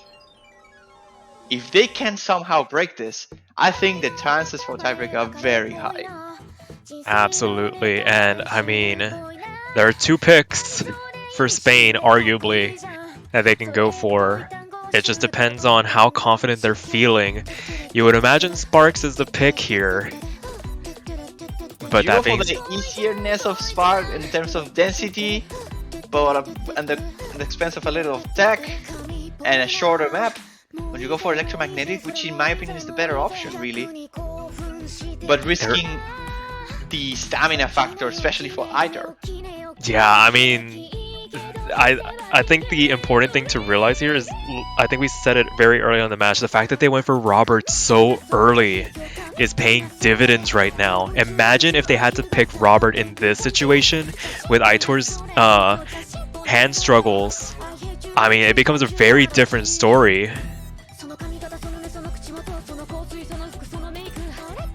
And now that I think about it, I mean, electromagnetic starts to look a little bit better. Robert went very well for Spain, but they're gonna go for Sparks here. It is very rough for the wrist, I think. Electromagnetic is too long. It is very painful, and especially if you have this issue, especially with Roberts, with these patterns that you have to strain your wrist very much. Although Electro is not necessarily like that, the fact that it's so long and it mixes some patterns every now and then that can be tricky to hit, I can see that being a bit of an inconvenience for Spain, and specifically for Aitor. And if Crooked doesn't feel too hard and in shape to take the role of the MVP that as he did on Robert, then Spike just makes more sense. And although they could choke this, they could definitely choke this and lose their own point, I think it's overall the safer options. Then you have to consider though, this goes to tiebreaker. That's also no good news for either straight. Yeah, that's very true. You want to avoid tiebreaker at all costs. You want to finish it here and now. And it looks like Lelpop's gonna be tagging in. They've had 2 separate rosters, one for the Rice, one for the LN. And it looks like Mr. Moo and Lelpop are gonna be the ones contesting. They gotta take this break point if they want to have any chance of taking this to tiebreaker and any chance of staying in this tournament. Spain still on match point. At worst, Spain goes to tiebreaker here. Oh my goodness. This is the last pick for Spain, regardless of what happens. They win it, they win the match. They lose it, it's Canada's pick, and in any case, we get to tiebreaker. I mean, before that Spain or pick. Oh boy. Right now, Spain with a very early advantage, just based on the accuracy alone. Aitor highest accuracy by a long shot in the lobby. Gonna be giving them a bit of a cushion here, but it's very fragile. Any drops could prove to be very detrimental in the grand scheme. I think this is not a long map compared to the LNs that we've seen earlier. A lot of really... This ball in the combo. This is very tense. First one to drop, and that's the story. That they might not want to tell. Oh, and up Mr. Moo. The first one to drop, and then Spain's gonna run with this lead even getting higher than before. Accuracy is on their advantage, combo is on their advantage. Now it's a trade between Truki and Moo, and it's just on Lelpop and Aitor here to take it. And everybody misses actually. I think it's 2-1 still in favor of Spain here, and they're gonna run away with this lead. Yeah, it looks like this was... Too big. Yeah, the accuracy buoyed by the anchor of Spain, Aitor, 99.1. The only 99 left in the lobby. Everybody's trading misses at the end. There's only a sliver of map left. Not a lot of hope left for Canada. As Spain... Oh, Spain take it. Oh my goodness. Oh, that was very tense there for a moment, but Spain with the rice accuracy, Aitor putting the team on his back despite any discomfort he might be feeling, and Spain takes it 7-4. That was insane. That ending was like if Mu had a combo cap there, I think they got it. Like Spain absolutely crashed on that ending, and it didn't seem as obvious because Canada didn't have the combos to back it up and to somehow take that lead back on their hands. But Spain really did struggle with that ending a lot, and thanks for them, because they should be thankful that the Canada wasn't really holding their combo over there. After all, Spain had the better accuracy, so they had this buffer to play with. But that got very spicy at the ending, very tense, and a 7-4 would be the final result. I think does justice to this matchup. Maybe a 7-5 would have been more fitting, but arguably the best match of the week so far. And it looks like we have the losers bracket matchups decided. Japan and Indonesia and Thailand going up against Spain. Oh boy, Spain, the last hope for Europe. All the North American teams are gone. All the South American teams are gone too, I believe. Yep. Everything Oh, that boy. is left right now is Asia and then a random Spanish flag. That's it. Oh boy. Like Japan, Indonesia, Thailand, China, Korea, South Korea, the Philippines. Malaysia, and the Philippines. That's it, right? hmm And then Spain. Those are the top 8 of this year. We see an Oh. imposter here, I think. Little sus. With that being said, this is the end of this block of matches. We have South Korea going up against the Philippines at, I believe, 10 UTC? Yeah, that will be correct. That is at 10 UTC for the winners bracket, the final match of the winners bracket, semifinals winners matchup between the South Koreans and the Philippines. And then we have Thailand versus Spain at 12 UTC right afterwards, and Japan versus Indonesia at 14 UTC. And after that, we should have the Maple Showcase. So we have like a bit of a gap in between every one of the matches. So like South Korea, Philippines, then you have an hour to get something to eat. Then you have Thailand, Spain, another hour to do something else. But even then, it should be a pretty exciting, I think, end of the semi-finals, I believe. South Korea, Philippines is going to be interesting. Thailand, Spain is definitely going to be interesting. But I think if there's one match of the 3 that you definitely do not want to miss, that would be Japan against Indonesia. I think that is the one that's going to be very close, and certainly the most unpredictable of all of this. I think any of the 2 teams can easily take the match if any sort of minor mistakes happen. For the case of Korea and Philippines, I mean, it's probably an uphill battle for the Philippines to play, but they have surprised us in the past already, so why not one more time? And Thailand, Spain, it really comes down to Law School performance and Aitor's ability to somewhat, Honor it. like, equalize that score, right? Yep. But with that being said, I mean, Juan, there's such a massive break between this match and the next one. Is there anything I can do to keep myself occupied during that time? Is there any way I can show my support for any of the teams remaining in this tournament? Well, now that you're mentioning, I think there is a way if you want to, but we will be grateful if you want to, and if you do so, you can get yourself a banner for the sus team of the Spanish, or pretty much any of the teams, really. Even if they got eliminated, you could get it as well. It's a shiny little badge that you get on your profile. It gets on top, and if you happen to pick the winner of the tournament at the end of the day, it will stick for a little bit longer.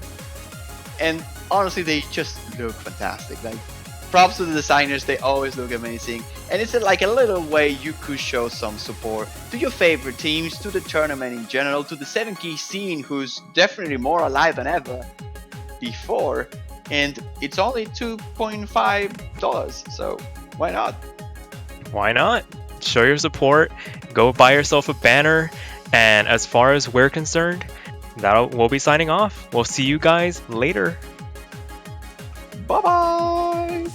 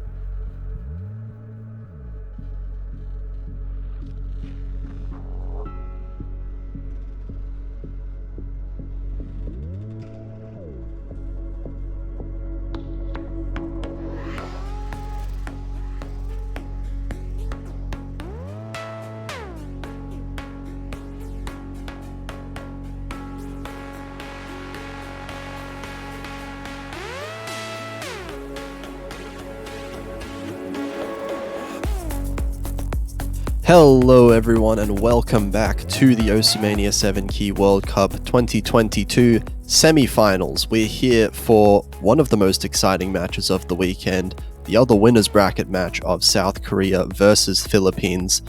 I am Potassium F commentating here with Surf285. How are you doing? Hello, and this is going to be one heck of a match. And of course, history people who probably are aware that this is a rematch of the grand finals of the last Mania 7K World Cup back in 2019. Yeah, so this is going to be a pretty exciting, I would say definitely two of the strongest teams in the tournament. Obviously South Korea being pretty unanimously thought of as the favorites for the entire tournament, but Philippines have been performing pretty exceptionally well, especially in, well, actually all around, pretty much. Managing to, I believe they versed Thailand last week in a pretty convincing win. Yeah, I'm pretty sure I haven't seen that many of the stats, but I think these are the only two teams left that still maintain practically an unbeaten record in a single map. Somebody else could confirm that, I guess. I think you might be right on that. We've seen a lot of close matches, but these two have been pretty dominant so far. Neither of them have had that close of a match yet, but this definitely could be the first one here for them, because I would say South Korea and Philippines, so far this tournament at least, they are the two strongest rice teams in the tournament, I would say. Oh, definitely, and there might be a lot of people who are going to say that this is not going to be as straightforward as a lot of the players expect. Yeah, very well might not. Actually, looking at just the stats, obviously last week, a much easier, in quotation marks, map pool than this week. But by last week's pool, Philippines did actually get the best score on 3 different maps, I believe. So did South Korea. But out of the ones that they both played together, I think they played 3 maps in common between the two teams. Philippines actually beat South Korea's score on 2 of them last week. That is very interesting. So the main thing that really factors into today's match is how do those kind of scores really scale into a semifinals map pool. Obviously the semifinals being a lot harder, potentially we'll have some players that have to really put all their effort into maintaining combo instead of going for accuracy, maybe even struggling with speed increases in the pool. And I just cannot wait to see what these two teams are going to put out. Yeah, really could be anything going on here. Yeah, it's really exciting because South Korea obviously being the team to beat in the tournament. It would not be any surprise if they would win this match, but I really do think Philippines has a pretty big chance from what we've seen so far. South Korea, despite them not losing a point so far as I'm aware, there have been teams that have been able to match them in certain maps. So if Philippines can really play out of their minds today and find those picks, find those small gaps that they can win points off of, there are definitely opportunities for this to be a really close match. And if I guess from what a lot of people have been saying, from I guess let's say the map pool team, when I was discussing with them, they kind of think that they could see the Philippines maybe steal a few points off South Korea, probably on the LN, if they get lucky, maybe on the rice. But like, I guess the best way to put it is that this South Korean team, as much as they're probably the most capable team in the entire roster, well, they can break at some point. Oh, absolutely. It does come down to consistency at the end of the day when you have players as good as we have in these two teams. And, nerves might be high for both teams here.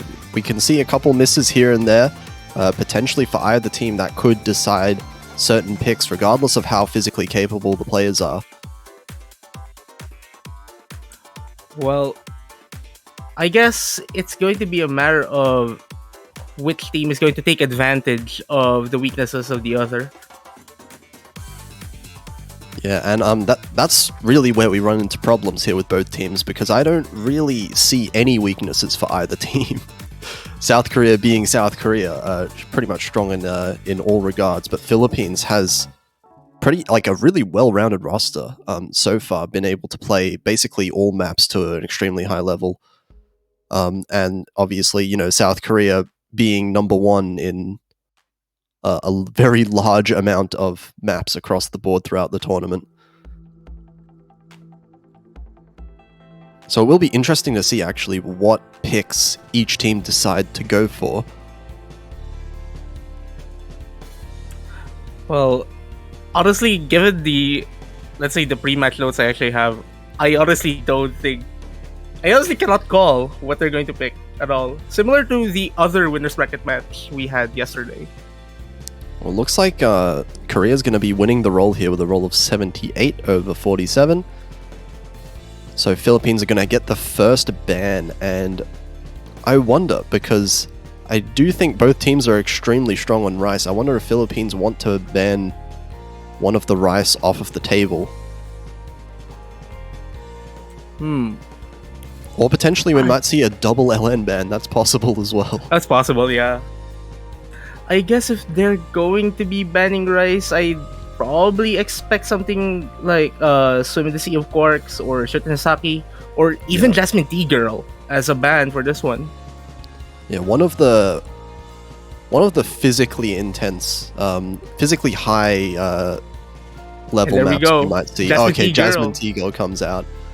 That is true. Actually, we have seen some ridiculously higher accuracy from Estonians in particular on the South Korean team, but the whole team as a whole with the core Jack picks, very risky one. So understandable that Philippines don't want to go near it here. And the Estonians opting to ban Snowy for the South Korean team, which I honestly like. This is a ban that I really like coming from them. Yeah, I feel like LNs, I mean, South Korea have been really strong at LNs, but relatively, if you're looking at specifically release LNs, something that's maybe not as comfortable for the players, and that's what they really don't want to be getting into. They want the comfort. And it looks like they're actually going with Sparks first. This is a pretty interesting pick. We don't usually see these short kind of maps being picked up first in most cases. Well, I think this is the first time we're going to see this one in the winner's bracket side. We've seen this quite a few times already on the loser side. Yeah, we did not see this in the winner's side earlier. So we'll see what these two teams can go on. I would expect to see some very high scores coming out of both teams, obviously. And we have the two Rice teams coming in, I guess, with Jose and My Angel Arquin for Philippines. Obviously, My Angel Arquin being a rename from Kura, in case anyone is confused about that one. And a Dress Surf and 133 coming in for South Korea. Kind of expected from both teams. Kura and I have to say My Angel Arquin and Jose have been super consistent at the Rice for the Philippine side. And of course, we have the South Korean side having Dresser, arguably the best Rice player in the entire playing roster, and you have 0133 as well. No slack at all.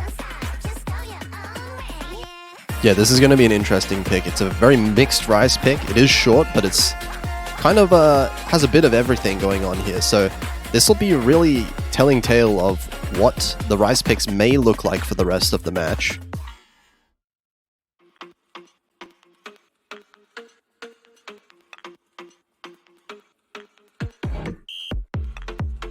Man, I cannot imagine the nerves. I cannot imagine the nerves at all. Yeah, it would be high from both teams, really. South Korea, although they are the favorites here, you don't want to be losing your first pick. And this could be a risky one if Philippines is comfortable with it. So we'll see how it goes.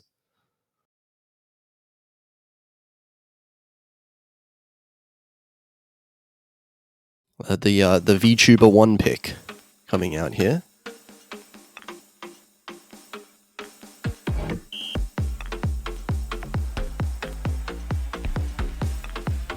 Oh, and right out the gate, Jose's accuracy right now is giving a little bit of an edge to Philippines, but that's not going to last too long, it looks like. But, 0-1-3-3. It's pretty early in the chart, but this is just over above a TV size. TV size length. Yeah, it's within the first 400 combo, so it's not going to count for a full miss, but it's still going to be more than enough for Philippines to take a small lead. And Dresser. Oh, this gets interesting. Okay, now we're getting interesting here. Still early on in the map, still more than halfway left, but Philippines now 2 miss advantage.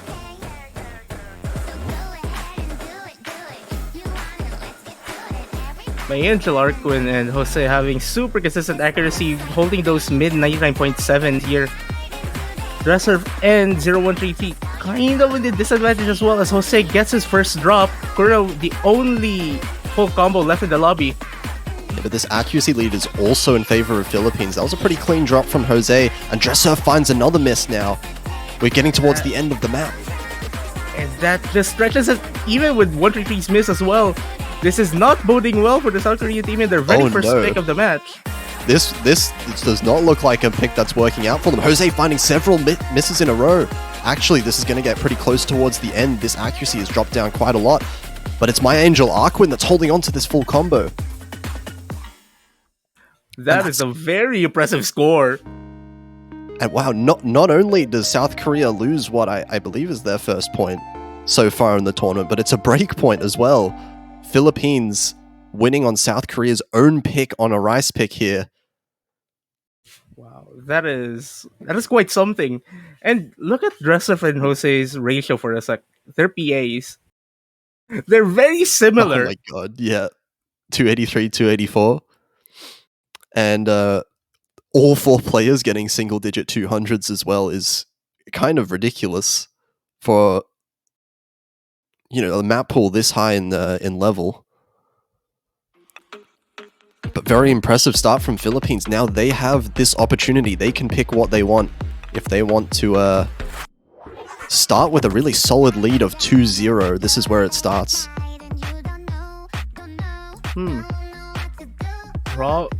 Honestly, from what I saw, I kind of want to take back what I said about swim in the sea of corks and shoot in the sake just earlier during the ban phase. You think Philippines could go for them? It might be risky, but it opens that opportunity, I guess.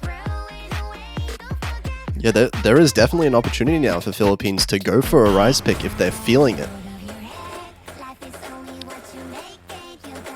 Maybe a couple nerves coming in for South Korea, but that said, you would still be definitely scared of South Korea, even with this 1-point lead.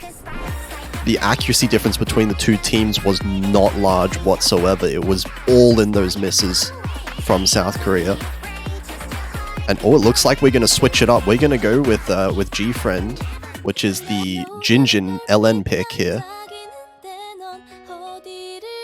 Well, this is going to be the first time we're going to see both of these teams face off in the LNs in a very level position. Blackpoint will be going in for Kura based on the substitution. Estonians as well going in for South Korea. Are we getting a 4-player switch? Sani going as well. Are we getting a full roster switch for both teams? That would be fun. That would be epic.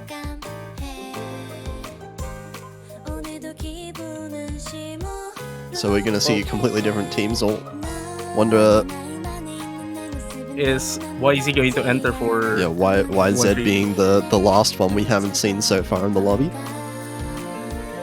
And the funny, I don't think it's a funny thing. It's more like the most interesting thing about these 4 players that we're talking about. These 4 players are no slack at all in LNs. Oh yeah, even the players that have just left the lobby, they can all play the LN maps really well as well. It's just that the team's levels right now are so high in the winners bracket that those small differences in accuracy, small differences in consistency that we might see slightly better for Blackpoints and Sani and Estonians here. are gonna really make or break each team's points.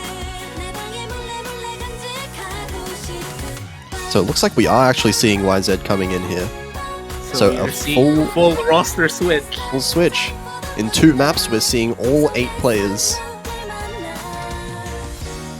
I'm pretty sure we're going to see the same dynamic throughout the entire match. The Rice will be probably played by the other half of these two teams, and we're going to see Ellen's here. But like from what I've seen of both teams, they will probably switch it up from time to time based on which map favors a certain player's skill set. And that'll definitely help out both teams as far as stamina goes. Making sure you're not tired out too much. Black Points having got switch offsets, if I'm not mistaken.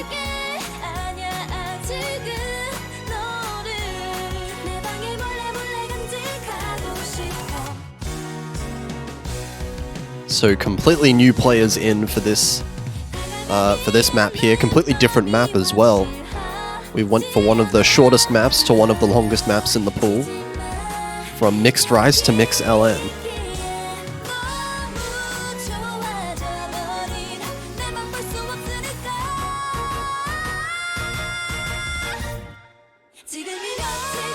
Here we go. The MP Star 10 has been sent. And we're about to see these two teams play some noodles this time around.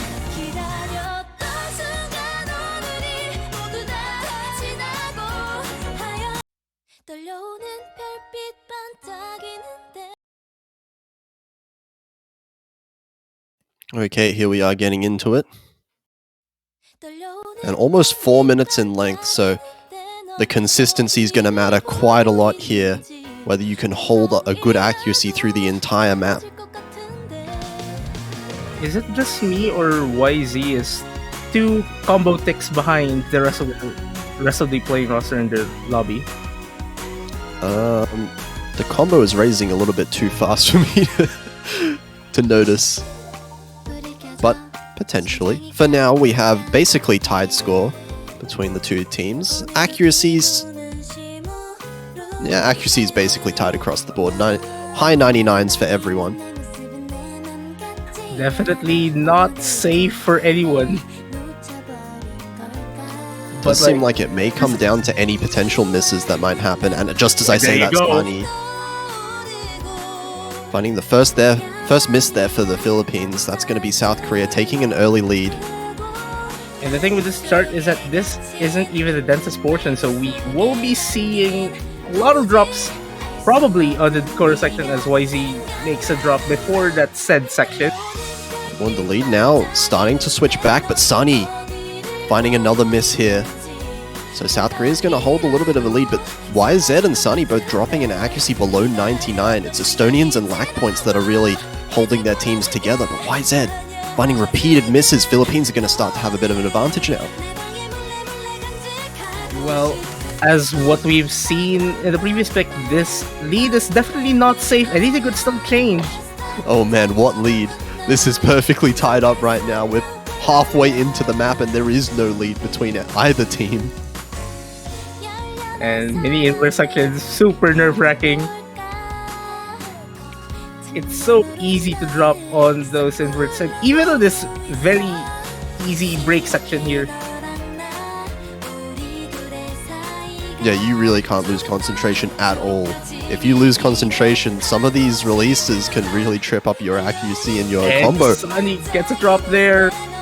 Sunny gets a second drop here, dropping a lot of accuracy as well. South Korea going to start to build up a bit of a lead.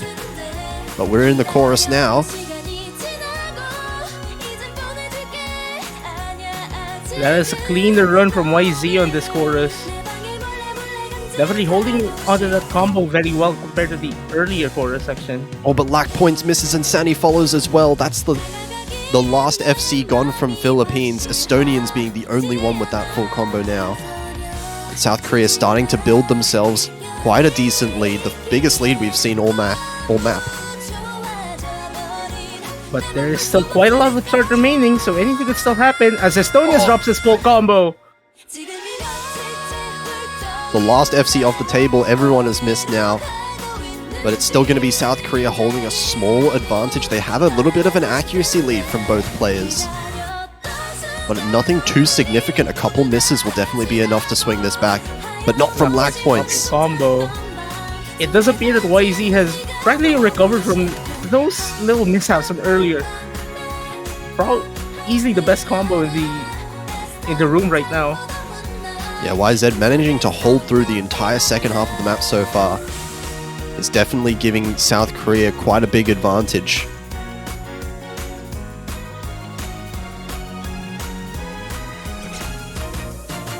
Estonians with a random miss at the end there, but it won't matter as South Korea takes a break point. So we have 2 straight break points in this match now. Yeah, less than 10,000 points difference, but still double break points, as you said. South Korea winning on Philippines' pick, Philippines winning on South Korea's, and I wonder what this means for the picks going forward. Do both teams keep with their strategy, or do we see a complete switch? I honestly have no idea because we've seen it. If it were for those misses, this could have been a very different story. Yeah, And just look with at- those, like, the accuracies are so close. There's not really It's a any lack points. significant. Yeah.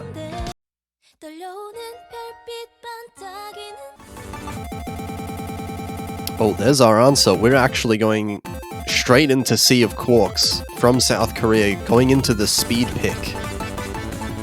So we're going to see a full roster switch for South Korea, I expect so, yeah.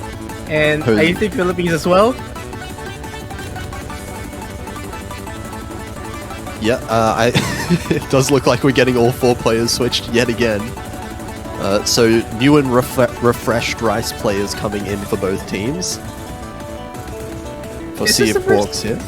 Is this the first time we're seeing this in this World Cup? Like full roster switch on every map? I certainly haven't seen it so far. It's pretty rare to see teams in general have such like deep rosters that they can afford to switch players out like this. Right? Such specialized high level players as we're seeing in these teams. And we're back to the original duos as we've seen from the start of this match. And honestly, unlike the first Rice chart, I think it was Sparks if I remember the title. If I remember the title correctly, it's not as straightforward as what happened during the first map. Anything could happen here as well. Honestly, if the South Koreans get like no misses, probably they should be able to get this point. But that's a big if, easier said than done to get no misses on any of these maps in the pool. And South Korea off to a 3 million point lead just at the start here.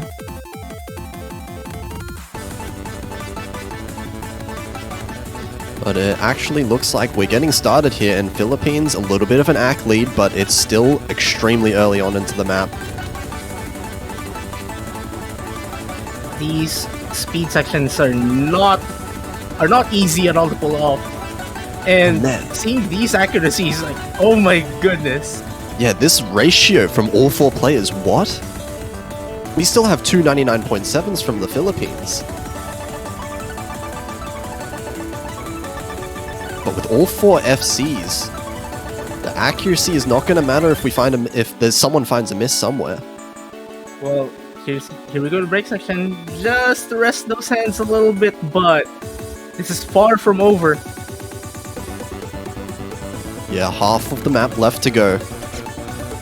And, And 01 1-3. Ricky gets the first blood. That's going to be a good lead for Philippines. Another miss there from 133. And the AC drops with that as well, so now Philippines with a very solid accuracy lead. Well, actually not that solid, it's very close. Actually, it's basically tied in the accuracy. It's all in those misses, but those misses are enough if Philippines manage to hold on. And Dresser also drops that full combo. It's a No repeat full of the combos, first that's map. repeat. Wow. I did not expect this at all. This is exact repeat of what happened the first map, it feels like. Double full combo coming out from Philippines. Just a ridiculous team score. What is this? What is going happening? on? Oh my gosh, Kura, what is that? What is that 200 count? 987 and 984? And 4 200s from Kura? Again, you Okay. look at Dressif and Boji's accuracies. Those ratios are super similar. The 200 count is super similar. Okay. We have 3 breakpoints back to back at the start. One of these teams have to win their own pick at some point, right? And do Philippines just pick Rice now? I feel like you might want to. Yeah, I'm saying that they probably should. It's been working out, right?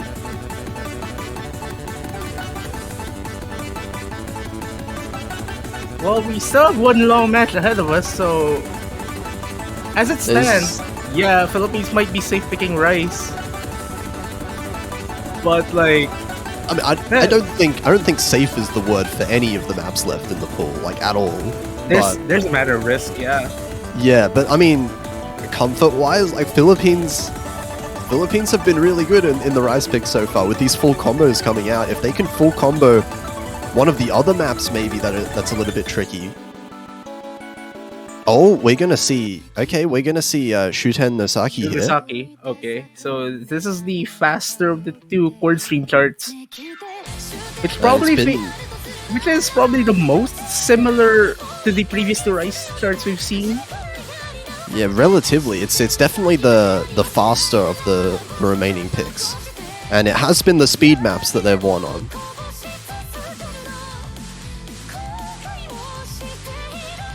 Man, So I cannot... switching up the strategy now for the Philippines definitely seemed like it is the right call given how the match has gone so far. Well, like, I'm honestly getting super excited with how the rest of the match will go. Like, I think I'm struggling to contain the hype now. Yeah, it's been close. Everything could happen. We haven't really seen any significant lead for either team so far. It all comes down to the misses, it's feeling like. There's no accuracy leads for either team whatsoever, and both teams are playing so consistently as well. So we'll have to see how it goes on a map like this. 235 BPM streams. But if we're going to see the South Koreans get just that consistency, get those full combos going, then we're probably going back to square one. Yeah, it'll be close if there's no misses, but we'll have to see.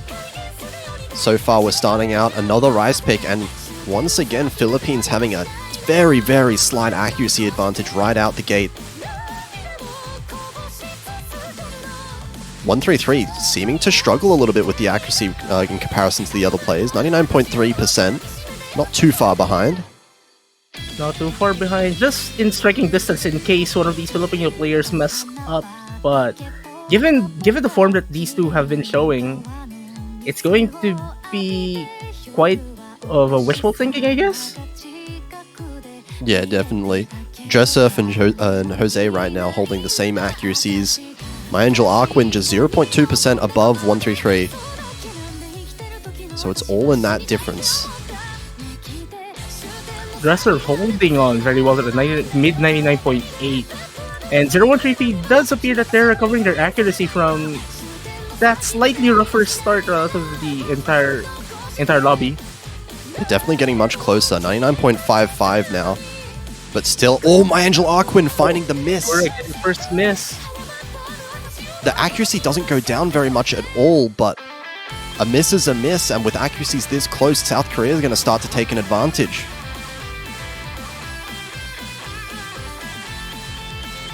And honestly, it's going to be hard. It's going to be hard for any of these teams to recover, because you're going to be relying on the other team's consistency now. Oh, hang on though. Leader's still very, very close. Philippines actually has an accuracy advantage very slightly, it seems.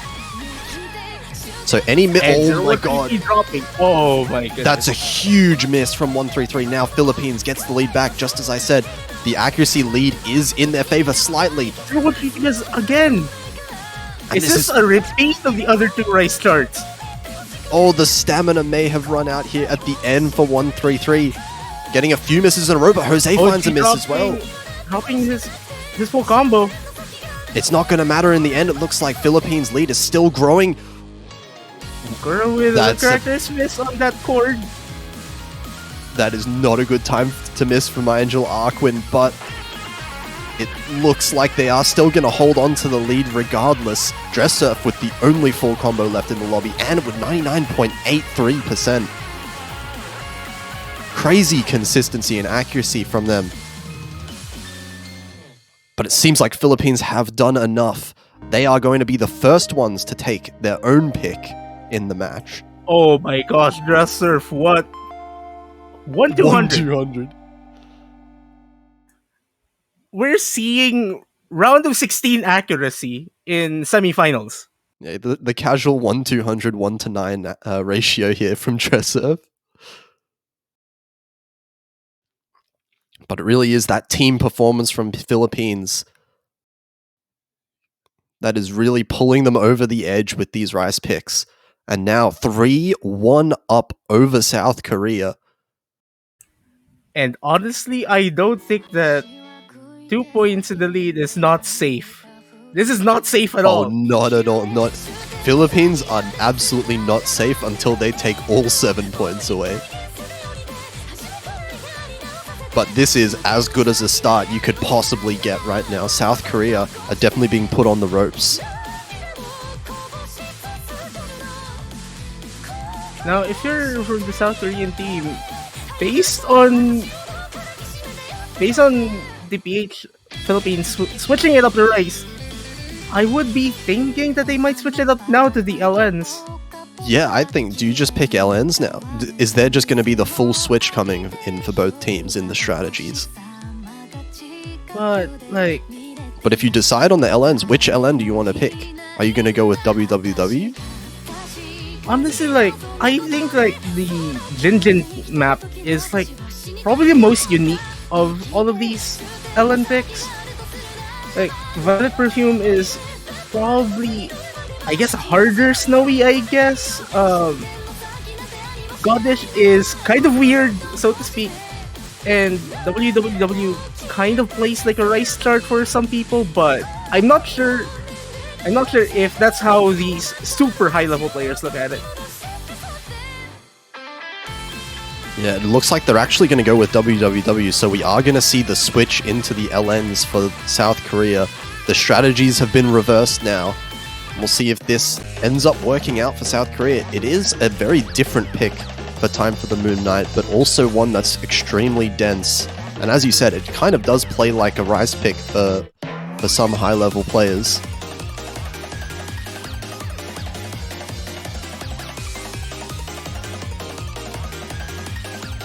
It does appear that we're going to see a full switch from South Korea, going with their LN duo, and it does seem that Kura will be staying here. Yeah, Kura, of course, being one of the best players on the Philippines here, has been playing in basically every type of map. So, very much dependent on the specific maps. The Philippines have the ability to really pick and choose players for individual maps, depending on who's more comfortable. Likewise for South Korea, really, but we are seeing Estonians and YZ coming back in. Now we're just waiting on whoever's going to sub in for Jose. Potentially lack points we could see coming in. It's kind of a coin toss between Lack Points and Sunny, I think. Both are similarly skilled players. It really depends on who's feeling it in the moment. Kura saying something about Sunny going in, but Lack Points actually went in. The bait and switch.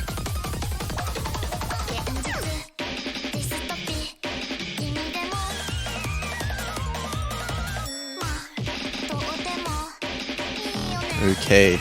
big point for South Korea to be able to win. It is their own pick, but if this doesn't work out for them, then they start to be in some real big trouble if they don't win this one now.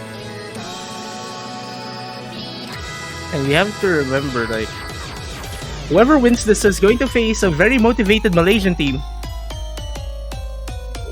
Oh, absolutely. Yeah.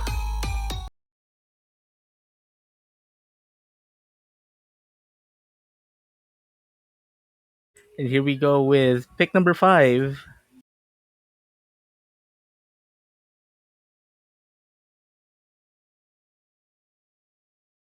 Yeah, so South Korea's pick now. We'll see if the switch up to LN will work in their favor. It is the LN density pick.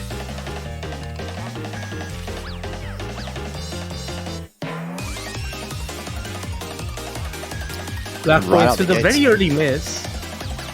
Yeah, really early and massive act drops down to 97 for lack points. It's going to take a while for that accuracy to bring up, but there is the time for it. It's a 3.5 minute map. Kura as well, no more full combos from the Philippine side. Yeah, those are some really early breaks from both players. South Korea going to have a sizable early advantage now. But that said, Kura holding 99.5 still, even with that miss, is pretty impressive. Lack points finding another miss there. Man, like, this entire match, like, at least from what we're seeing right now, has been going practically the opposite way as from what a lot of people have been telling me, at least.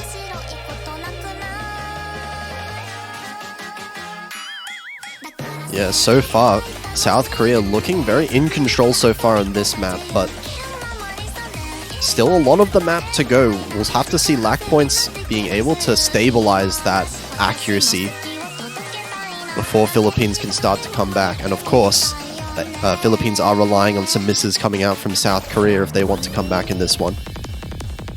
Estonians looking to be recovering to a 99% accuracy as lack points again dropping their combo. This is not a good sign for the Philippine side.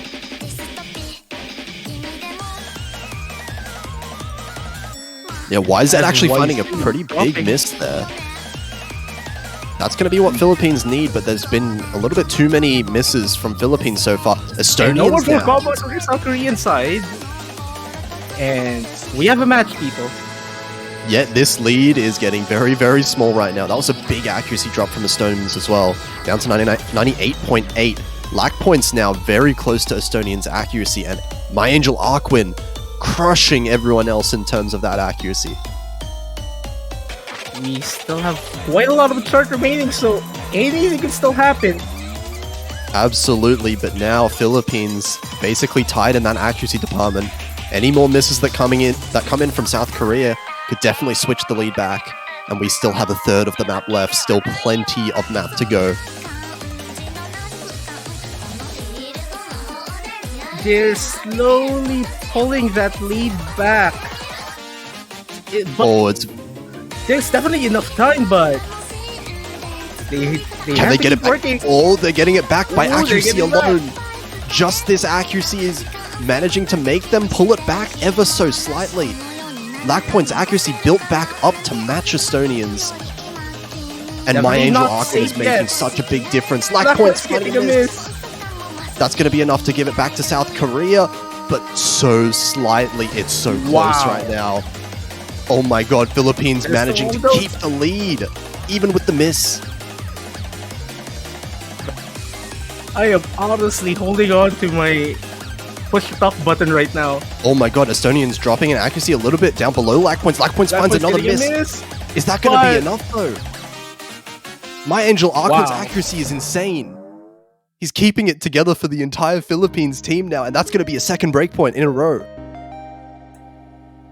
If anyone's watching this match right now and they're going to see the scoreline, a lot of people might say that they're probably dreaming. This is you can easily count the number of teams that have managed to have a scoreline like this against South Korea in one hand, potentially one finger. Pretty much. And I think the last time I've seen South Korea this vulnerable Osamania's 7K World Cup. It was way back in 2016. That was the That's one how- with China. Yeah, that was the one with All China. the way back then. But Philippines, they're such a good lead right now, 4-1, and it's their pick as well. But like, again, this is not safe. No one is safe in this match until they get the 7 points. Absolutely not. As we said before, like, we've seen the maps. The maps are not one-sided whatsoever. Philippines have just barely managed to win these maps against South Korea. And there are no safe picks. There's nothing that Philippines can have a comfortable lead against South Korea on. So they absolutely can't loosen up whatsoever. They have to keep going with this same level of stress and intensity as they have been. Now, if you're the Philippines, like, what do you pick? Because, like, I think the most straightforward race, at least at the speed-wise, have been exhausted. Yeah, there's not really any really fast rise picks left. We have Ravixi, which is more of a dense quad stream map. But I don't know if Philippines would want to go for something like Ravixi against South Korea, who is so capable in the accuracy and density department there. Ooh, they're going hybrid, I think. Hybrid time. Okay, I like this pick actually. We are going to see a short one, a bit of a mixed hybrid coming in here with both Rice and Ellen coming across. Obviously, both teams plenty capable on both Rice and Ellen, so it's more about the comfort. It's more about the insanely short length and whether Philippines can bust out another one of these double FCs that we've seen them come out with in some of these maps. And honestly, this being the first hybrid we're going to see, I honestly cannot call, because the other charts we've seen throughout the entire match have been practically different. Yeah, we've seen no two similar maps really so far in the match. It's all just been both teams testing the waters on every type of map that we could possibly see. And even now, we'll see which team has the upper hand on this kind of mixed hybrid. We are going to see Estonians and Dresser from South Korea, a pair that we haven't seen together so far. And Lack Points and My Angel Arkwin staying in for the Philippines. It does look like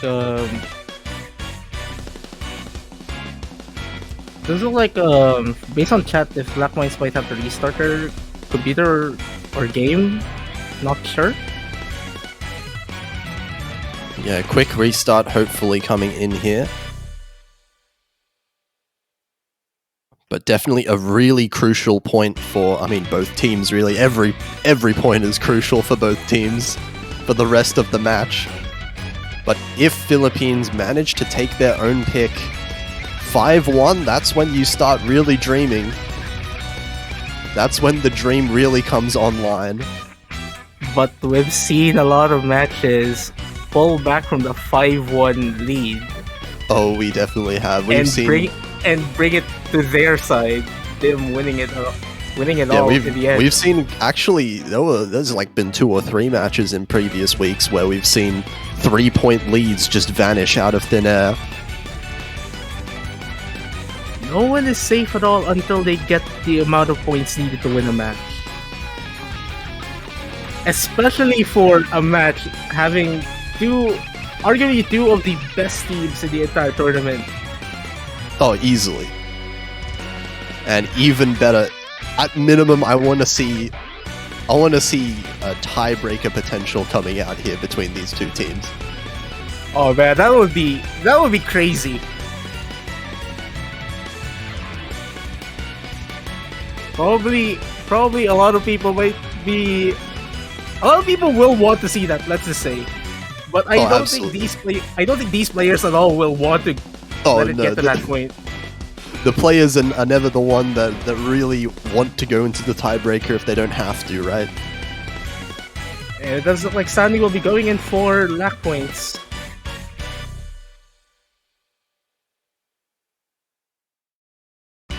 Okay, we're getting Sunny back in here. So we have also a new duo for this match for the Philippines. They say two duos, two new pairings. Yep, definitely. So we've got some well-rounded... I mean, it is actually pretty impressive how deep the rosters are, as we've seen. That we can have so many players switching in every single map. But we're getting into it now. TV size in length. So every single miss is going to matter that much more.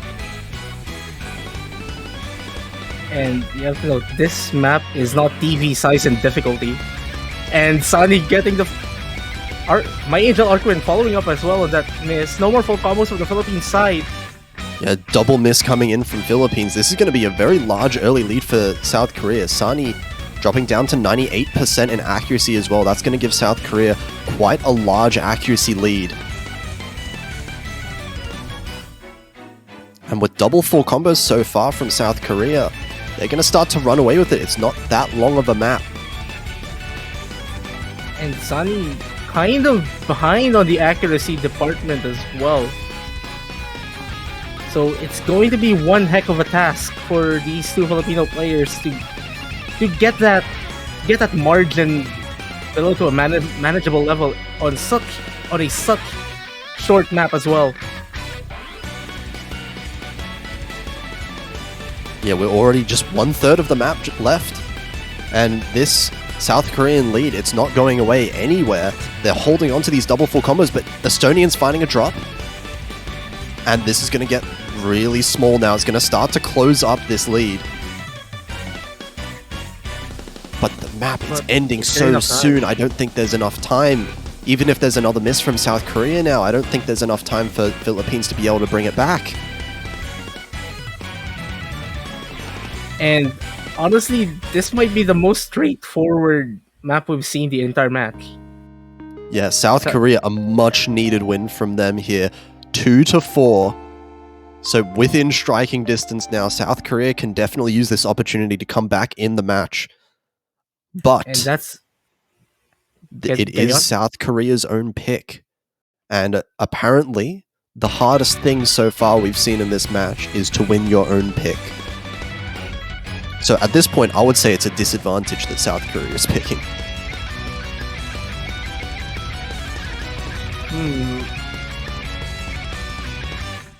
I honestly cannot call because the hybrid chart we just saw is different. The other two hybrid charts are way different as well. It's really hard to say. So, I mean, South Korea has won on Time for the Moon Knight and Nigraludia. There's not really... They're going for Ravixi now. Okay. So switching things up, we're going for the 180 BPM, slower than Shuten Nosaki, but still very, very dense chord string coming in here. And based on what we've seen from the other Rice picks, I think we'll be seeing the original duos from both of these teams again, unless if Estonians will be staying, which is definitely going to be a switch up coming from earlier. And if I was on the Philippines side, I would be pretty scared of Estonians staying in the lobby for a map like this because Estonians' accuracy and ratio, not something that you would want to be dealing with from the side of Philippines. Well, they just have to hope.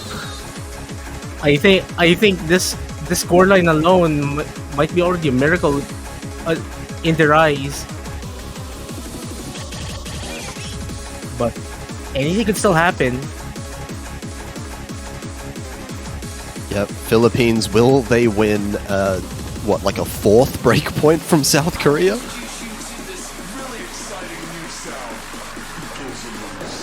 But after this, like, let's say they win this, like, what do you pick?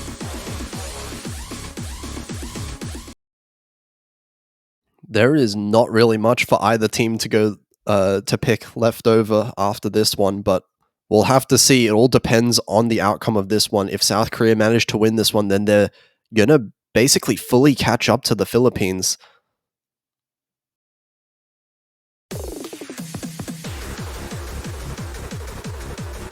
So here we go. Much denser in the patterning than the previous quad stream pick. And we have a practically tied score between these two teams. Oh man, look at these accuracies. 99.9 for 3 players. Lowest accuracy, 99.86. What are these This players doing in their free time? This is stupid. This. Okay. Oh my god, what are these accuracies? They're so close. Jose And finding a miss. Boji getting a very, very crucial miss. Accuracy is still very high though. But it is going to be... Oh, Angel Arquin finding a miss as well. Team South Korea now, double 4 combo, holding stupidly high accuracies. Like, what are these accuracies right now? They are in a massively good position for themselves. Oh, Dresser dropping.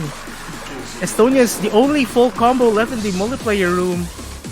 But that is still going to be South Korea's advantage.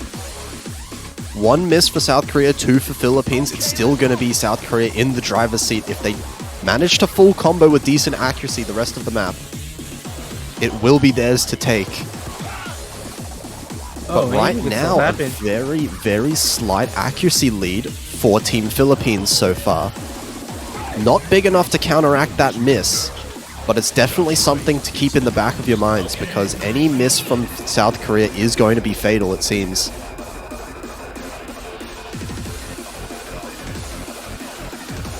It does appear that Dresser is starting to recover from that slight drop, so the Filipinos still have quite a task at their hands. But Dresser finding another miss. That's going to do it. That's going to switch it over to the Philippines. And there's not much time in the chart left, but anything can still happen, especially these accuracies are super similar. The accuracies are so high. Are we going to see a 5-2 lead now? Oh, but it's good. It's so nerve-wracking right now for the Philippines. They can't afford a single miss, and we're at the end of the map now. Estonia is dropping a full combo. Oh my heart! The last full combo on the board, missing right at the end. And I think if Philippines just managed to trill this last part correctly, they are going to take another break point. My heart cannot take this match at all. 5-2 now, and oh my god, Jose, what are you doing? Wow. That's 991k with a miss. If you're from the Philippines, you probably think that, are we dreaming right now? If you're from South Korea, I'm pretty sure they still have something under their sleeves. Surely they do. South Korea, they can absolutely come back. I still believe South Korea can definitely come back in this match, but they have to be sweating now. It's not the position you want to be in, 2 maps away from Philippines taking them out of winner's bracket. And South Korea, so far, they haven't been able to win a single one of their own picks. That is very interesting to note. And as you said just earlier, whoever's picking is at the disadvantage. So now, Philippines picking, I don't even think Philippines can win their own pick. I'm just gonna say South Korea is probably gonna win Philippines pick now. Based on how the match has been going, what do Philippines even pick? Man, I want to steer away from the LNs, I think. Yeah, I think maybe we just stick with the Rice if you're Philippines, right? Electromagnetic Stealth Girl, perhaps one of the longer maps. They're gonna go for Robert. Oh, this is gonna be risky. Interesting pick, but it is gonna be the tech map. Pretty decently long for a tech map as well, at 3 minutes in length, but one that is supremely easy to get misses and chokes on. So both teams have to be at the top of their game to be able to capitalize on any mistakes from the opposition.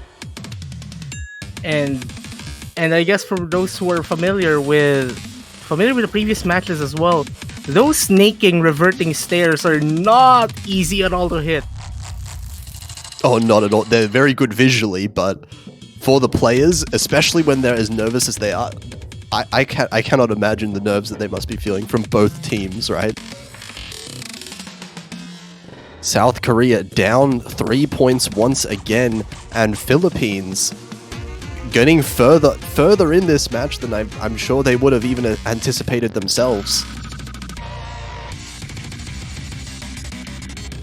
I'm actually shaking in this commentary booth right now, and like, I'm not even in the lobby.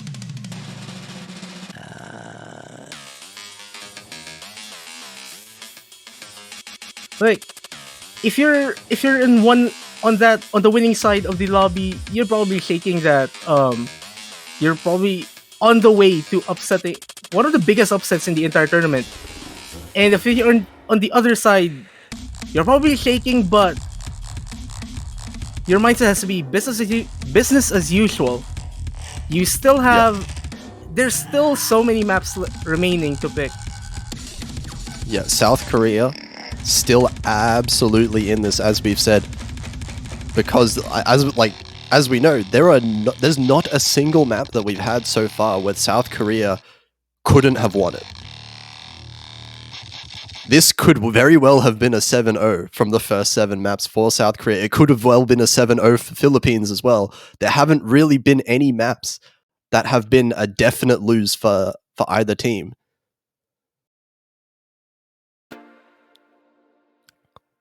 South Korea really just need to start stringing these maps together if they want to come back in this, and it has to start now because you don't want to be giving Philippines match points so early on.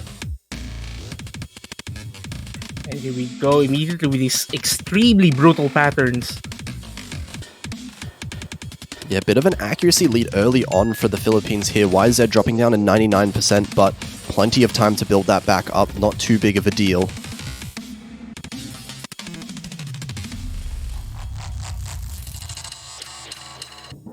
We're seeing a few 200s as well from Kura as well, but honestly, these accuracies are super similar. It's so hard to call. Oh, and Jose finding the miss. Jose dropping the first miss. That was the highest accuracy as well across the board, so that's going to hurt Philippines quite a lot. Early lead for South Korea, but it's still flickering despite that. And YZ finding a miss right back. And Jose trades it. Trades it, but it's... Oh my goodness, I think that's a very massive accuracy drop as well from Jose. Kura dropping their full combo. No more full combos left in the Philippine side. Dress Surf, the only full combo in the multiplayer room. And forget what I say. And a spectacular curse from Surf285 coming in. But that's going to still be a very slight lead for South Korea coming in here. A miss from Kura is going to only extend that a little bit further. These long jacks definitely not helping both of these teams at all. Whoever manages to start stabilizing their combo, that's going to be the team that ends up with the advantage right now because the accuracies are basically dead even. Another miss from My Angel Arquin coming in here. We're halfway through the map now with Korea in pretty, well, I don't want to say comfortable whatsoever, but they are in somewhat of a lead right now. Oh, definitely. And we're seeing probably the best pattern in this chart. No one getting super phased by those. We're getting into the second half of the map now.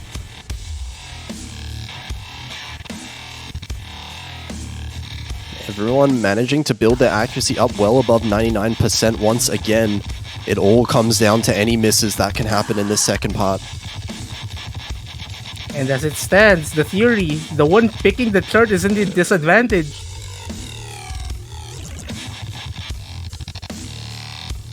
One quarter of this map remaining. Oh, and all 4 players have just decided to not miss. And it's so nerve-wracking right now. But Dresser missing! Oh, hold on. Is that enough? Oh, it's flickering back and forth. We're at the very end of the map. And Dresser another miss. Dropping again. That's going to do it. Philippines now in the lead, but they have to hold on. There's still a few patterns left in the map.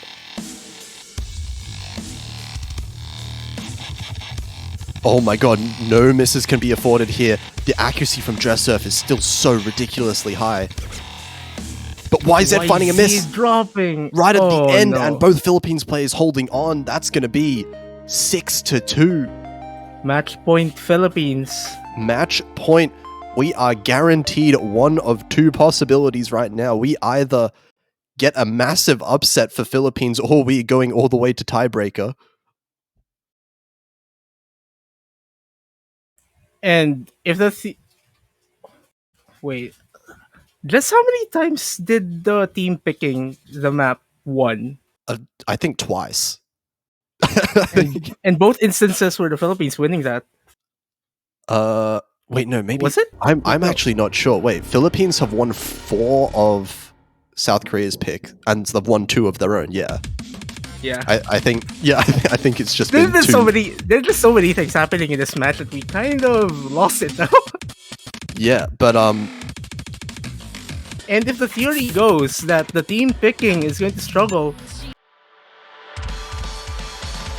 South Korea, it all starts here. The comeback is alive here for the South Korea. They're going to have to start winning these maps 4 in a row to guarantee that tiebreaker. and they are very capable of doing that. Fake, fake, fake. But now with Philippines on match point, it's going to be tough even for South Korea. They cannot afford any more mistakes. They have to pull off a very massive comeback. They definitely have the potential to do it. But can they do so? Yeah, will they do it is the question here. Are they going to be consistent enough? And speaking of consistency, fake, fake, fake being the pick. Hybrid map that's almost 4 minutes long. High need for consistency in this map, because it is pretty consistent throughout the entire duration in its difficulty.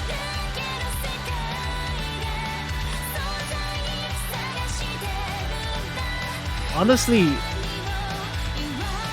I'm just in awe of this match alone. And like, there's still a lot of match remaining as well, as we're waiting for whoever's going in for Jose for this one.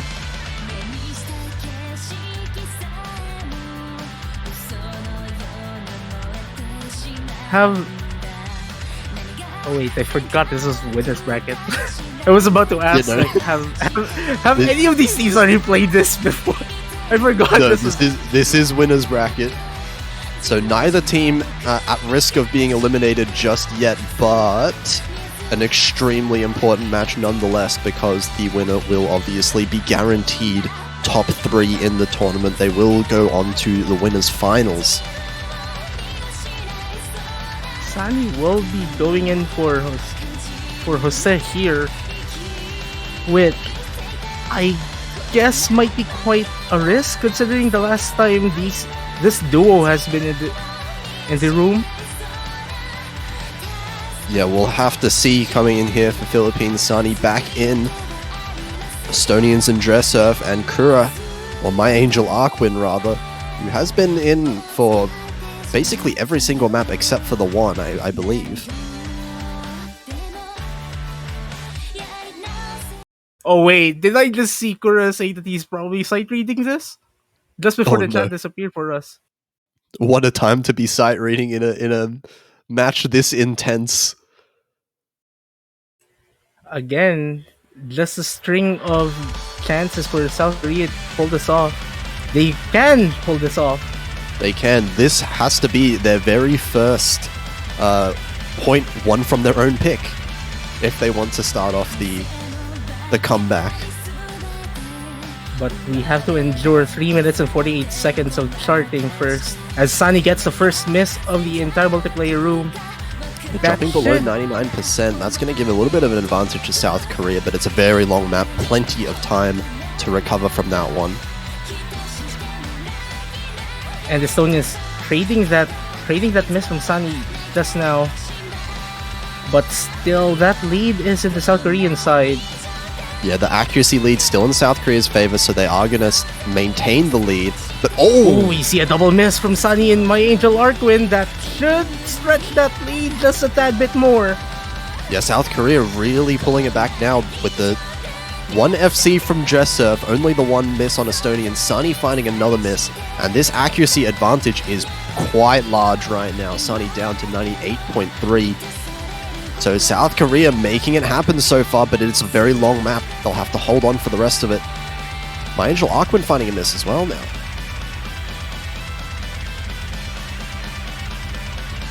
Estonians still impressive with that full combo, with that very impressive accuracy as well. Yeah, absolutely. Both scores from South Korea right now exceptionally high, and this is probably the biggest lead we've seen so far in any of the maps. But you have to remember, there's still quite a lot of map remaining. Yeah, we're only halfway Anything can into still it. happen. But it's on South Korea now. They just need to hold on. If they hold on to these combos long enough, they'll be able to take this point off. But this is definitely the largest lead we've seen a team take in this match.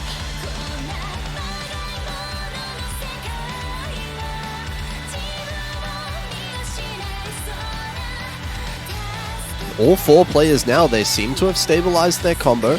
Accuracy starting to rise a little bit back up for Sani, but still holding below that 99% is going to hurt Philippines' chances of being able to come back.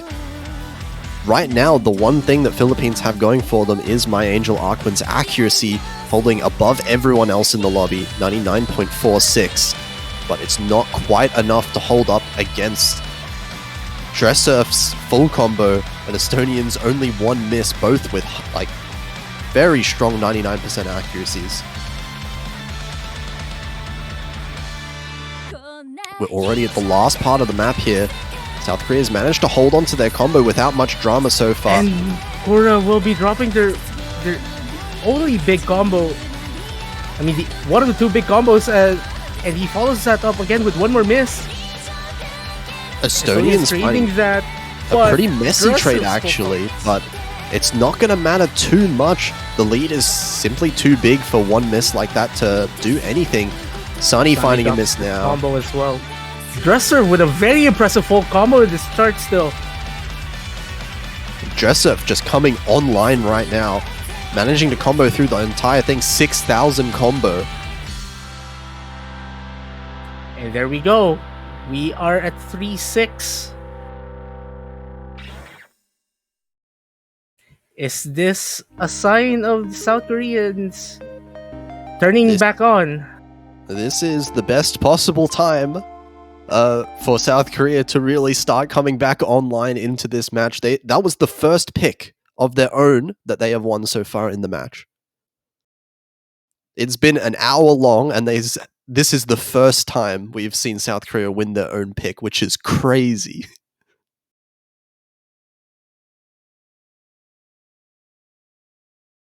But this is where it starts. Philippines, they got to be pretty nervous right now because they can't get complacent with this lead. 3 points for South Korea to catch up now, and that is not that much. I am honestly thinking that if the Philippines lose this pick, we might be on track for a tiebreaker. There is the potential. There is only one more rice chart remaining. And I am starting to think that the Ellens and the Hybrids will be favoring the South Koreans.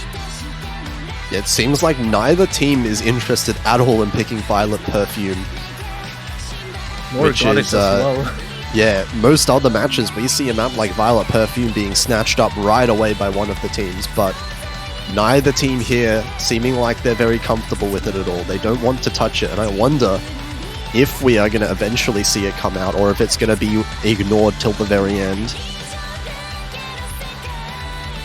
I would definitely not want to be in any of these captain seats right now. There we go. We are seeing the Camellia Rice chart. Yeah, it's coming out right now, and I mean, Rice has been working well for Philippines. This is their last Rice pick they have left. And it is the long one. 4 minutes and 42 seconds long. Consistency is key here. And we are seeing we're going back to the original duos from both of these teams. Or wait, I think South Korea is not on their original pairing anymore. We're getting YZ, it looks like, in here with Dressurf. Jose and My Angel Arquin, same Rice team that they've had for the entire match so far. Oh man. If South Korea gets the breakpoint on this, they definitely have the hope now of getting this true tiebreaker immediate. Getting this true 2 tiebreaker. Yeah, absolutely.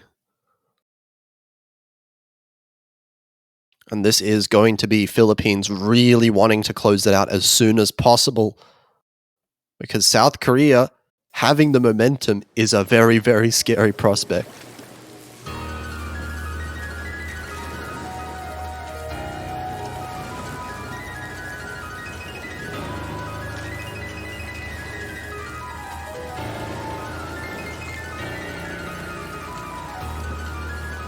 Oh man. Okay, here we go. We're in for a long ride this map. Even a single 200 might be giving the difference between these two teams. Like, what are these accuracies? Both are practically the same. Tied in accuracy just about across the board. Jose with a little bit higher accuracy than the other 3 players, but we're only just getting into the intro.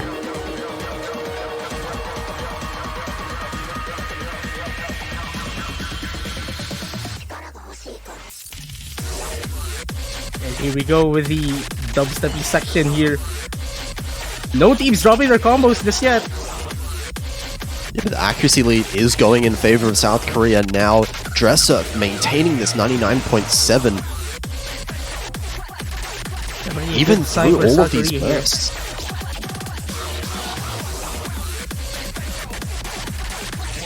Jose right now, YZ, both cancelling each other out in terms of their accuracies, both matching each other.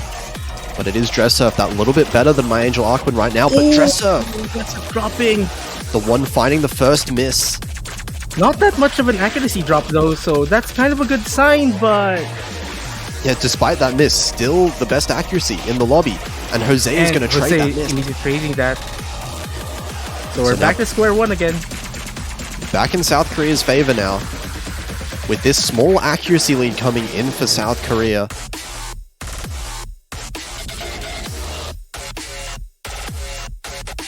It's just going to be one full combo per team. Oh, that's a 100 from Dresser there. That's going to drop in accuracy a little bit. My Angel Arquin dropping their combo. No more full combos left on the Philippine side. So definitely a good sign for South Korea here. That's going to be a pretty big act drop as well, relatively speaking, from My Angel Arquin, down to 99.1. Still very good accuracy, but look on the South Korean side, 99.3 still for Dresser, 99.4 for YZ.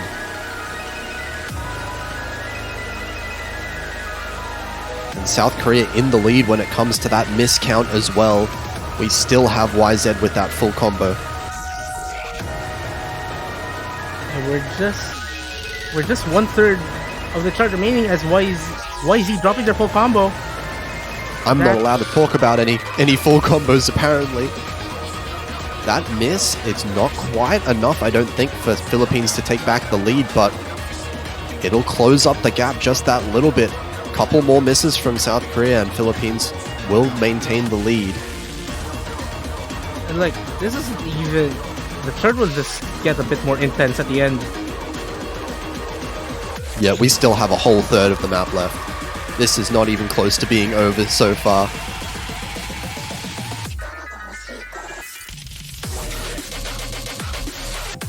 So far, this accuracy being the most important thing in a map so long, and South Korea definitely have it right now.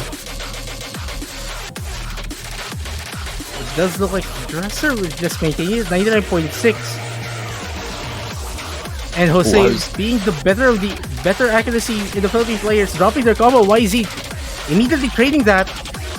Traded in the end, but Jose trades it back. My Angel Arquin missing as well. Dresser, the only one to hold on the combo through this section. And I think this might be it for this chart, unless Yeah, we we're see something approaching- fatal.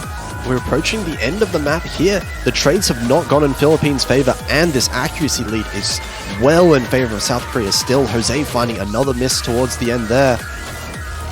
But there's just not much of the map left.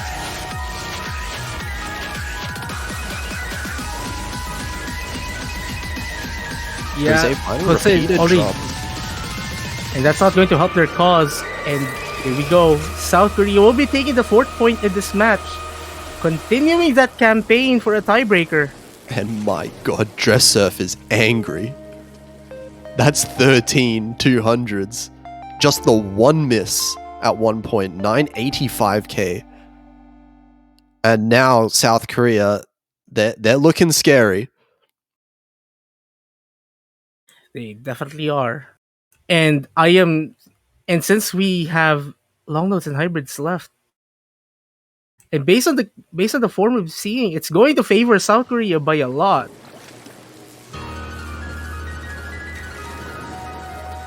Yeah, I definitely think South Korea can win the next two maps. It's their pick next as well. South Korea have this pick. They can bring it back if they win their own pick, but there are only 3 maps left. There's not a whole lot of choice, and these are the 3 maps that both teams have been avoiding until the very end. So I cannot imagine there's much comfort in these last maps. Based on what I've been seeing, I guess Moshino Somotokoro might be the better of the 3 picks. Because like Violet Perfume and Goddess, it does look like both teams have been avoiding that like the plague. Oh, it's gonna be Oh, Goddish. never mind. We will get the 3rd VTuber map here. All VTuber maps have been picked in this match. Yeah, all 3 picked by South Korea, but so far the score on the VTuber maps is 1-1. Is this the tiebreaker that matters? This is the VTuber tiebreaker between these two teams. But it is going to be a very difficult LN map here. And LNs have been very split. There's not really been a clean advantage for either team in LNs so far. Yeah, pretty much. And honestly, I'm kind of concerned with the Philippines' second player on the LN charts because of how, let's just say, they've been shaky, I guess, in form. Oh, it Looks does like look we like we're are seeing a seeing- double substitution. Yeah, My Angel Arquin and Jose both leaving, so I guess we'll see Sunny and Lack Points coming in for the Philippines. If you're both of them, this is your moment to shine.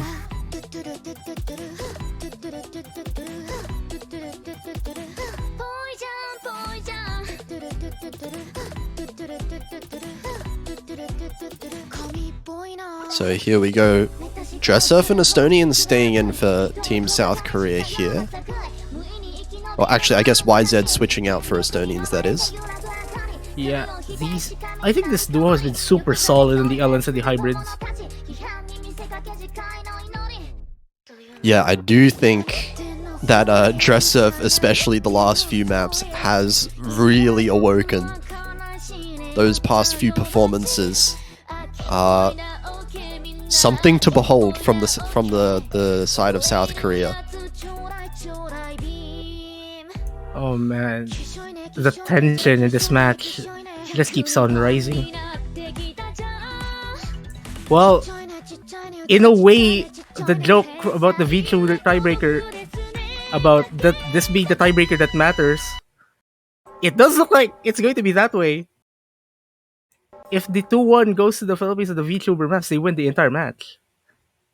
Yeah, this is really starting to make me nervous here for both That point's- teams, really. Blackboy's carrying the mirror and Dresser for the very rough starter. I think that's a 50 on that. Was that a One real long 50 coming in there? Might It does look like it is, actually. So, small lead towards the Philippines. That's technically a combo break, but more of an accuracy drop rather than anything else. And Lack Points actually is going to get trading that.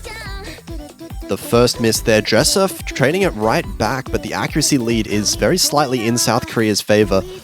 Sani struggling a little bit with the accuracy, but gonna be able to come back in. Ooh, Estonians throwing a spanner in the works. It is going to be basically dead even here. Philippines with a very slight lead. And the accuracy very slightly in South Korea's favor, but it's coming up to be tied pretty soon if Philippines manage to bring up their accuracy a little bit more. That extra miss from South Korea is... Oh, Estonians finding another miss. Black points trading that immediately, so no one's safe. Dresser getting a miss. Everyone missing across the board except for Sani. Sani is the only one with a significant combo right now. That is a very messy section for both of these teams. Sani with the only full combo left in this multiplayer room, just to take note. But this is a pretty long map, so plenty of time for players to recover from misses. Dressurf finding an extra miss at the end there.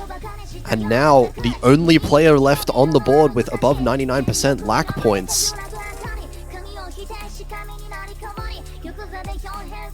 Oh, this is not safe at all. Koreans still at striking distance. I do think South Korea has a little bit of an accuracy lead as well. So it's just these misses. Estonian finding another miss. If South Korea can really keep these misses to a minimum from now on, they definitely can come back with this accuracy. But as it stands, it does look like a good sign for the Philippines. But this is not yet over. Oh, absolutely not. There's still one very, very nifty chorus section left. And Dresser finding a miss. Definitely enough time for the Koreans to recover. Oh, everyone nailing that inverse section there. And here we go, the last kind of chorus of the map. And oh my god, I don't want to mention these, but these combos are really high. I want to stay quiet now. The lead is very small. Despite all these misses that South Korea have been getting, they still have this accuracy advantage. But Estonians finding another miss. Sani now dropping missing. their full combo. But is there enough time now? Is there enough time for the Koreans to recover this? The lead is so small, they can't afford any drops left. And it's starting to shrink. The lead is starting to shrink a little bit, but it's the end of the map. Final section. Black points dropping. Is that enough time? Is there enough time for South Korea to come back now? Oh, there is. Oh, I think there is. Oh my god, it's flickering back and forth. But I think Lack Points doesn't have the combo for it. That's going to be South Korea getting their 5th point. Oh, that's heartbreaking for the Philippines. They could have ended it right there. But That's South their Korea, best chance. they stayed in it just barely by a couple hundred points. Oh, wow. It's all down to this now. The last pick.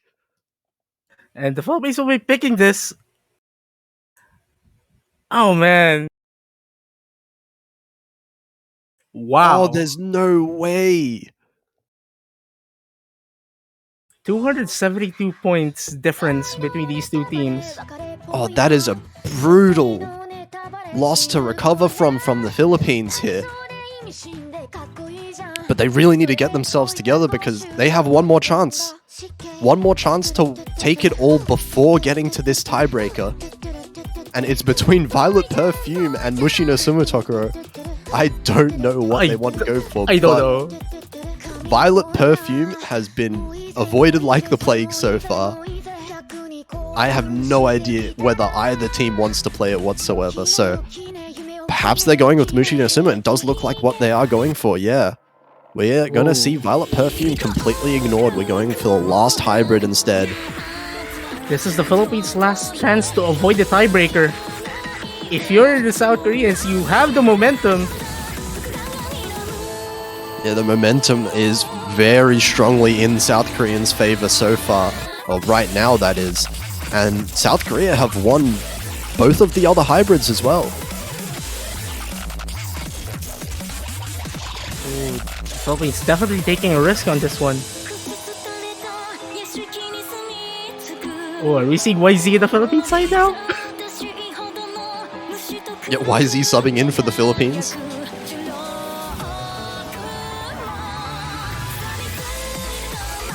this is going to be the last pick we see. Estonians will be going out for YZ, it appears. Will Philippines manage to win their last pick, or are South Korea going to make the full comeback and force a tiebreaker? And this is a short map as well. 1 minute and 46 seconds. With how much is already on the line right now, such a short map means that any misses, you cannot afford any misses. Oh man. I do not want to be in these players' position right now. I've been saying that many times this entire match, but I think this is the best time to say it. Yeah, Dressurf is calling for a timeout right now, and I mean, you have to. If you don't call a timeout after that previous map, then you're never calling a timeout, right? The tensions for both of these teams have to be so high right now. And I'm pretty sure both of these teams have a tiebreaker in the back of their mind now. Oh, they're The both thinking possibility. about it. Everyone is thinking about it right now. The tiebreaker possibility so close. But South Korea need one more break point in order to get there. Philippines have one last chance to defend their own lead.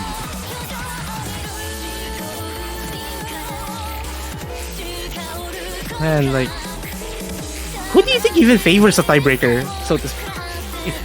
Just wondering. Oh, I have no idea. We'll have to see. I mean, if South Korea ends up winning all three hybrids, you would start to think that South Korea in a hybrid type map like the tiebreaker might be advantaged.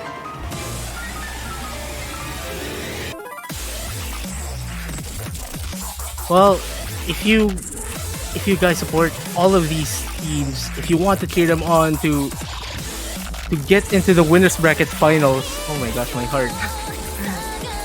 You better cheer for them in chat now. Oh, you've had a cheer for both teams right now. They need it. The amount of nerves just would not be comparable for both teams right now. After a 200-point win for South Korea on that last map, for a required map as well for them. Like, Both I teams just need your support. Oh my god. I cannot explain the amount of tension right now in the commentary booth. And I could just imagine that tension is tenfold inside that multiplayer room right now.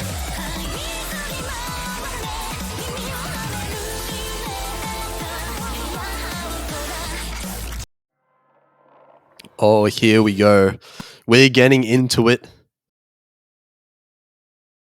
The last pick from the Philippines. Hold on to your seats, folks, because we're in for one heck of a map. And we have Jose actually in for a hybrid. The first time we've seen him in for a hybrid so far. But it's going to be off to an early, small lead for the Philippines.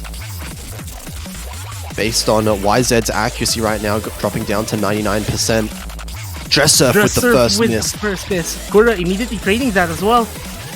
Quickly traded, but Dressurf finding another one. That's going to be a slight advantage towards Philippines. This accuracy is so close.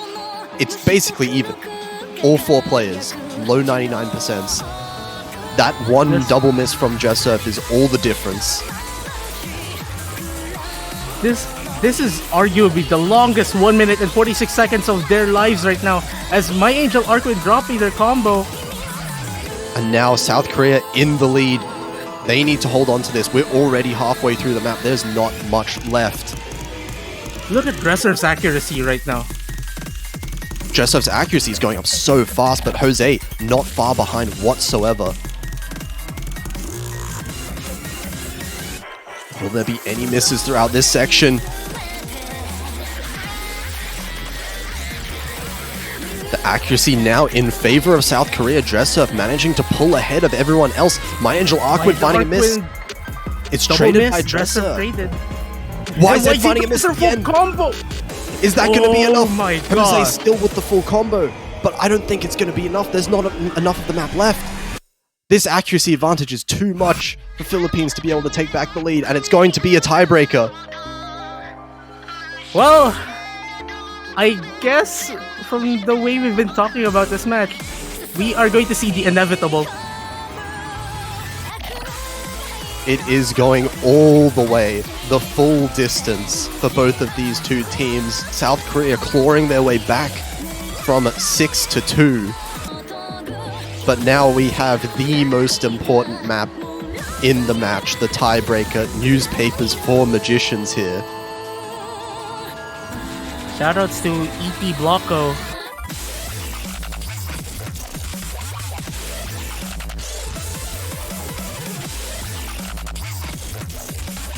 And like,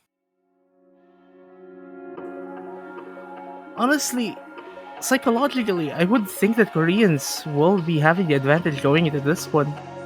Korea they has just have so the much momentum. They have so much momentum right now. 4 maps in a row. They've been insanely close, but they've been wins nonetheless. So they have to be feeling good about this right now.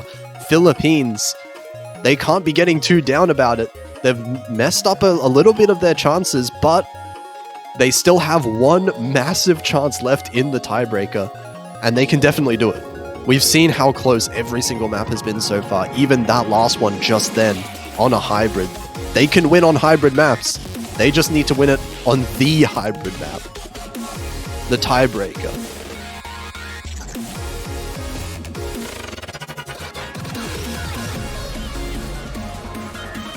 And Korea here looking to finish off this journey that they've been on, this massive comeback that they've started here. Dress Surf and YZ looking like the team for South Korea here. My Angel Arkwin for Philippines, and I wonder who the second player is. Maybe Lack Points, I would think. Lack Points or Sunny might. Either of them works. But it's really up to gut feeling at this point.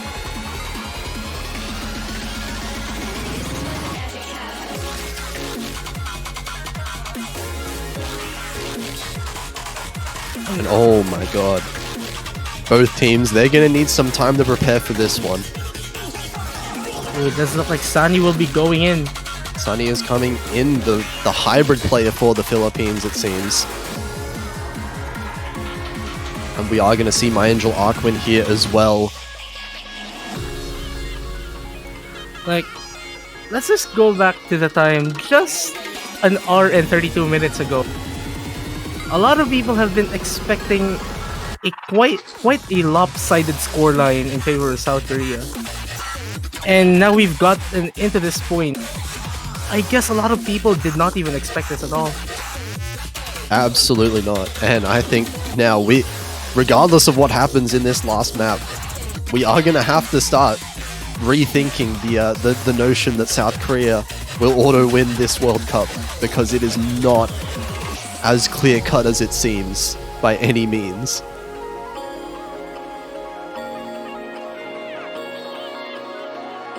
And I guess whoever's waiting in the losers bracket right now, they're going to be very nervous going into next week.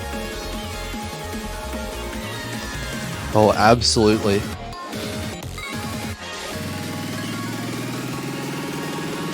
Whoever wins this guarantees their podium positions and faces Malaysia next week. Whoever loses this is going to have to make their run through the losers bracket to be able to come back in the tournament.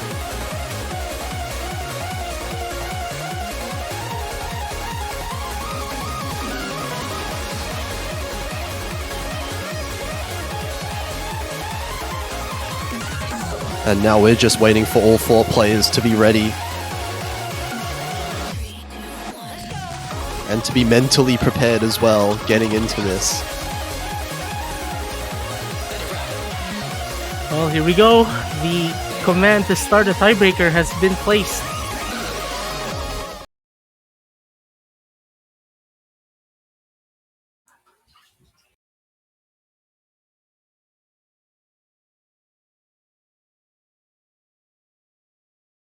This tiebreaker might dictate the entire tournament, probably.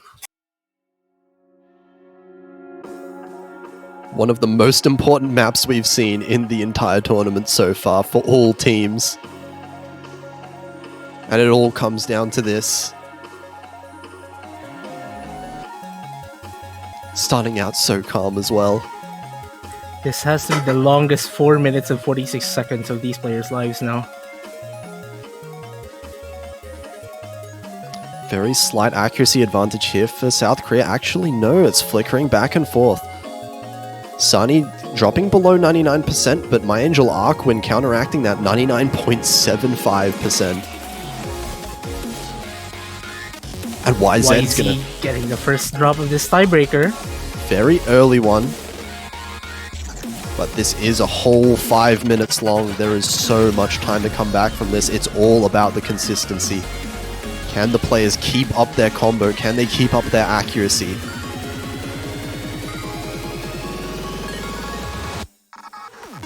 Oh, but South Korea manages to take the lead back just with accuracy alone. Sunny now dropping down to 98.6, and South Korea is going to have a little bit of a lead, but Dress Surf. Dress Surf with a double miss. That ties misses. up again the scores. Oh, and it's perfectly tied. It's so close. Sunny Sunny. will be dropping the full combo. His full combo though, so that shifts the lead back to the South Korean side. It's pretty 50-50 as it goes. Yeah, those jacks definitely not treating Sunny very well there. It's going to be South Korea holding a lead, and My Angel Arkwin. My Angel dropping the full combo. No more full combos left on the Philippine side, so they will have to hope for something off the South Koreans. Actually, no full combos from anyone anymore. YZ missing at the start of the map.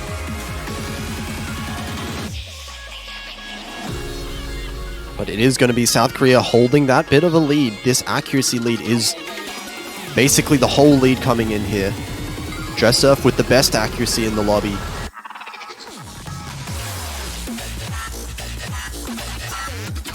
I'm pretty sure Dress Surf has been the X factor of the Koreans' comeback now. He just switched on once the Philippines got match point. Well, it's going to be a miss though. That's pretty uncharacteristic though, but that lead is pretty sizable as well. Traded by Sunny, but YZ also finds a miss. My Angel Arkwin, the only one with a sizable combo right now. But it seems like this lead, it's about 13,000 points in South Korea's favor. And with the map this long, that's a decent lead to have at halfway.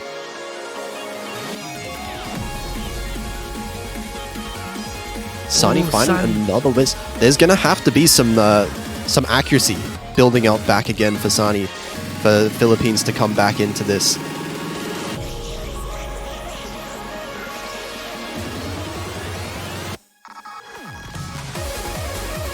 Here we go with a very, very ridiculous full LN section here.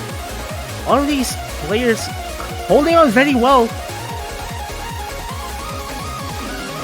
Though Sunny getting a drop there. Not a good sign at all if you're from Team Philippines. My Angel Arkwin dropping as well.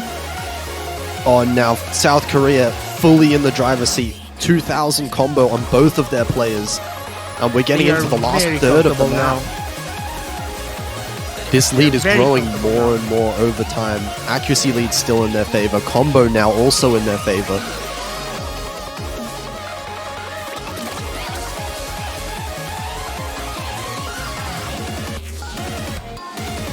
They just turned on. The South Koreans just turned on. Yeah, absolutely massive performance right now from South Korea. Managing to combo so long. YZ finally with that miss, but they've done so much. This lead is going to take a lot more than a single miss to be able to lose for South Korea. And we're already at the end of the map. It's looking like there might not be enough time left. Combo, but there's just not enough time for the Philippines to regain that lead. And I think with that, we will be seeing Malaysia facing South Korea next weekend. Insane performance by South Korea towards the end of this match. And really turning on. And the Philippines, who have shown quite impressive form, will be relegated to the losers bracket. Congratulations to South Korea for achieving their... Actually, this is their 2014, 16, 17, 18, 19... sixth podium in a row in the Oceania 7K World Cup. Oh, wow. But yeah, South Korea guaranteed top 3 now. They're going to be facing against Malaysia in the winners bracket finals next week, but Philippines so close. 6-2 up, and they have shown that they definitely deserve podium as well. Even though Philippines now in the losers bracket, they can absolutely, if they play like this, they'll absolutely come all the way back. They definitely have shown that they are arguably one of the most formidable sides in this tournament, but we've been talking about them so much. Let's congratulate South Korea for winning this match. Oh, absolutely. I think these two teams, this match that they've put on, easily the best two teams that we've seen in the tournament. With these performances that we've seen. And I think, no matter who won this match, Malaysia had to be scared, but it is going to be South Korea in winners finals. Congratulations to both teams. What an exciting match overall. Wow. You couldn't ask for a better match to watch. Absolutely. Ending with the tiebreaker as well.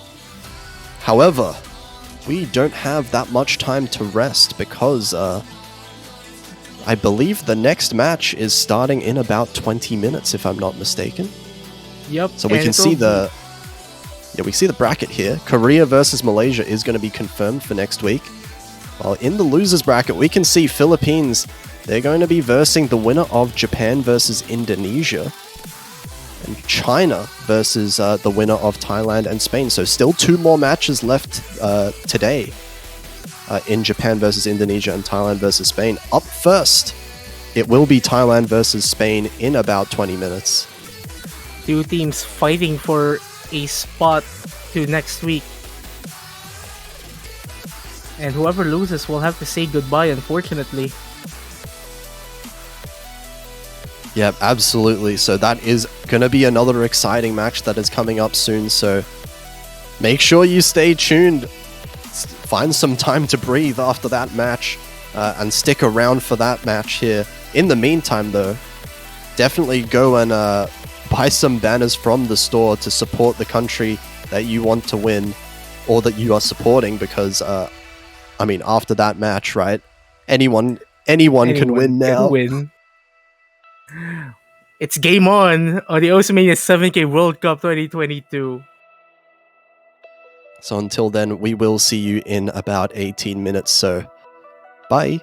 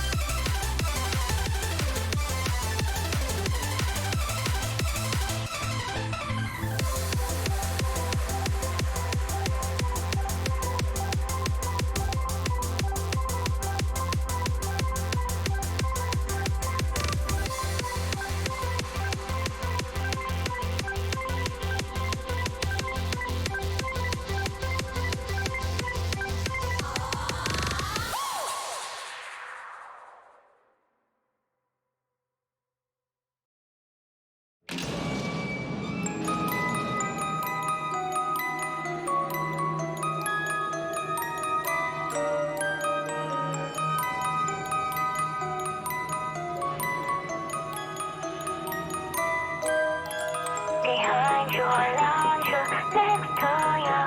If you find something, don't be panic.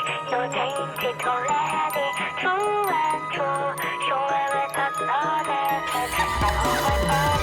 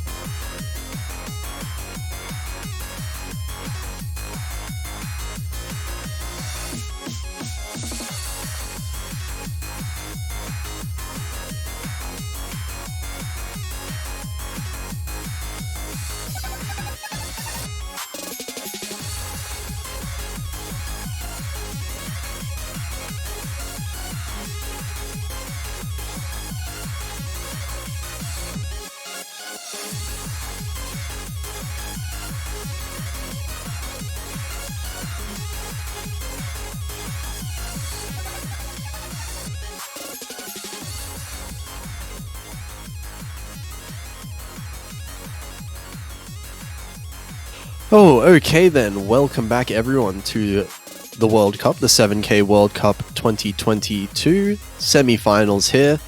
After that insane match that we just had, we're back again for another one. The second last match of the weekend here, Thailand versus Spain. I'm still Potassium F here with Surf285. Yep, and I hope the guys in Twitch chat are not tired of hearing our voices for possibly 2 hours straight, 3 hours straight now. Yeah, it's been a while. It's been a long 2 hours, I would say, so far Hon- today. Honestly, one of the longest 2 hours I've seen.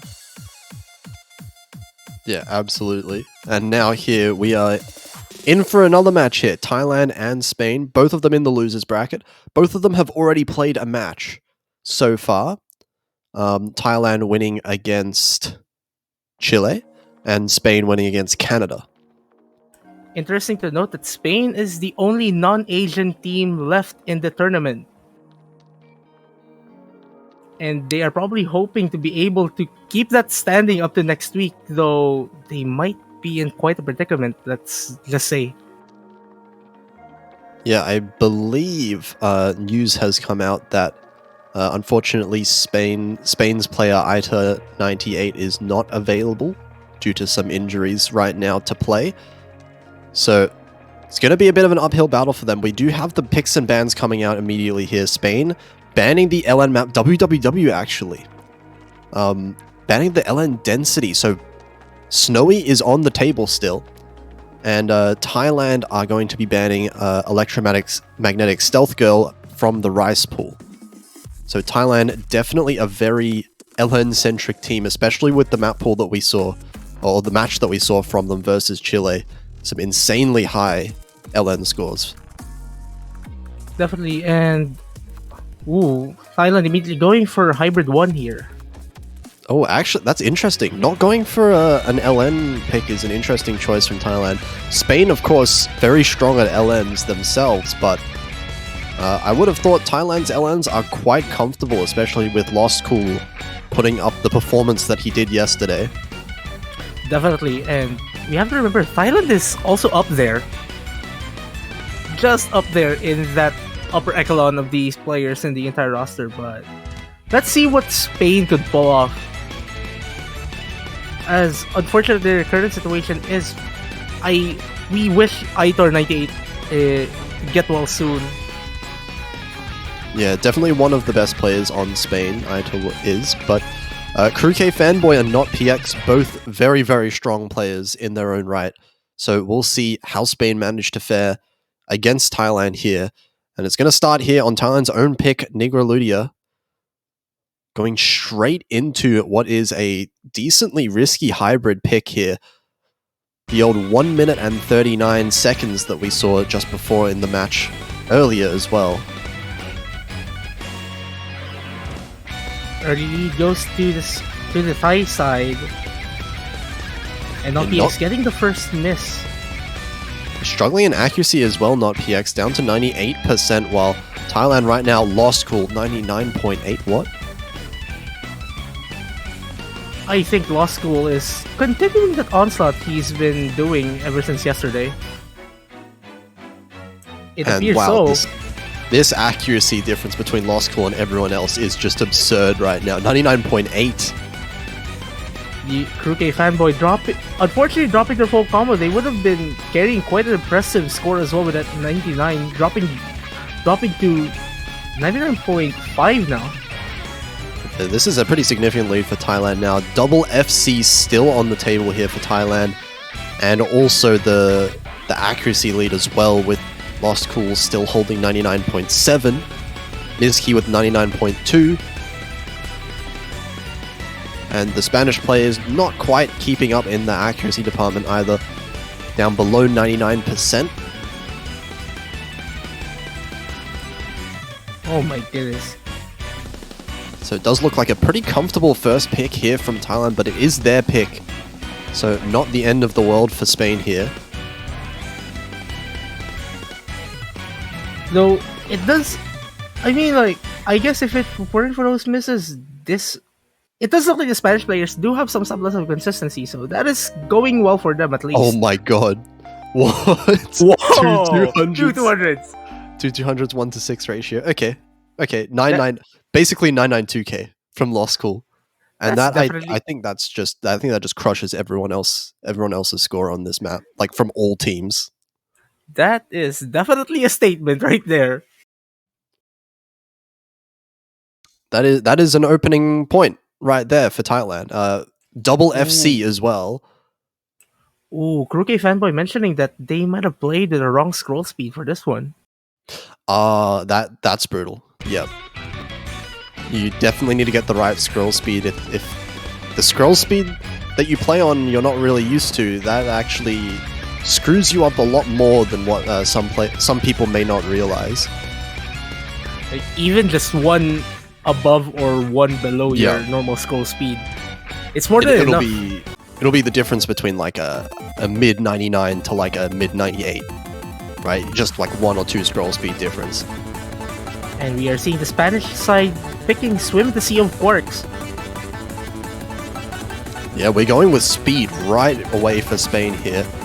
So wanting to go all the way away from Thailand's comfort zone with the LNs. And I do expect that for the most part, these 4 players are going to be the players that we're seeing throughout the match.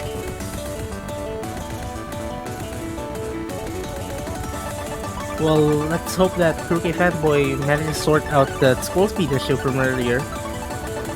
Which I'm pretty sure he will, because he pointed that out just earlier.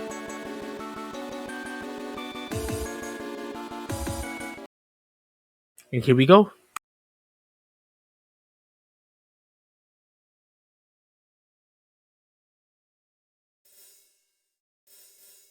Okay, speed pick here for Spain. We'll see if it works out for them. 350 BPM and another short pick actually as well, so gonna need to keep an eye on those combos.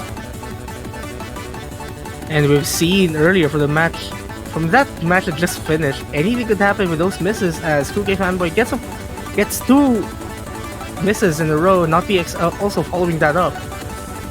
Oh yeah, some misses coming in from Spain now. That's going to give Thailand quite a big advantage. These repeated misses are really doing a number on the accuracy as well. Lost Cool finds a trade back, a pretty significant drop in accuracy as well, but still 99.4% accuracy for Lost Cool. Not BX maintaining at 99.1 and is gaining accuracy in somewhat. Actually, I missed a miss from Mizki as well just earlier, so no full combos on the board whatsoever, but it is that accuracy lead for Thailand. And here Not we go PX, with definitely these. keeping in this with Mizki, basically tied with score with Mizki, but trading misses. He misses, yeah. This section is not as straightforward as it appears on screen right now. it looks like- continuing to get those intermittent misses throughout the chart. Kuroke fanboy following that up. And now that both- lead is continuing to stretch. Yeah, both of the Spanish players really struggling to hold on that combo towards the end there, and both Thai players, they're holding really strong now, up to 1000 combo for both of them. And the accuracy as well in their favor. Lost Cool holding 99.5 towards the end. That's going to be another clean point for Thailand, 2-0 now in this match. Oh man, if it weren't for that miss on Lost School side, that would have been a really good score.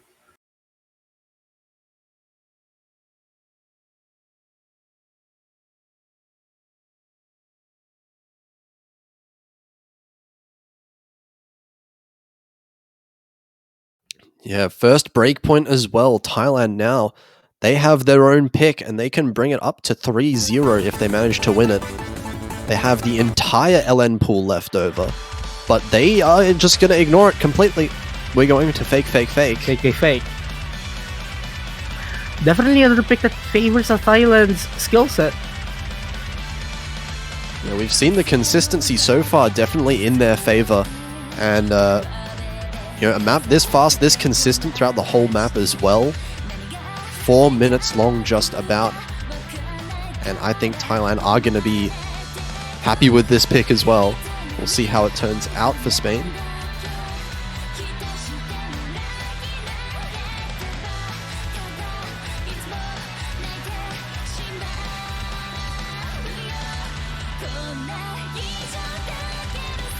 And it does appear that we are going in immediately.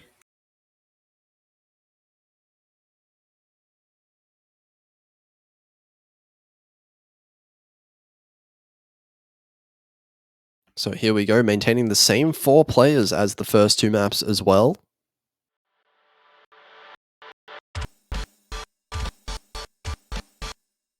Oops. Oh, Well, this is pretty trippy. I thought there was supposed to be no SVs in this tournament. Yup. Either way, we are getting started here. I'm not sure if this was a legitimate thing over here for Kruke Fanboy dropping to 92% or if that's just a client. We'll have to wait and see. But it does look like either way, a bit of a shaky start there for them. It's going to be Thailand in the lead early on and not PX finding the first break though. It's a pretty massive accuracy drop as well from 99.5 to 99.3. It will be Thailand still holding on to these really strong full combos. 99.8 for Lost School here. We'll see if they manage to hold on to that accuracy throughout the main section, but not PX is struggling to hold combo.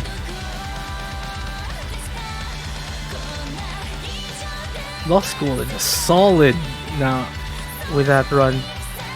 Mizki gets the first break for Thailand though. This could make things a little bit closer, but still this accuracy lead just seems insurmountable almost. Unless Spain managed to recover some of this accuracy, it's not going to be a point lead that they can recover from in a map this long. Kruke Fanboy holding on to the better of the 2 combos from the Spanish side. Very impressive considering the very rough start. Yeah, really recovering that combo, but it is the accuracy that does matter as well. And 98, building up the accuracy slowly to 98.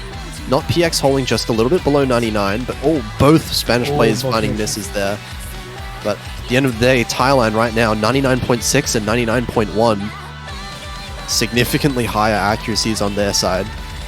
It does appear that Lost School is slightly gaining accuracy from this.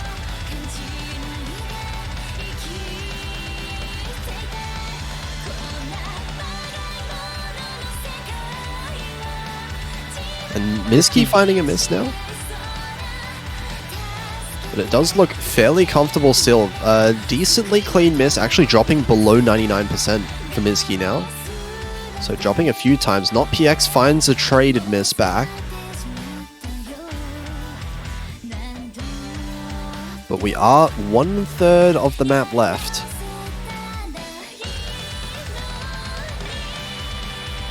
And it really does seem like as long as Lost School keeps up, you know, the 99% from Thailand, it's looking pretty good for them.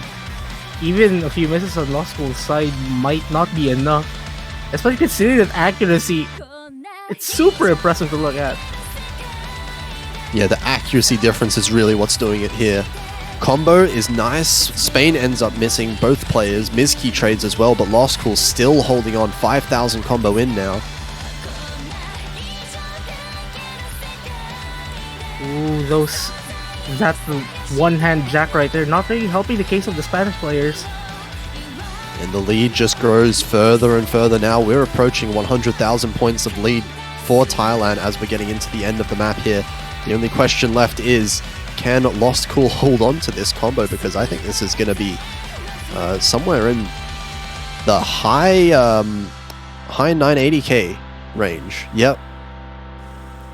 There we go. Just a few more LN releases. Oh, 200s. Unfortunate. 988. Very clean score from Lost School. That is the cleanest score I've seen on this map so far. Look at the 200 differences, by the way, just across the board. Yeah. Right? 114, 179, 144. Those are fine. Those are normal 200 counts. Then we have 16 in a 5-minute map. 4-minute map, sorry. Look at the ratio as well. Like, Lost School's gold 300 count is like around half of the gold 300s of the rest of the multiplayer room. Yeah, Lost School is pretty good at the game. Pretty okay at the game. Yeah, he's pretty okay. Yeah, decent. Decent score from Lost School. 3-0 up now for Thailand in a very comfortable position in the match. Spain now with their own pick. They picked the speed map first. I wonder if they're going to keep keep it up with these Rise maps. I can't imagine them really going for an LN pick against Thailand. Oh, okay. So we just got word from Kruke. I got a 30 to 4 second black screen in the beginning. End quote. So no wonder they have a pretty rough start there. Oh yeah, so potentially just missing all of the first notes of that map.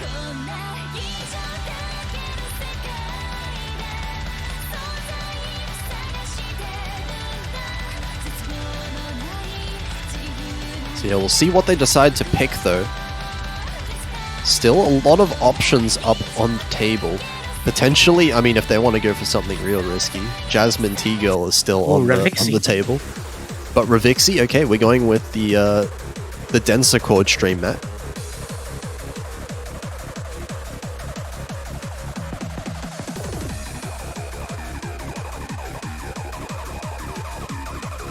I mean, looking at the previous rice pick, I mean, the Spanish side does appear that they can keep up. And I think that this might be better for their chances.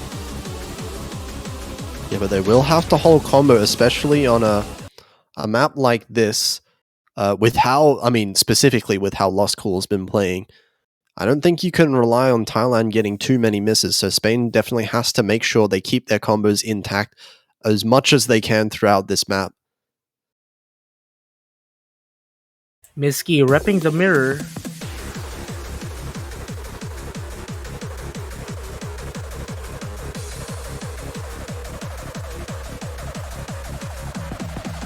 Off to the start here, we've got pretty tight accuracies across the board actually. Everyone actually Lost Cool the one lagging behind in accuracy a little bit. Spain holding both 99.7s, but not PX finds the first miss. Well, it's not that much of an accuracy drop though, which is a good sign for not PX. Yeah, accuracy lead actually very close to still being in Spain's favor despite that miss. So any misses from Thailand are going to cost them the lead. Kruke Fanboy actually dropping a little bit of accuracy. Oh, dropping a lot more accuracy now. 99.3 down to now. While Thailand increasing their accuracy. That bracket stream definitely did not help Kruke Fanboy at all. And wait, Lost Cool's accuracy has just been going up. He started as the lowest accuracy, now is the highest, 99.76. Miski not far behind, and it's looks like they've sort of got themselves into a groove here on Thailand for this pick at least. We are halfway through the map.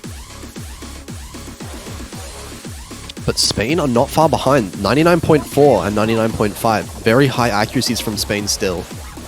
And just one miss separates them. But if this continues on and both Thai players gain that accuracy still, the lead is going to keep on stretching. It's about 2 misses is what Spain needs to be able to come back in this with this accuracy, or maybe 1 miss and a big act drop from Thailand is enough to give Spain back the lead. There's still the last quarter here as we're getting into this last section. This is where we get really dense.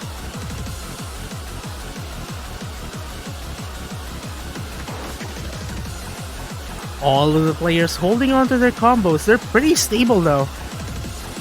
Yeah, everyone actually holding on. Really impressive right now through this last section here. But not good for Spain. Oh, Miski finding a drop. This. The lead is going to shrink pretty quickly. Is that going to be enough though? Not PX with a Kruke Fanboy as well. Fanboy. Oh, and the combos are gone now for Spain. That is unfortunate. That would have been the best chance, I think. That would have been really close without those couple of misses towards the end. I'm not sure if it would have been enough, but it would have been close. And oh wow, okay. Okay, 0 Z1SS? 200s. Almost. That's 2 100s there. Yeah, Lost Cool is pretty decent at the game. My god. 0 200s. Okay.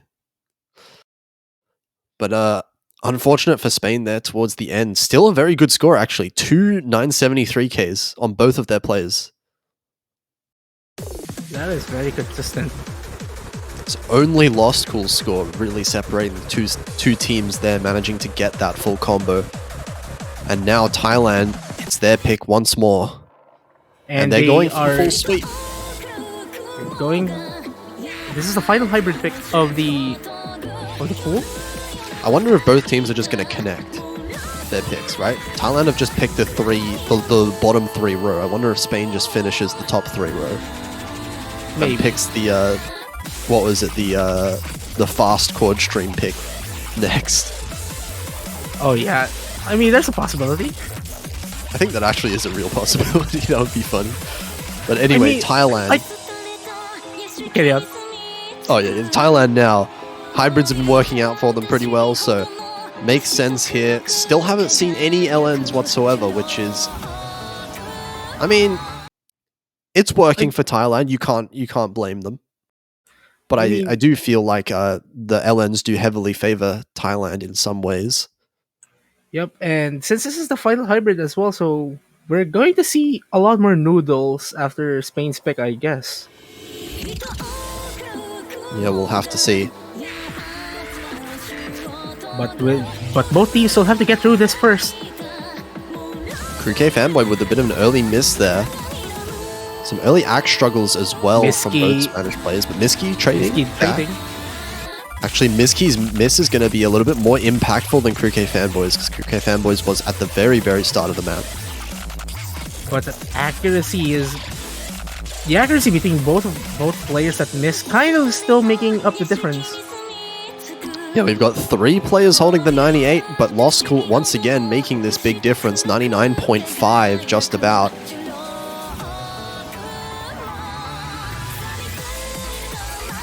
And you have to remember, this is a pretty short chart as well, so no room to mess up, and not PX dropping their full combo. And several misses there from not PX, and that's going to be very large lead now for Thailand. Still the full combo on Lost Cool. Last full combo less, but K Fanboy very close to a full combo. And here's arguably one of the hardest sections of this chart. Lost Cool and Miski are just holding on to this very well. K Fanboy not slacking as well. Miski finding a miss, dropping down to 98.5. K Fanboy well ahead of Miski now in accuracy. No more full combos left.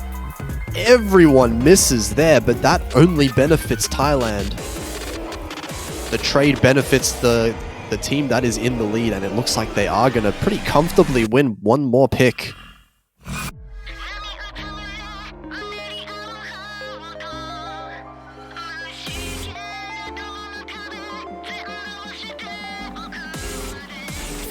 $5-0 up for Thailand now. Spain, they have a pick once more. Well, time to test your theory about connecting the picks. Yeah, let's go. Actually, based on the picks that we've seen so far, it wouldn't be a bad pick to pick that speed chord stream pick either. I'd say it's probably the best pick.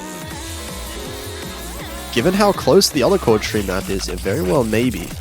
But it all depends on what the Spanish players are really comfortable with. Still have Jasmine Teagle if they wanted to go for that as well. Gonna be risky though, considering the accuracy advantage, but anything could happen. Oh, we're gonna go for Robert instead. We're going for the miss potential here in the tech pick. Well, at least that keeps the theme of the map pool select screen symmetric. That is true. It is actually a perfectly symmetrical pick screen there.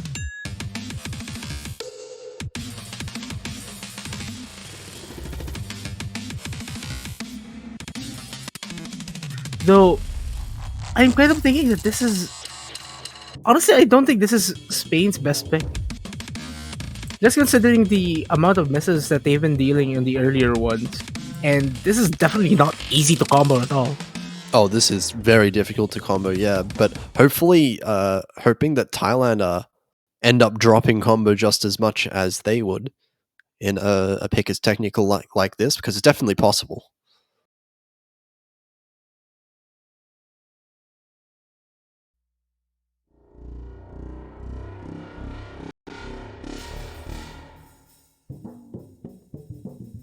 And here we're getting into it. 3 minutes long and full of tech.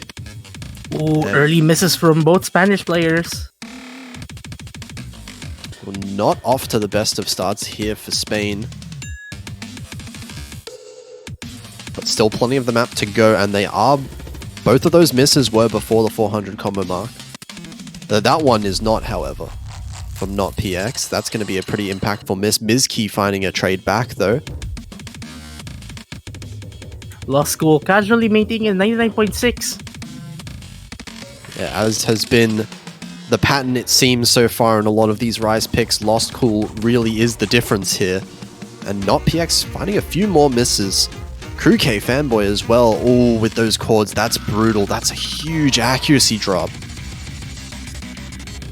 And those chords just do not let up as well, especially with how they transition to those mini jacks. Oh Mizkey, man, not DX, that's a both very bad traded. run. That's a very bad run of that Running Man pattern. So Yeah, these jacks... all three players that are not Lost Cool definitely struggling to combo through this, but I mean, unfortunately for Spain, Lost Cool... Ooh, Mizkey dropping on that column 1 jack. Not PX following up as well. Yeah, and Lost Cool finally, drops their full combo. yeah, there's the full combo dropped, but the accuracy as well, very well in favor of Thailand because of Lost Cool once again, the only one holding above 99%. There you go with the snaking pattern here. All players holding on to their combos. 2K Fanboy actually holding over 1,000 combo. Super impressive.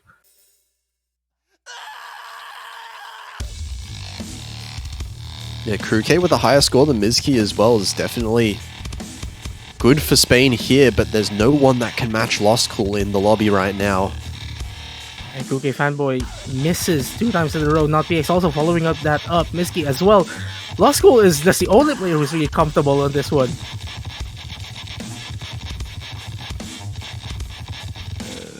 Misses from everyone across the board in so many spots here.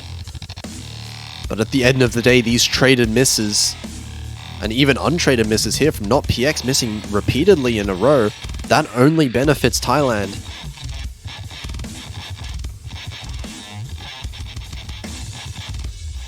Oh man, that's a very bad rush there. Yeah, Mizkey struggling as well, actually, in this map is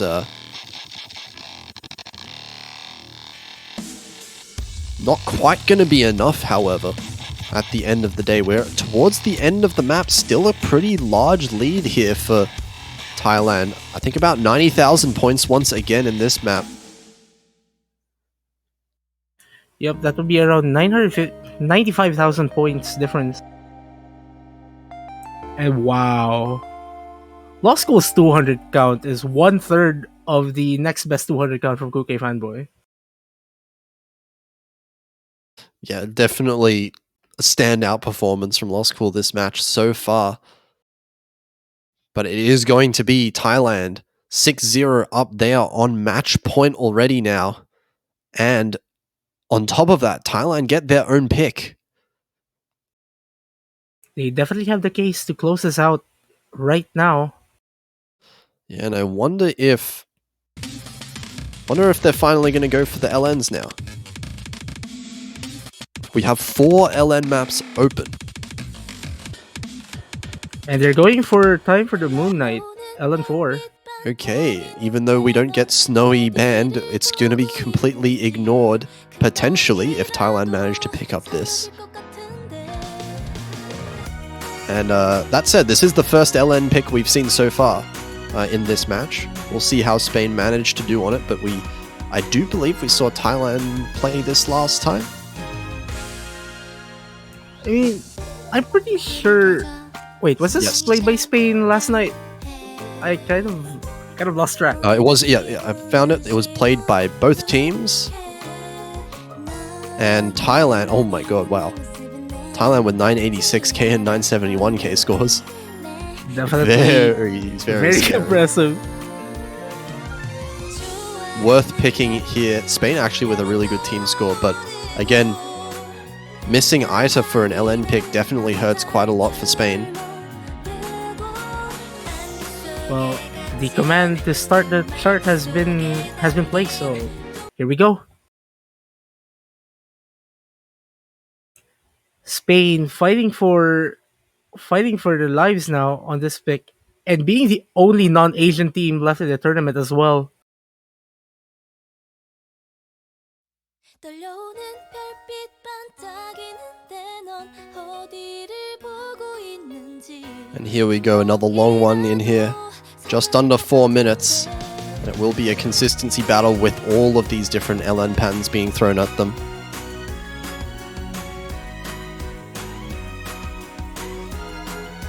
Pretty good start for both teams right now. Both tied in this accuracy here, but not PX finding an early miss here in the map. 심장이 깜깜해 오늘도 기분은 심오 Very impressive accuracy from Kuke Fanboy there. 너의 마음 안에 있는 내 모습은 내맘 같지 Yeah, 99.6 for Kruke Fanboy, 99.5 for Mizki, 99.8 for Lost Cool.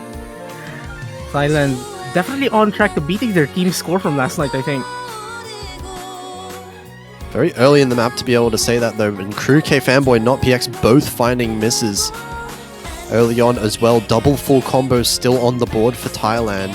So this is going to be a lead starting to grow quite large for them. Ooh, series of misses from both Spanish players, not helping their case as we go to the first chorus.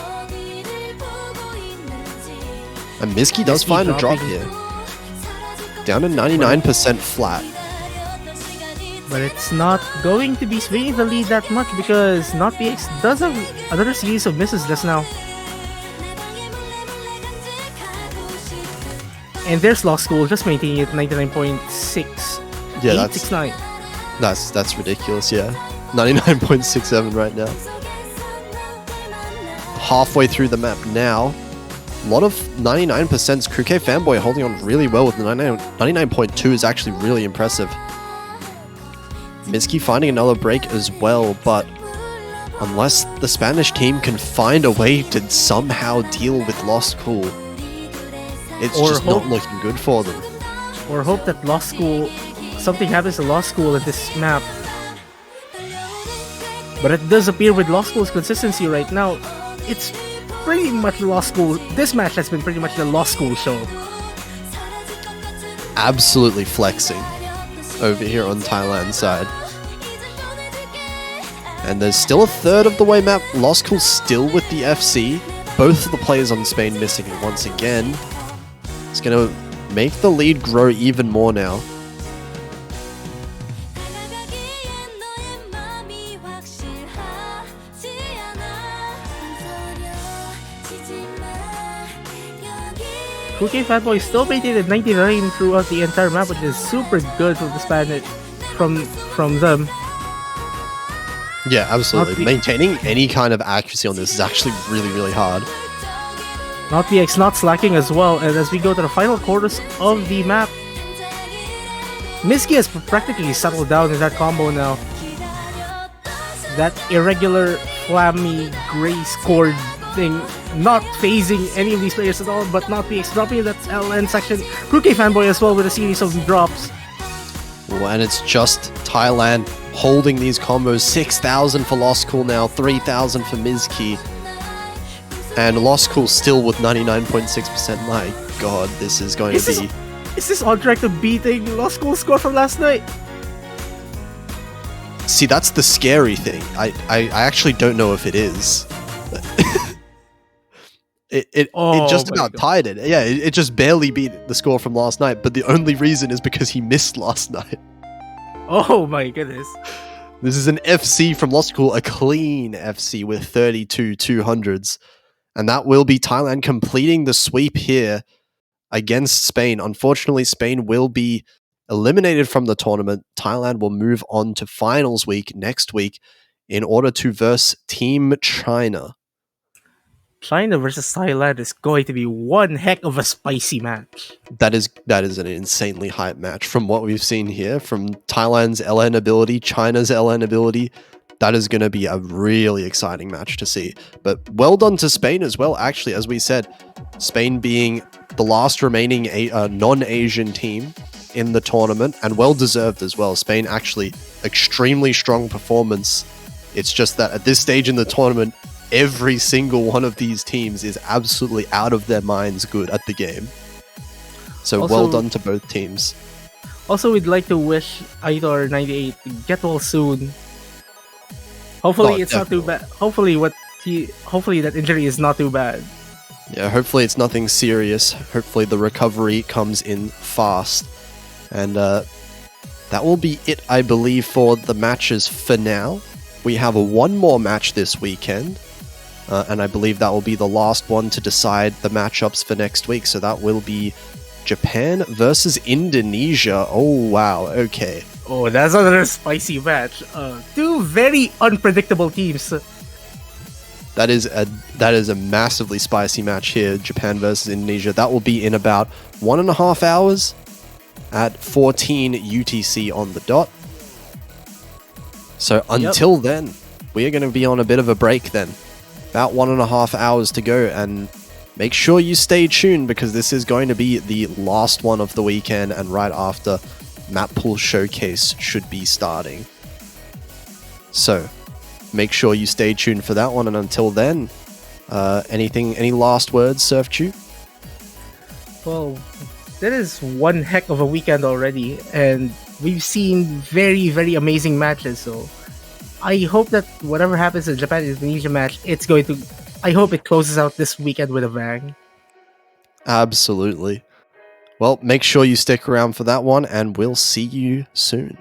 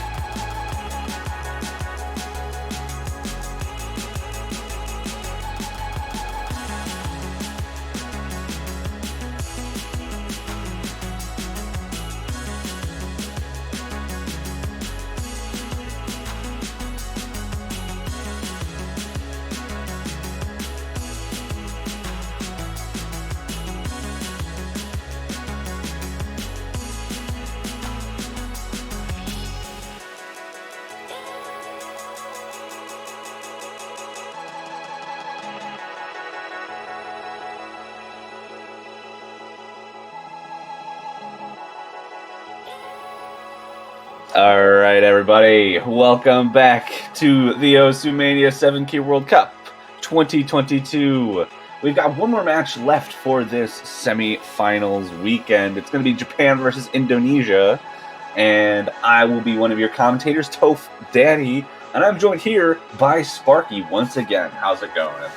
It is going fantastic. It feels like this weekend has just flown by with some absolutely incredible matches. Yeah, and we've hopefully seen some pretty crazy results already. I mean, my I don't think goodness. we've had any. No, we've had one sweep, I think, this weekend, which is unprecedented for 7K World Cup to have that few at semifinals.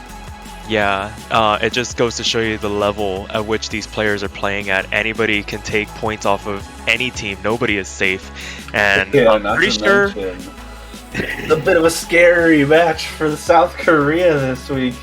7-6. Philippines almost taking them down. I think they were up 6-3 at one point, which South Korea had to make that comeback, which again, unprecedented for 7K World Cup for a team that's not China to give South Korea a run for their money. But for this match, we got Japan, Indonesia, last losers bracket match of the weekend, and so whichever team loses this is out of the tournament. So the stakes are high. Yeah, and it looks like they're already going into the bans. It looks like Indonesia is getting rid of LN2 or oh boy, not a lot of love for LN1 and Yeah. 2 Underjoy. That's been banned quite a bit. I saw Snowy played a few times, but I think WWW was banned in almost every single match. Yeah, I think it's survived like 2 matches overall this entire weekend. I believe it survived the match with Canada in it somehow. That's the main one I can think of, and it looks like Japan are getting rid of the Jack pick, Jasmine T Girl. No accuracy for Japan. They're not looking to have an accuracy battle with Indonesia, and that's probably fair. That's very fair. And it'll remain to be seen what they decide to go with here. We've seen a lot of... Actually, okay, hold on. I'm a little... Oh, wait, no. Okay, I'm thinking of this the wrong way around. Indonesia banned Jasmine T Girl. Japan banned the long note map. I was very confused for a second because I thought it was the other way around. Wow. Oh, that's right. I got my colors confused. I do apologize, Toph. Led you down the wrong path there. Wait, why did Japan ban rice and Indonesia ban the long notes? That seems a bit backwards. But no, it was. We have the right ban order, and then we'll be getting into our first pick. Japan looks like they're, Indonesia looks like they'll be picking first. Oh, and looks like we have the wrong LN ban. So WWW is actually open. Oh, okay. It doesn't help when in the lobby chat there's just a lot of W's, and one of the LN picks is literally called WWW. Okay. Okay, yeah, okay. So confirmed Snowy is banned, not WWW. Yes. Either way, we're we're not going to play an pick. Underjoy map. Indonesia goes into Violet Perfume, perfectly expected from this team, seeing that Japan banned long notes and Indonesia is one of the strongest long note teams in the tournament. Yep, I feel like that's been the theme so far and throughout this weekend. It's like one team very much preferring the rice and the other team for very much preferring the LNs and hybrids. And we shall await to see who from either side will be contesting this pick. You would imagine we just see Suzuha in for every pick for Japan.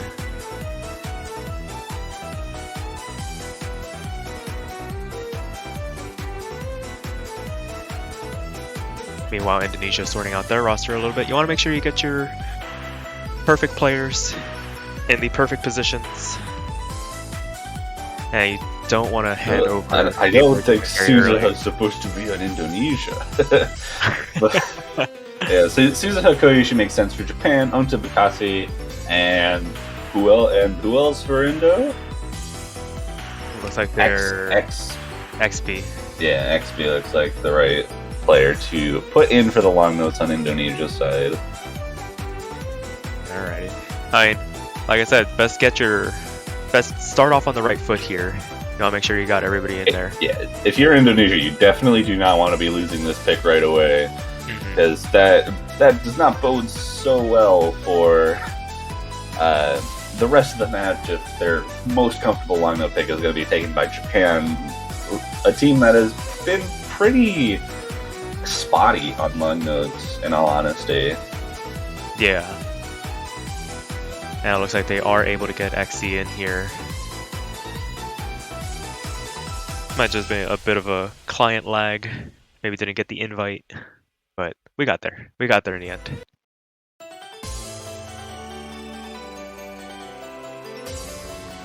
So Violet Perfume, more of a coordination type of pick compared to something like WWW or Time for the Moon Knight. And with the fact that Noe's been banned, you feel like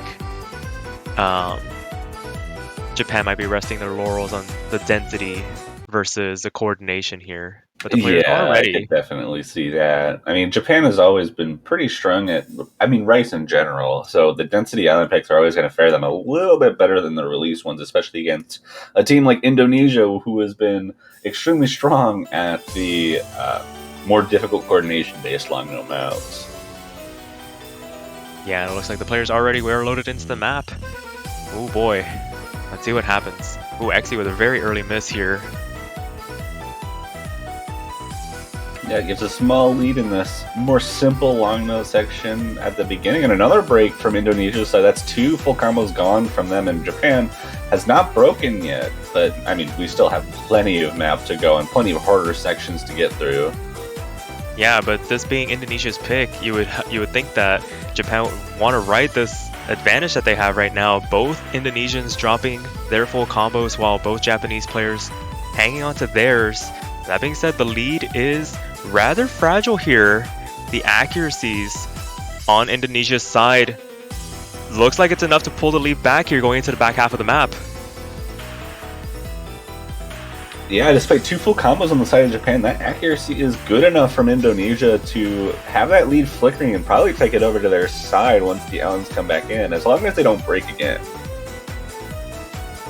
They need to hold here as we get into the last third of the map. Onto Bikasi, despite the early misses, holds the highest accuracy in the lobby, and Suzuha is the one to drop for Japan. There's 1 full combo gone for Japan, and you would think that, oh boy, traded back by Anta there.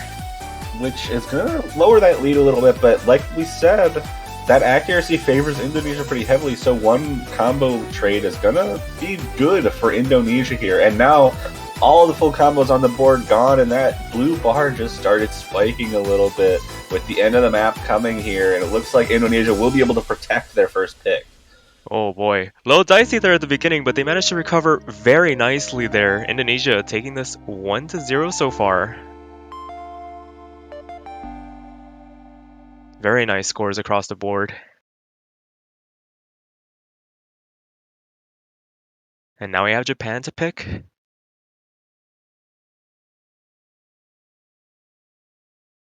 Yeah, and you could probably expect one of the more difficult Rice maps to come out. I could honestly see that the marathon coming out almost immediately here, just because of how difficult that is. But I think Rice won, or Sparks. Sparks makes sense too, though that one's a little bit more not straightforward. It's easier physically than most of the other maps in this pool. I think the only other physically easier map in the pool would be the dense chord stream pick, and then the jack pick, which was banned. Yeah, but that's my. Maybe Indonesia's looking. Maybe they saw that jack ban from Indonesia and thought, let's go with whatever we can get really, really good accuracy on. You know? Yeah, this is definitely one of those picks where you can get some pretty high accuracy. I mean, there are some awkward snaps thrown in there, but yeah. I mean, you can read your way through them.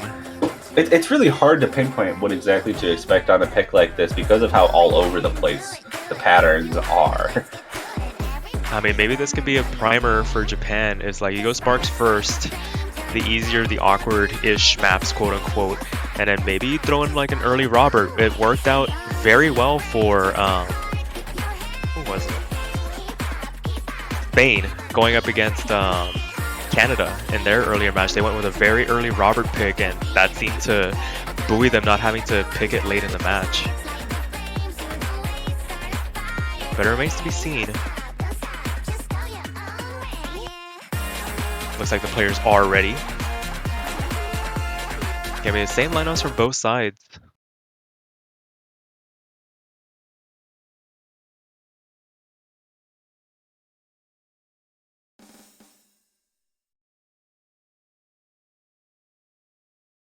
And let's see what happens.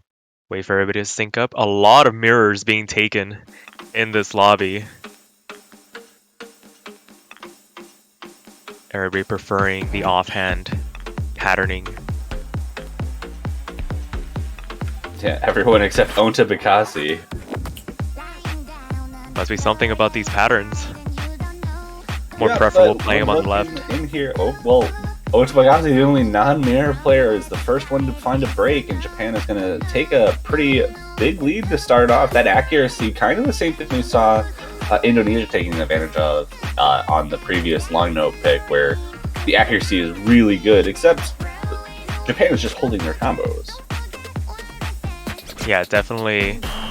Oh, and there's an immediate trade going into the transition. Suzuha and Exi both dropping there. Yeah, but even Favorable with trade. that drop, look at Suzuha's accuracy, 99.7 up to this point, which beats everyone in the lobby by at least 0.4%. The next highest being his own teammate, My Angel Koichi, who's still holding the full combo for Japan.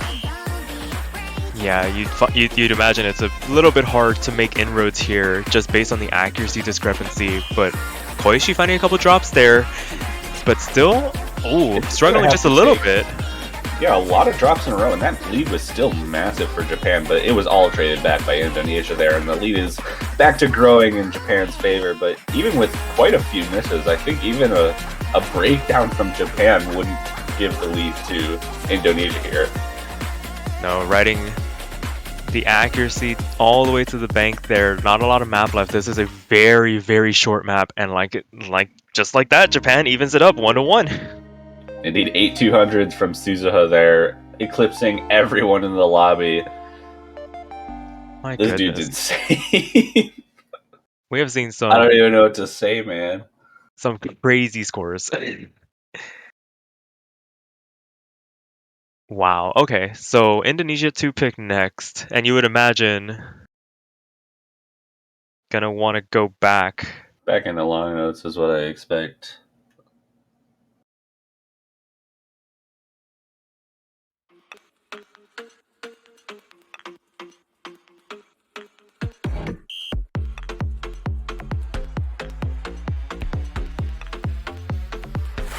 Looks like sorting the out. two Indonesians are discussing what they want to pick. It looks like they are deciding between some of the long node picks. I do see them. Okay, yeah. I saw them say J-Friend, which I assume meant G-Friend, given the J-pop or K-pop nature. Is that K-pop or J-pop? I don't know. That's a very good question that I am not qualified to answer. I don't recognize the language properly. I'd assume K-pop, but doesn't really matter. It's long notes. That's all that really matters here, because that's all we expect Indonesia to start picking. They've got four essentially free long note picks open. Maybe not free as points, but they should have quite the advantage on them in general if they go anything like White Rose did. Yeah, with that being said, it looks like it's gonna be this same roster from both teams contesting all these picks. As we get into map number 3 here, waiting for the sync up. Everybody's still taking the mirror except for Anta. Yeah, some of them, I guess, trying to reset their muscle memory for a map like this. Rely on their reading instead of their muscle memory, or especially for a long note map where you can make pretty big mistakes if your muscle memory is hitting notes in the wrong way. Yeah, right now immediate back and forth. Anta dropping a slider there at the very end of that transition. Still very early on in the pick. Definitely a lot longer of a map compared to something like Violet Perfume. That's going to hand Japan a very slender lead here. Yeah, but that accuracy is in favor of Indonesia, and Onta Bikasi has gone up to that 400 combo mark already. So that lead should be shrinking and going in favor of Indonesia as long as no more combo breaks happen on their side. Yeah, but Japan's not going to let that lead go very easily here. It does eventually trickle back over to Indonesia's side, but oh boy. Oh, and a double miss from Japan. That's huge. But Exif, that's a last full combo on the board. Ontopkasi being the only player with any kind of combo right now, but everyone quickly getting up to the 400 combo mark. And Indonesia with a pretty solid lead on top of that accuracy lead that they have. Suzuka doing a good job of keeping up with them, but that 99.35 from Ontopkasi being a little bit too much for even Suzuha to eclipse here, and especially with Maengo Koishi below the 99 rank and dropping combo yet again on this more tricky coordination section, giving Indonesia an even bigger lead. Yeah, and as we get into the back half of the map, Indonesia riding this advantage here. Onto with the highest combo in the lobby here. It's imperative that Japan just hold on, build some combo here in these lighter sections before the density picks up to maybe try and mount a bit of a comeback. There's still a third of the map left. There's still plenty of time, but if you're going to do any damage, it's best to do it now rather than later. Yeah, but Indonesia's not the kind of team who's going to give you those chances on long notes. And with Koishi dropping yet again, that's not going to help Japan's case for taking a breakpoint on a long note map. But Suzuha's doing what he needs to. He's up to 99.25%, only a 1/10% behind Ontopkasi right now. But the difference right now is Angel Koishi being at 98.7 versus Exif's 99.1. And also continuing to find combo drops. Yeah, you want to make sure you get the full credit for all these nodes, and Koishi, every drop, resetting his combo, not helping matters in terms of wanting to make this comeback, and it looks like Indonesia resting their laurels on the LN picks. Despite the density pickup, it looks like they can handle both in this map pool. And it looks like those bursts were no issue for anybody there. Onto dropping on the dropping after 4,500 combo, but an incredible just enough. And Suzuha trading that miss right back, and Exif takes over that 4,000 combo lead as Japan finds a double break and pretty much seals this in Indonesia's favor. Yeah, sharing the load there, definitely what you want to see in a two-man team. One drops, the other one picks up the slack, and it looks like Indonesia is going to be able to take their second pick here rather comfortably at the end of the day. 2-1 now. Yeah, and back to Japan's pick, and given their pick strategy of going Sparks first, you would think that the Igor map's coming out. Robert would be coming out, right? You would think.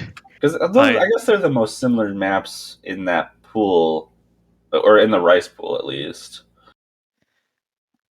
Even though Robert is disgusting to play. But it looks like they go for Swimming the Speed Corks, the speed map, instead. Let's see, I guess they're just more comfortable on it, which is understandable. Yeah, maybe in this regard, Robert might be more of the pocket pick if things start going really south for Japan. Yeah, but things seem to be things went swimmingly for their first pick. I expect kind of the same thing to happen for something like this, that they're, I would assume, very comfortable on. Yeah, this is probably going to come down to a bit of a ratio battle. Misses might be, even one miss might prove to be very detrimental to either team, just based on the caliber of both these teams.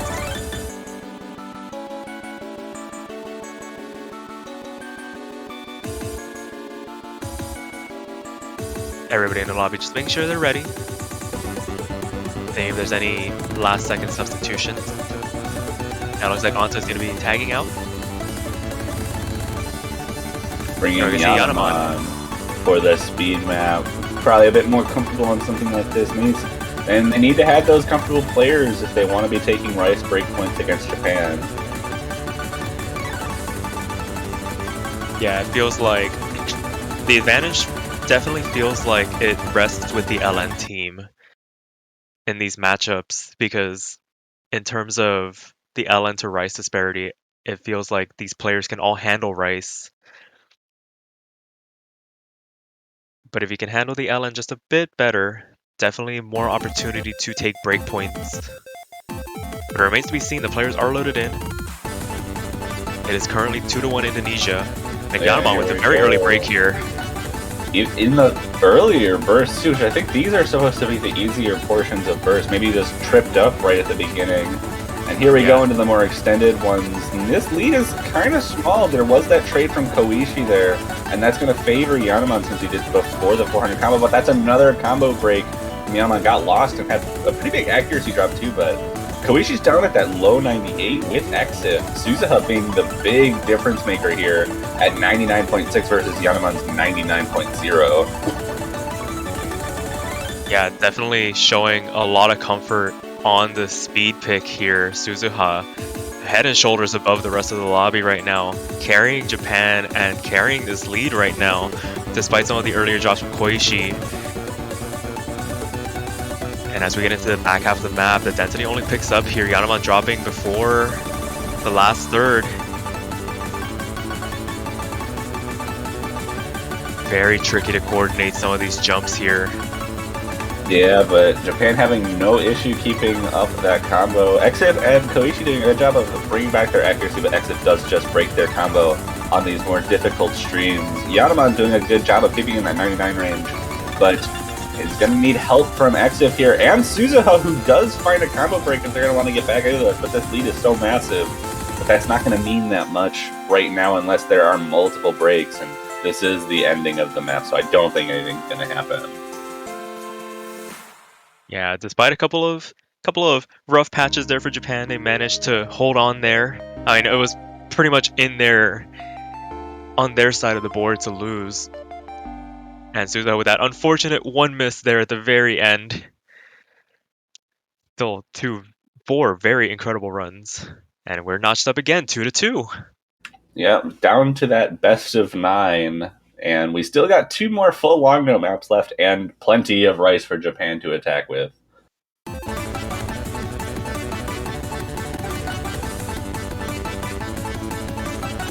Boy, so now it just becomes which LN map do you want to play? Scottish or WWW? I mean, the hybrids are still there on the table, but I feel like those might just be last resort. Yeah, those I expect like the 2 Longo picks to come out, and then like fake coming from Indonesia as their 5th pick, just because that one's pretty tough on the Longo side of things. Yeah, it's definitely one of the more physical hybrids in the pool, but definitely want to make sure you make the right decision here. Who's feeling up for what style? Oh, and they're gonna go. They're gonna go for a hybrid, Wilden Chan hybrid here. So they aren't going for Godish or WWW. This one's also pretty long note heavy. Yeah, I think the most physically demanding one being Mushino Sumo. I think I might be wrong about that, but I'm just gonna go with it. Best say it with your chest there.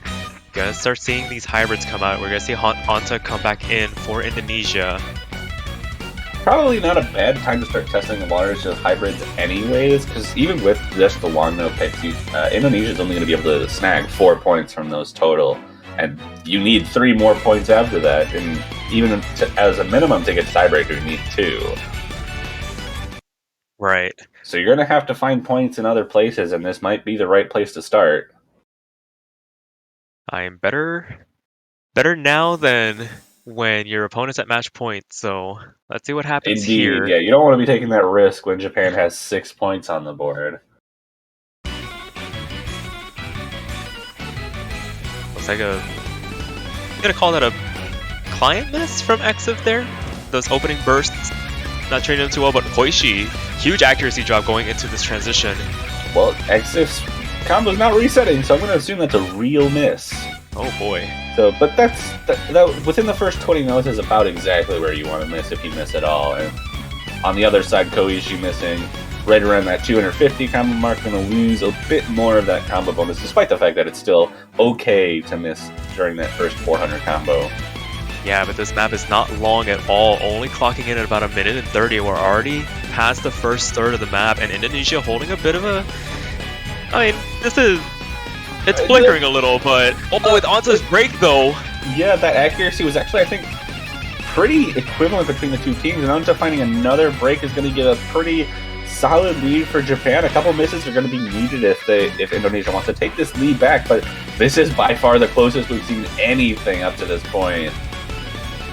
And I feel like this hybrid just has enough variance in it that gives Japan enough leeway to get away with some of these LN sections. They can drop the accuracy, regain it in the rice, intersperse throughout this map, and right now, this pick not panning out for Indonesia. I mean, they would have had to have done it anyways. Better now than later, as we said, but not what you want to see. Yeah, not going to be what you want to see, as Indonesia here losing the first break point of the match and giving Japan a chance to go up 4-2. Oh boy. We were saying it before the pick happened. They would have had to have dived into this hybrid pool eventually. And it was going great until that break from Onto Bikasi there. But unfortunately, that's just how it goes, especially on maps this short. Misses like that. The accuracy from both teams is pretty close together. 29 200s for both Suzuha and Onto Bikasi, and then right around 40 for both Exif and Koishi. It was literally just the combo breaks that gave it to Japan. Yeah. That's just how those picks go sometimes. And Japan wasting no time going for Revixie here.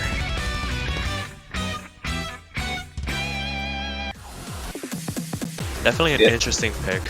Dense core stream, pretty similar to what you might expect as like an accuracy pick for, especially for a team like Japan at this stage, which, you know, gives way to, you know, trying to take out from Indonesia's weaknesses as they banned the Jack map in this pool, which is also what you might expect to be called an accuracy map this late in the tournament.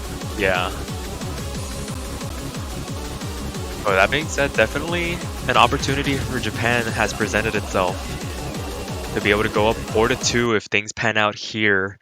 It's up to Indonesia to find a breakpoint here before the end of the match to try and regain a foothold here.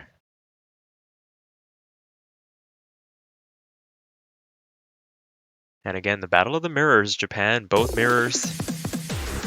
Indonesia opting for the no mod.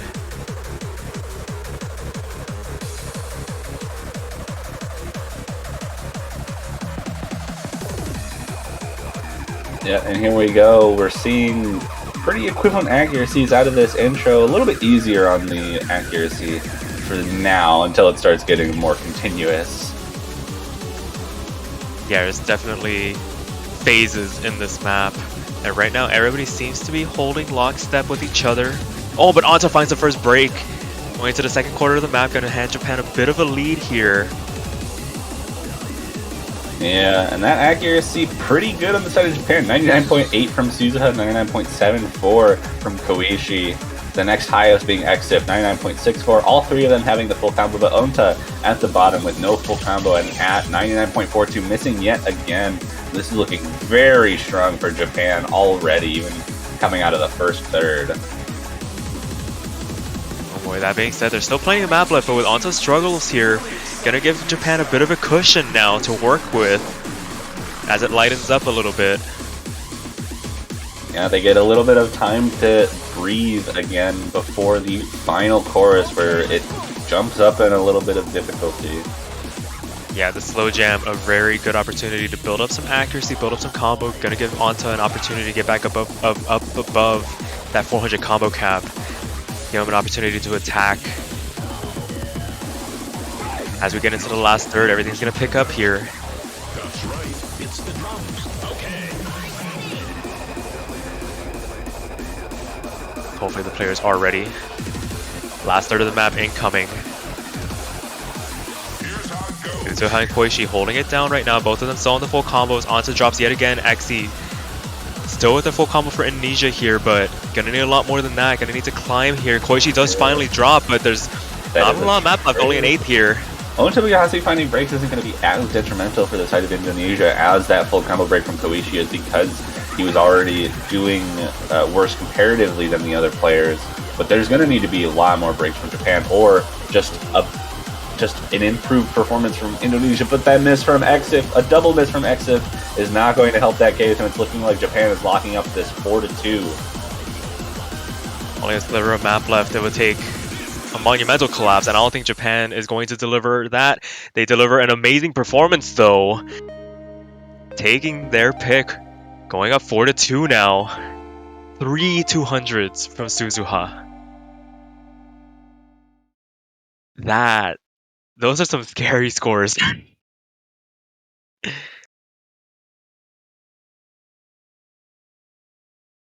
Oh boy, and now if you're Indonesia, gonna need to take a breakpoint somewhere here, but it is your pick. Take some time to decide what you want to do. When you're looking at this, it's almost like, you know, Indonesia has to go back to LNs because they just tried to veer out of it to see what they can do, and they lost the pick. So I think either WWW or Goddess has to come out here. I feel Goddess might be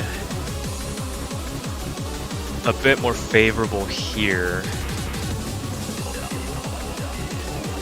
Just based on the styling, just something to really throw Japan off their game.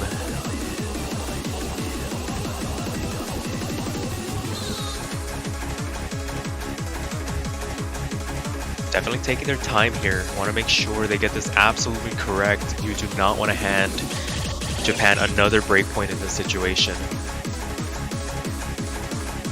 I mean, that or they could just go full Hail Mary, pick another hybrid. That's definitely on the table. Not what I feel like we would recommend, but I mean, they're the ones playing.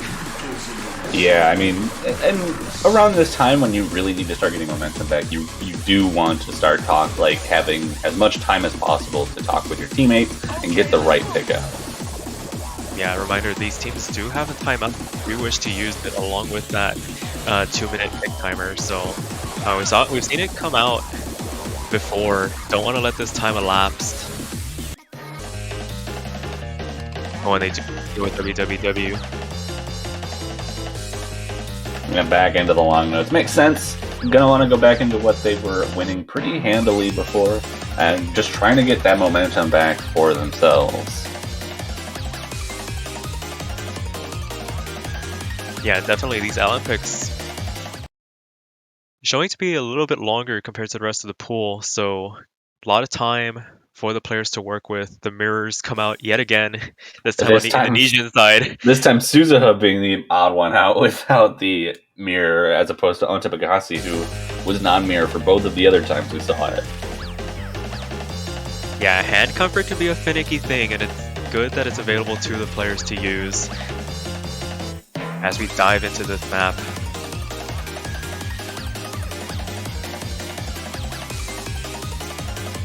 A lot of dense patterns to chew through, and it looks like Indonesia's going to be able to eke out an advantage just based on the accuracy alone right now. Just barely though. Suzuha with the highest accuracy in the lobby right now, beating out Onta Bagasi by about 0.05 right now. And Exif and Koichi very close together right now, so this lead is going to be essentially nothing. Yeah, this might come down to combo breaks. Who can hold their nerve, who can hold their full combo for the longest. But right now, Suzuha taking matters into their own hands. Highest accuracy in the lobby by 0.2% as we get into this tiny bit of a break section. Take some time to compose yourselves. That was a lot of LN to digest before diving right back into it. Yeah, no misses so far from anyone. Look at it, everyone's pretty comfortable on this, but Japan with the accuracy lead is taking that advantage out right now, a third of the way through. But I do believe this gets harder as the map continues. So Japan's going to have to hold their grit together if they want to take this breakpoint yet again. Yeah, composure comes into play here. It's one thing to play the map, it's another thing to perform. And Koichi finds the first drop in the lobby. And that's going to be very good for Indonesia here. Look at that lead shrinking just a little bit as Koichi brings himself back up to 400 combo.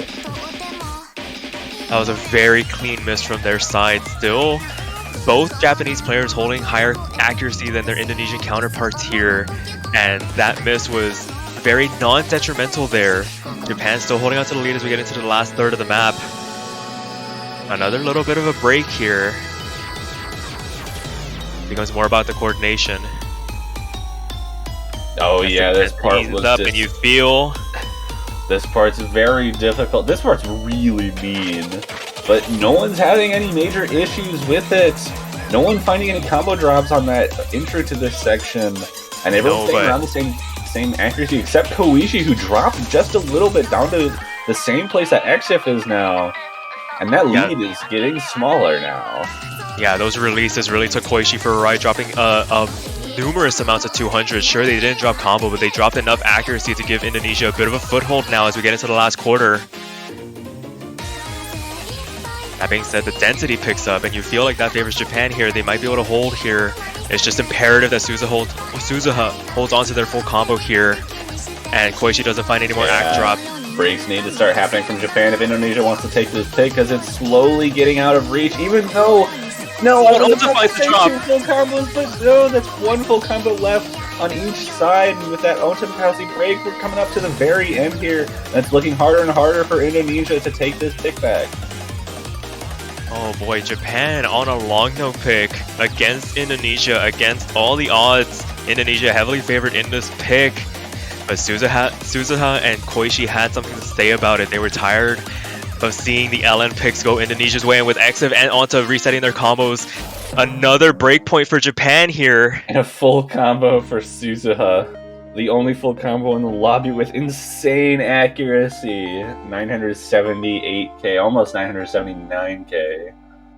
Full 10,000 point gap against anybody else in the lobby, and that's what you want to see from somebody touted as the best player in your country, putting up performances like that. And Japan go up 5-2 now. 5-2 on their own pick, so they have full control over whether they're going to be able to bring it to match point for themselves. And we're seeing Electromagnetic Stealth Girl. We get the 4.5-minute Chameleon chart. Oh my goodness. I think this is the first time we've seen it this weekend. Let me actually double check that. I know in the background we got corrected that Snui has been picked and WWW has been picked, but I feel like I can say that this has not been picked yet. Well, I just looked at the match feed, and Electromagnetic Stealth Girl has not been picked this weekend. It hasn't even been banned this weekend. It was ignored until this match. Oh my god. The phalanx of the semifinals. Well, Phalanx got banned a bunch. This didn't. This has been completely ignored until now. Oh boy, and what a better time to pull it out. Japan with the opportunity to take it to match point if everything goes their way. This is, I think, outside of the tiebreaker, the longest pick in this pool. And we're going to see Rays coming in for Indonesia.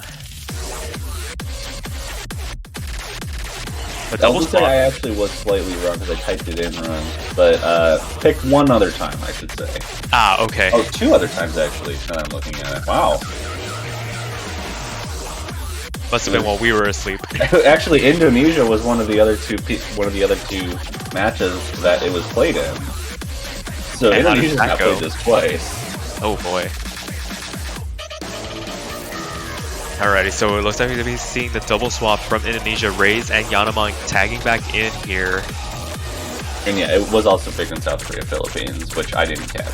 But either way, 3rd time this has been seen this weekend, and we'll be getting into the potential point to bring it to match point for Japan. Yeah, and it looks like the players are ready. Diving into this very shortly.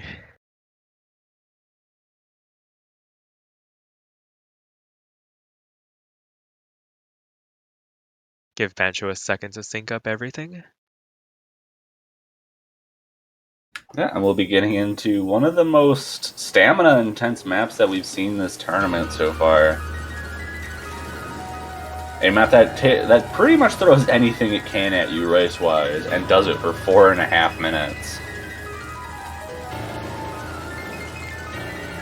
It's definitely not the kind of map you want to be seeing later on in a match, because you will already have been pretty tired, especially from these players, but Rays coming in to take over for XF on this map. Suzuha finding a drop on this early rice section.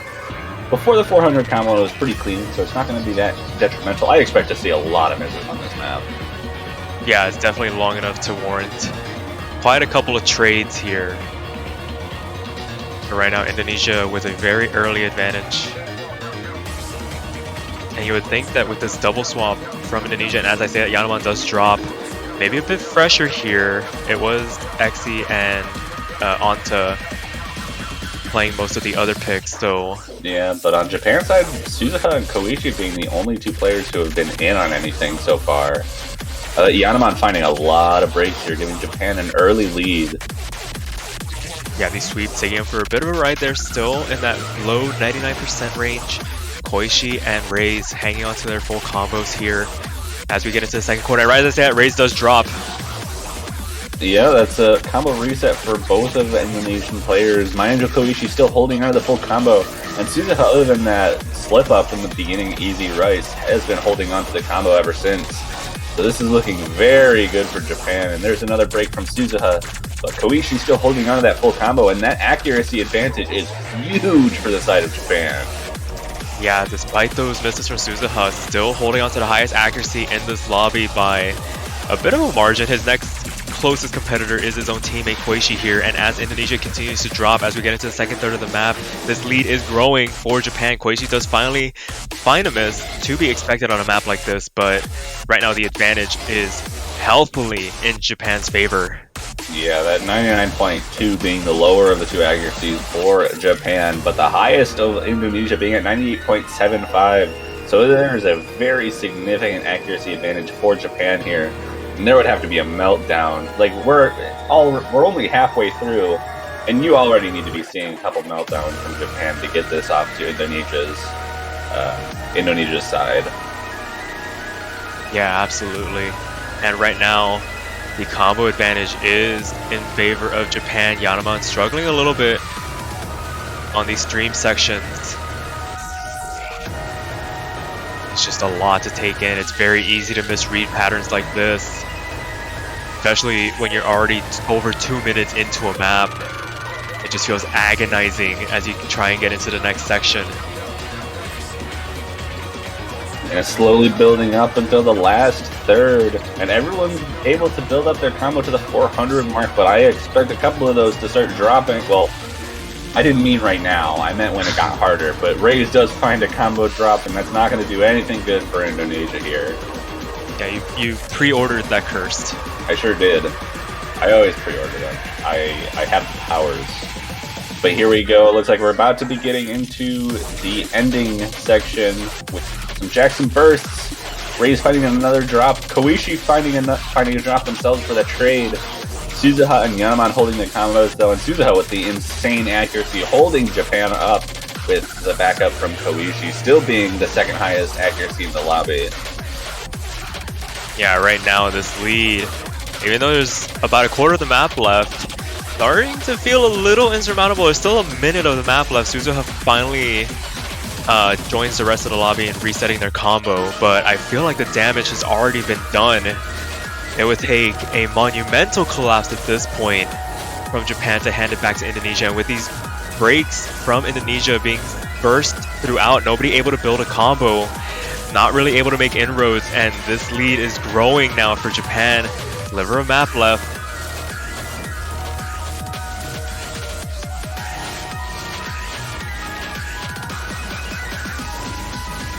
Yeah, this is almost 100,000 points of lead in favor of Japan here, and with combo breaks constantly coming from pretty much everyone in the lobby except Suzuha, this is a fair point for Japan, and they're going to bring it to match point here. But Indonesia does have the pick.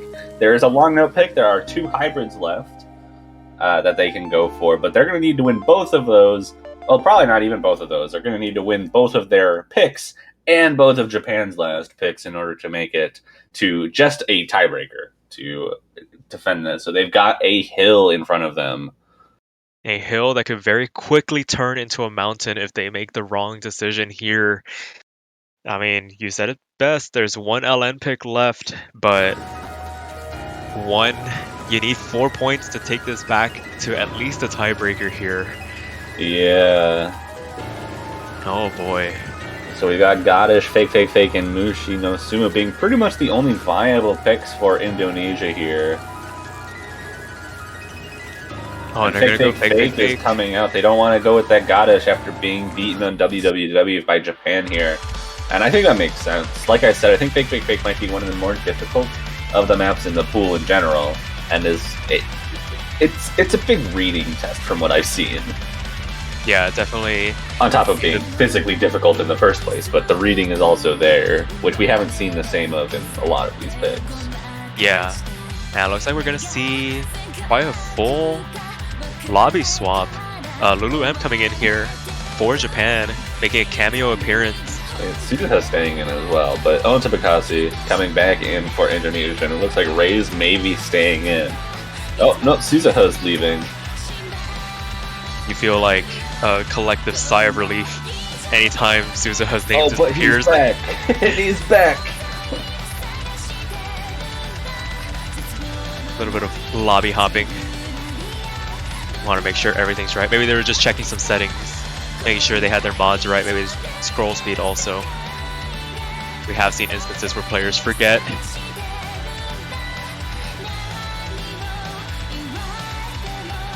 But it looks like these are going to be the rosters for both sides. Oh, and as I say that, Race does tag out. Probably going to see, Yanaman. Yeah, so I assume these are going to be the teams we're looking at. Lulu M and Suzuha for Japan, and then Yanaman and Onta Bakasi for Indonesia. The last chances for Indonesia coming up right here to stay back in this match and to stay in the tournament. But Japan just needs one more point to secure top 6 for MWC 2022.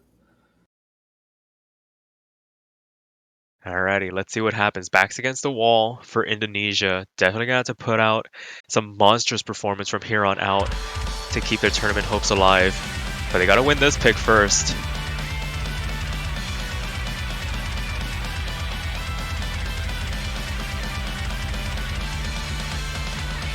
As we get into it, relatively even across the board. Lulu M trailing just a tiny bit behind in the accuracy, but it is very early on in the map. They do find a couple of breaks though.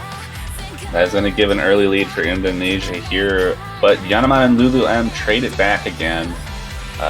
Probably going to be pretty good for Japan there since Lulu M was still building up their combo. So now they're both trying to get back up to that 400 as they get closer to the first chorus, but Suzuha and Onta Bakasi had about the same accuracies, and Lulu M finding another couple of breaks is going to give Indonesia quite the advantage going into this chorus. Yeah, it looks like going into this chorus, Lulu having a bit of an issue reading some of these patterns, dropping down to 97%, full 2% behind everybody else in the lobby. Gonna give Indonesia quite a healthy lead here. Gonna take a couple of misses from Indonesia to give Japan a foothold in this one, going to the second third of the map. Oh, but Onta's gone now. There's both full combos gone as Suzuha trades that back. No harm, no foul there. Combo resets. Yanaman highest in the lobby now.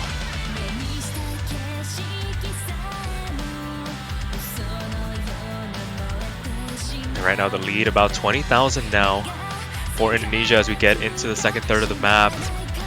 Yeah, and that lead for Indonesia is growing steadily as Suzuha and Lulu M both having dropped the full combo. I believe Yanaman now the only full combo left. Well, no, Yanaman doesn't have that. Highest combo, not a full combo, so no full combos on the board.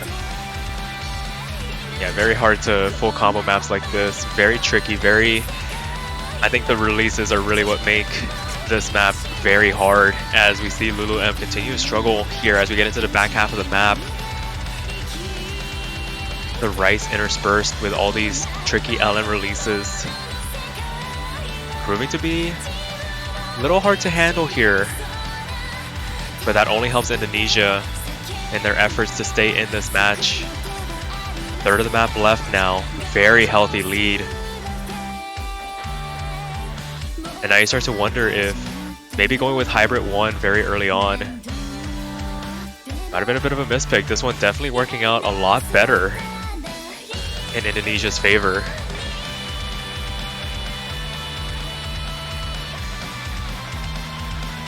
Last quarter of the map, and right now it's looking like Indonesia's going to be able to hang on here. Very good performances. For them. Big combos from both Yanaman and Onta as Yanaman does drop that 4,000 combo, but they did their job, got that big combo and got them that lead. Onta Bakasi also not trading, bringing that combo reset here with both of the Japanese players holding on to theirs, but the lead is so massive that's not really going to mean anything unless there are some larger drops here. Yeah, full meltdown mode would be needed, but it doesn't look like Indonesia's going to be delivering that. Only a sliver of map left, and it looks like Indonesia's going to be able to stay alive for at least one more map. The unfortunate thing is that it is going to be Japan's pick, and you would imagine that they're going to immediately dive back into the rice here. As we finish it, trades across the board. Those only help Indonesia in this context. And Indonesia stays alive 6-3 now.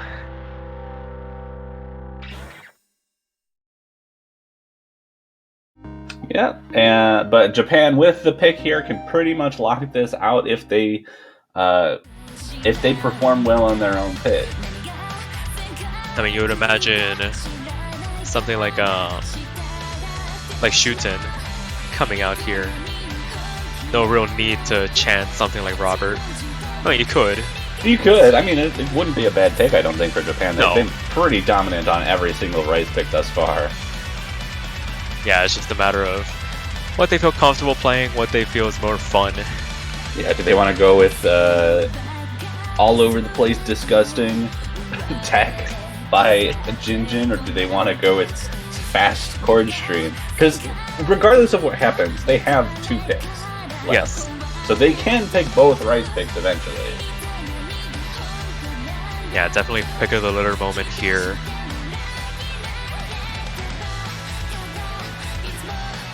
But they are taking their time here, probably just discussing what they feel like playing more. And it looks like there's gonna be Shuten. Gonna end it off with some 2U here. Japan hopes to, at least. And it looks like we are gonna see the quintessential lineup for Japan, My Angel Koichi and Suzuha tagging back in. Going up against Anta and Yanaman.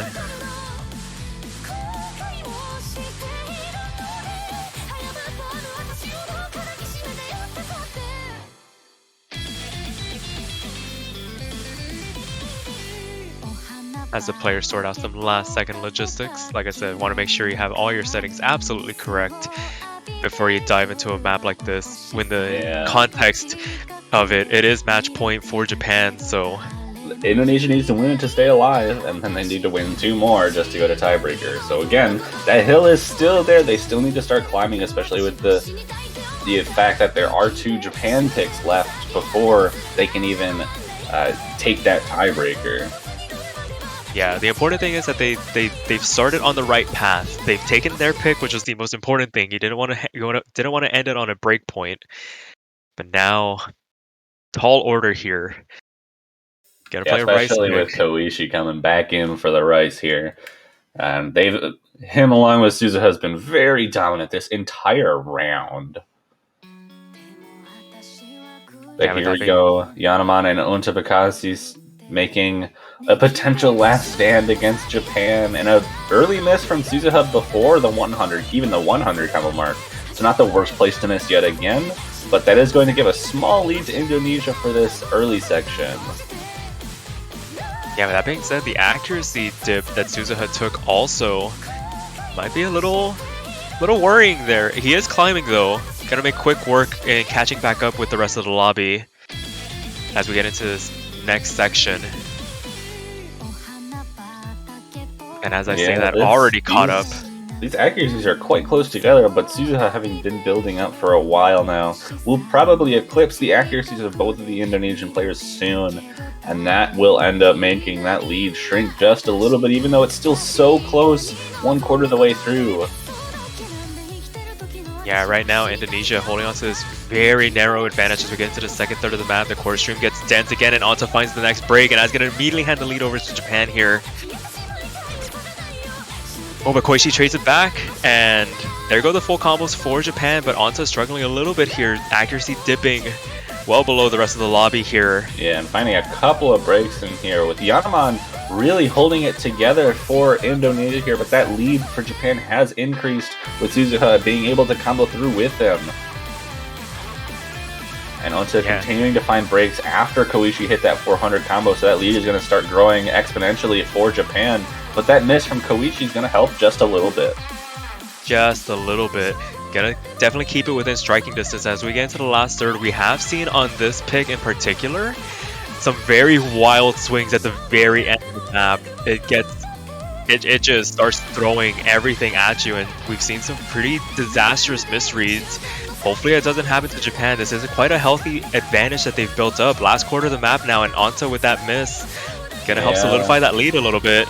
Looking harder and harder for Indonesia to be taking this point back. Koichi does drop and give a little bit of leeway for the Indonesian side, but approaching the very end of this map here, and it's looking like Japan is going to be able to protect their own pick and potentially win this match right at the end of this point. Yeah, Collapse will need to come fast, and it doesn't look like it's going to come anytime soon. Last sliver of map left. A very healthy advantage for Japan here. No combos left on the side of Indonesia. Koichi does drop, but with Suzuha taking the mantle for Japan here. Yeah, with just that one break right at the very start, it looks like Suzuha is going to have a reverse choke and carry Japan to losers finals. And that's going to be it for the losers bracket match here. 7-3 to Japan. A very hard fought battle for Indonesia, unfortunately coming up just a little bit short, getting knocked out in the semifinals second round. Hats off to all the players. Very well played from everybody. And with that, Indonesia will be knocked out in the top 8 position for the 7-key World Cup. As I said, Japan will move on to losers finals for next weekend. And that is actually the conclusion of all of the matches for this weekend. Congratulations to Japan for moving on. Amazing job to Indonesia for this entire tournament. Performed absolutely insane. Yeah, commiserations to all the teams that were knocked out this weekend, but congratulations to all the ones that are making it to finals. And with that being said, Toph, we have a map pool showcase coming up soon. Yeah, we sure do. We will have the finals map pool showcase coming around in about 10 to 15 minutes. We'll be keeping the stream on as we get it prepared, and we'll be switching out the commentators for the map pool showcase commentators. But we can take a look at the bracket right here. We got Korea and Malaysia in winners finals. Both of those two teams guaranteeing themselves top 3 spots and a spot in the grand finals weekend. And then next weekend in the losers bracket, we have Philippines versus Japan for one of the losers matches, and China versus Thailand for the other. And the winner of those two will face each other for a chance at top 3 to join South Korea and Malaysia. Absolutely fantastic. You don't want to miss any of those matches. And Toph, you did say we had about a 10 to 15 minute break. What can people watching do in the meantime? Yeah, I mean, I think we asked each other this last time, but I do believe you mentioned that in the Osu store there are banners you can buy to support your teams while we wait for the finals map pool showcase to be prepared and for the commentators to join up. So go to the Osu store, buy your banners, support your favorite teams, support the tournament. You can even support the teams that have been knocked out of the tournament already. But make sure to go and support whoever you want to win the tournament. And if you support the winning team, you get to keep your banner for an extra amount of time. But is there anything else that you want to say before we sign off and let the preparation for the map pool showcase begin? Nope. I think you took the words right out of my mouth with that banner ad. Well, with that being said, I've been Sparky. I've been Toph. Yeah, I've been Toph. We'll be seeing you guys in about 10 to 15 minutes for the showcase. Don't go anywhere. We'll see you guys later. Looking into cold green eyes. Ooh.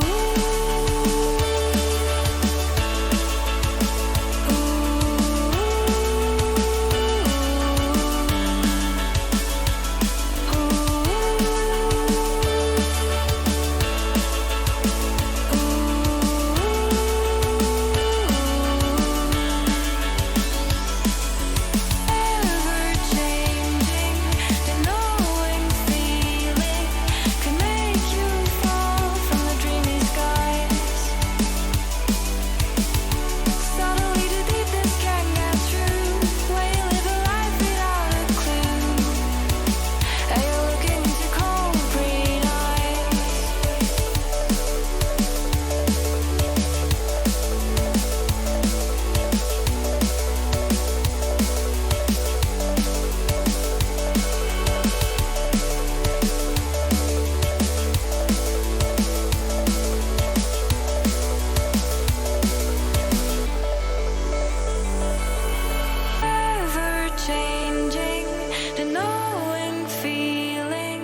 could make you fall from the dreamy skies.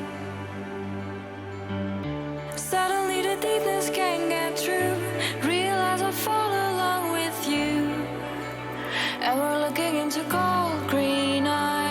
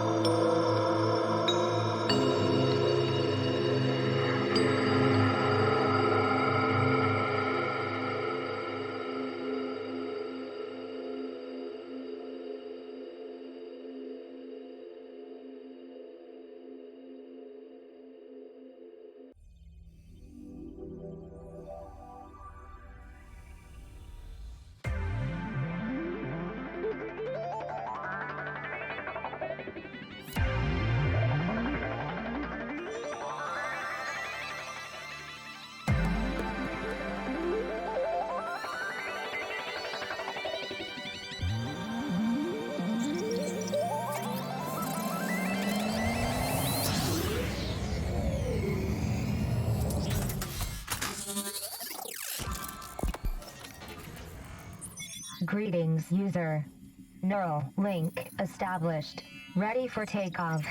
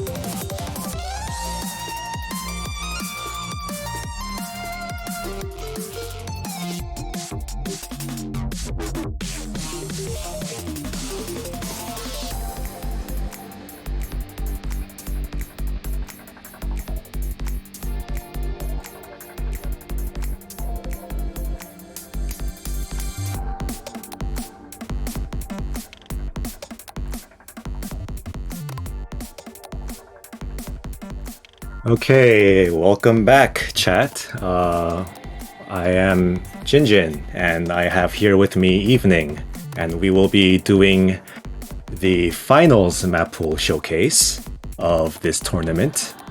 So, how are you doing, Evening? I just woke up. It's coffee time. It is coffee time every day. I mean, every time, every hour. Coffee is always nice. Yeah. Yeah. You know, I'm so anxious and I'm drinking coffee. It's not good. But It's not whatever. good at all. It's not good. Don't do that. Okay. In case the chat's wondering, it's midnight, almost midnight for both of us here. So Anyways, we should be sleeping. But anyways, this finals map pool. Oh, okay. This finals map pool may be the most difficult map pool that the Mania World Cup has ever had in history. So, yeah, we're gonna be seeing some really difficult maps. It is like it's hard to say how difficult it's gonna be. It's I don't know, like 2 dans above what I would expect from a finals map pool, really.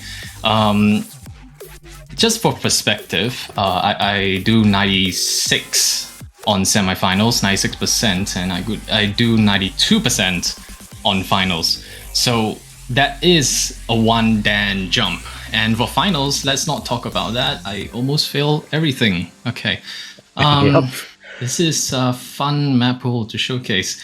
We have always been just looking at players, their performances during the matches, and we adjust the map pool according to that. So if you do too well, watch out. Yep. And with that, I guess we can get to the first map of the finals map pool. Would you like to introduce us to the first map? Okay, so oh my goodness, I just woke up. Now this one is the chord stream speed map.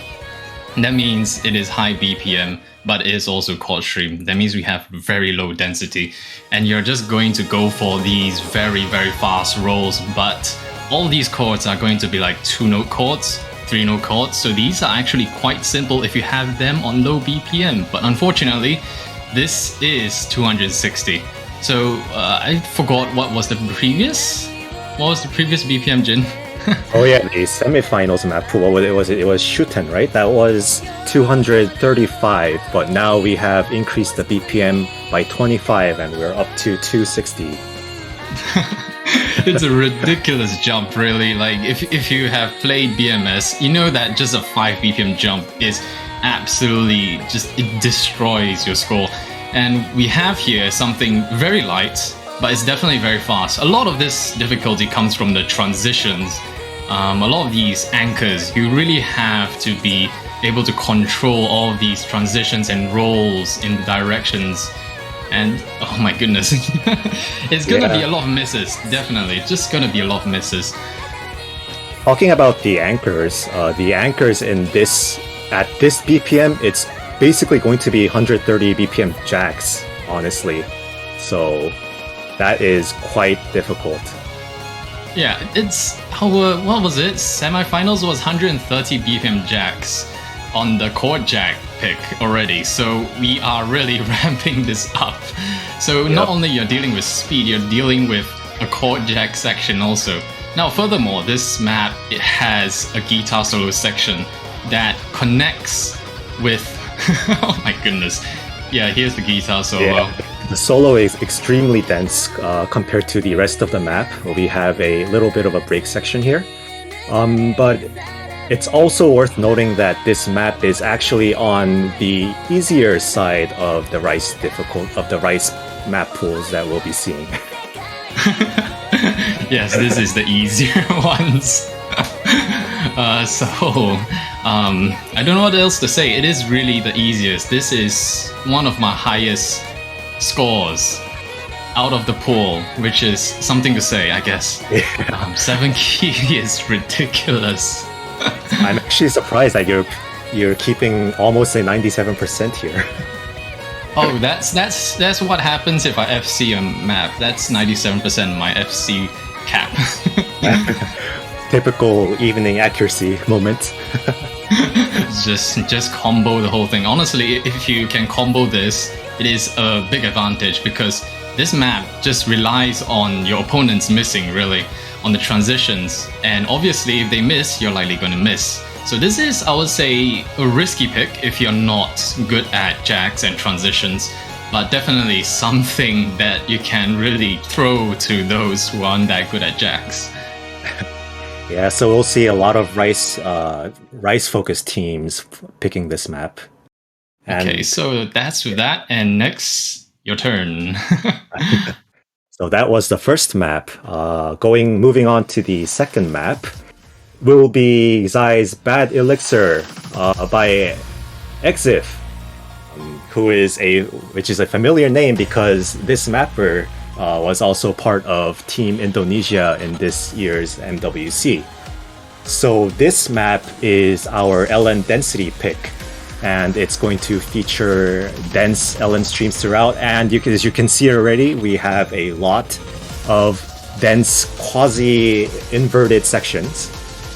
This map features 2 main dense sections in each half of the map with a break in the middle. So this is going to be the first dense section of this song. This map is LN density. That means it's supposed to be easier for the Rice players to play this, and I can say that it is definitely easier compared to the other LNs. But when I say easier, I mean like I get 88 on this, so 88%. Almost failed. So this is, oh my goodness, absolutely ridiculous in density. Actually, if you look at the map description, the description of this map, it says that this map is Gamma LN Dan in terms of difficulty. So yes, we have jumped up to Gamma Dans in terms of difficulty now for the finals map pool. We have reached the point where we run out of numbers, so we are going for the letters now. So I was wondering, right, if this is Gamma Dan, are there any maps on the Azimuth Dan? I wonder. Well, but then even then, Azimuth is quite a big step up from Gamma. So, but then we'll see how maybe once the tiebreaker rolls out, but we'll see what happens then. Yeah, let's see what happens. Let's see what happens after that. Right now, but yeah. Anyways, and yeah, it's worth noting that this is actually quite a short map at 2 minutes. So we have already reached the end of the map here. Ah, that was quick. So yeah, next map. Next map. Anyone play Maple Story? Oh my god. Sakuzio, Toys 3-Minute War by Kawawa. Looking for Ludibrium PQ at 195. This is chord streams at 195. That means, well, dense chord streams. So it's very, very, I would say, thick chord streams at 195. Definitely one of the more stamina-intensive picks. You really have to understand where the breaks are because you overexert yourself too much during all these solos. And you will definitely tire yourself out even before you get to the ending. So this is something that you really need to practice. Even though this is a staple pick, this is kind of dangerous. I don't want to say this, but this has mind-blocking sections. So please don't. Oh yeah, mind blocks are always. Also, mind blocks are always scary. The mind blocks, they are the same on mirror. So there's no escape. Once I say it, someone's gonna mind block it and it's gonna blame me. But that's I do see a lot. I said it. I do see a lot of symmetrical patterns here. So yeah, I guess mirrors won't help at all. So anyways, yeah. This is the easiest, right? This is the easiest Rice pick. Oh yeah, it is. If you are really good with chord streams at this level of BPM 195, so this is going to be 15 BPMs above the previous pick, Revixi, which was in the semifinals chord stream pick at 180 BPM. And yeah, this it should be noted that because it is a dense chord stream, as with all the nature of how the dense chord stream maps work, with a length of below 3 minutes, this map still has a note count of almost 5,000 notes. Wait, it's 5,000? That's a lot, really. I think, I forgot the exact amount, but it's around 4,800 or something like that. Wow, that is actually quite a lot. And this is much more stamina intensive than Revixi. The breaks, there's only like one major break in the middle and then it just keeps on going. Whereas Revixi, there's quite a lot of breaks actually. This is just unrelenting, really. Yeah, players are gonna have to look out for their stamina, definitely. But I don't see this getting banned that much because of the consistency teams will picked this right out of the box. I'm pretty sure. Yeah, and I mean, there's more things to ban. We'll get to that later. Yeah, we'll see later in the pools what we are talking about. But anyways, with the end of this map, we'll be moving on to the fourth map, which is going to be Kama by Camellia, and this is our Liju map, map by Liju. Liju 7K Siphoning Souls plus difficulty. So this is a custom buffed up difficulty just for the Mania World Cup. This is going to be our first hybrid pick of this map pool. It has this even though this is a hybrid pick, it's kind of worth noting that this map is very mixed rice-esque, but with a lot of LN difficulty added to it. And yeah, you can see here we have a lot of short long notes sprinkled here and there. Yeah, shoutouts to Rocco for this replay. Insane replay, by the way. Yeah, 97% on this is insane, actually, because this is actually quite difficult. We have both played this map and it didn't bode well. It's the second hardest hybrid, if I'm not wrong, anyways. Even though you see there's a lot of LNs in here, it's really not that difficult in terms of LNs. You really are looking for these mixed rice and everything just coming at you. It's not much of coordination, it's a lot more reading and density and trying to keep it up. You know, there's a lot of stamina aspects going on here too. So, I mean, this map is 4 minutes 30. One of the longest maps, actually. I say one of the, so yeah, something to ban, something else to ban, really. Yeah, compared to the semifinals map pool, actually, we have decreased the number of longer types of maps, so many of the maps are actually less than 3 minutes this time around, but then the longer maps that exist here in this map pool are significantly longer. So we actually have more 4-minute maps than compared to the semifinals, but yeah, this is going to be one of them. And here we are in the hard base part, the hard base section, which is actually mapped by Tourney, I think. Yeah, so this kind of hybrid maps, not too sure which teams will really pick them. It's kind of like an odd pick, because you will want to take advantage of your opponent, but some teams, if I'm not wrong, they actually went for the hybrids, which is kind of odd. Not too sure what's the strategy, but I think hybrids generally are much harder than the Rise and the LNs. I'm not too sure what's the Dan for this, but it's definitely, I would say 10 to Gamma. Yeah, it's probably between that. And yeah, even though this hybrid pick may look pretty difficult,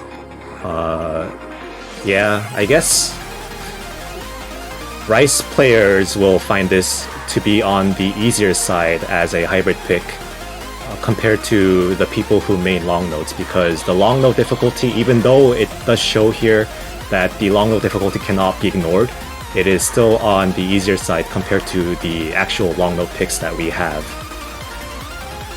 Yeah, so this is, I would say, a risky pick. If you are, I mean, you can't really tell because I think it's 50-50 on this. And a lot of the difficulty comes in the transitions. Oh my goodness. Yeah, those those delay rolls are pretty difficult. And we have some mini jacks here too. Yeah, it's kind of testing really just everything. This is, I'm not too sure who would pick this, but this is such a nice song and a nice map. It's so well balanced. So this is a good pick if you are not sure what to pick and you know that you're good at everything compared to the other team, really. This is quite a safe pick if you are confident in just everything. Yeah, this ending section is actually quite difficult with the upgraded patterns, and you can see these long notes and intrusive jack patterns too. It's it just has everything. Rocco destroying this, okay. Yeah, okay. Yeah, Rocco is actually just ET. Shoutouts to Blocko, by the way. Is Blocko in chat? I have no idea, but it's always good to mention ET Blocko anywhere. Oh yeah, next map. Another Legion map. This is gonna be fun. This is one of my favorite songs actually, recently. Alice in Rei Toku. This is, what's the different name again? Oh, this is long. Liju 7K Tourney in Freezer. Shoutouts to Tourney in the Freezer. NWC Cut Edit. So this is a very short version of Mary's vocal cover. So this LNs.